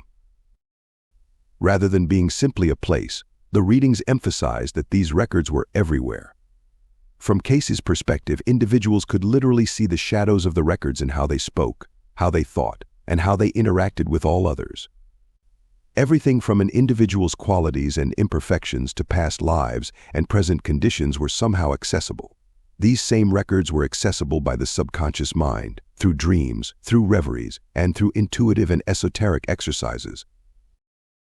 The records contained an ever-evolving blueprint of the soul's individuality that repeatedly manifested in every aspect of a person's life. Not only do the Akashic Records store, track, and compile everything about every person in the history of the world, but they continually attempt to guide, educate, and transform everyone to eventually become the very best that they can be.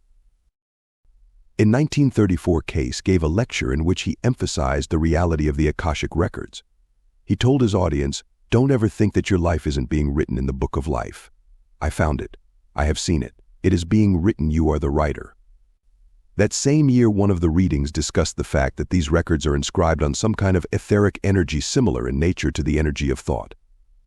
Because these records are literally impressed upon energy, Cayce stated that it would eventually be possible to create a machine that could analyze this energy and subsequently read what the records contain. Although the readings suggested that such a machine would eventually be a reality, even now there are ways in which individuals can get in touch with the records of their soul's history. Those records which deal with one's past are the accumulation of a soul's talents, experiences, inclinations, and desires. The continuity of this information resides at a soul level and must be dealt with by an individual in the present, for it resides in the form of memory or karma. It's not that this karma belongs to another person from another period in history. Rather, this memory belongs to oneself and therefore must eventually be dealt with individually. In the language of the readings, thus the records of each entity are a part of the universal consciousness. Not that the individuals in the various appearances are different, for though they bore different names, different characteristics, they are one. In the present, the Akashic records contain the sum total of all we have ever been. They attempt to mold and shape levels of human consciousness. They draw individuals to experiences and other people as a means of giving them the opportunity to learn from one another. As far as Cayce was concerned, wherever an individual finds him or herself in the present, that very situation has the potential to be a purposeful one. Each soul enters each experience for a reason, for a birth into materiality is not by chance, but that the will of the creative forces may make manifest in the experience. Whether or not an individual decides to use the present as a positive, learning experience remains a matter of free will. The Akashic records of the future embody an ever-changing array of possibilities and potentials. They are the shadows of things which may be, totally dependent upon what one does in the present with what he or she has learned from the past. They draw together probable events and situations which will best enable each individual to come to know oneself. Ever-changeable, they are integrally connected to the will and what an individual does with her or his present opportunities. For the destiny of each soul is in what the entity does about the application of creative influences and forces in its own experience in any environment. One's future is dependent not upon what one knows, but on how well one applies what one knows. Beginning in 1933, Cayce gave a series of 23 readings to members of an ecumenical prayer group in which he discussed the connection between the Akashic records and the Book of Revelation. According to Cayce, the Book of Revelation, which was written by St. John when he was in exile on the Isle of Patmos, was actually a first-person account of an individual's experience in awakening consciousness. As John meditated, the seals of the Book of Life were somehow opened to him, and he began to see evidence of his own heightened awareness. In the same manner that the Akashic records had to be interpreted, the vision experienced by John was rich with symbolism. From Cayce's perspective, the 7 candlesticks, the 7 seals, the 7 churches, and the 7 stars were all connected to 7 spiritual centers or chakras within the human body. These chakras maintain an awareness of the soul's history through space and time and will be awakened as individuals grow in their awareness that they are fundamentally spiritual beings, children of the one God. This personal awakening and growth in consciousness is destined to occur for every individual in the earth. Hence the purposes for each soul's experience in materiality are that the Book of Remembrance may be opened, that the soul may know its relationship to its Maker. Edgar Cayce believed that each of us writes the story of our lives through our thoughts, our deeds, and our interactions with those around us. The accumulation of this data is stored in the universe's computer system, the Akashic records. These records are a portion of the creative forces. They have been the source for dreams and inspiration. They have been the substance of archetypes and myth, and are deeply interwoven with patterns of human behavior and experience. Containing a repository of our past experiences, these records constantly influence our present situations and circumstance. The ways in which we continually deal with our lives sets in motion potentials and probabilities which are drawn to us from the same records. For that reason, Edgar Cayce believed that any insights we might gain from the Akashic records themselves can provide us with information about the nature of who we are and our true relationship to the rest of creation, the very information contained in the real Book of Life.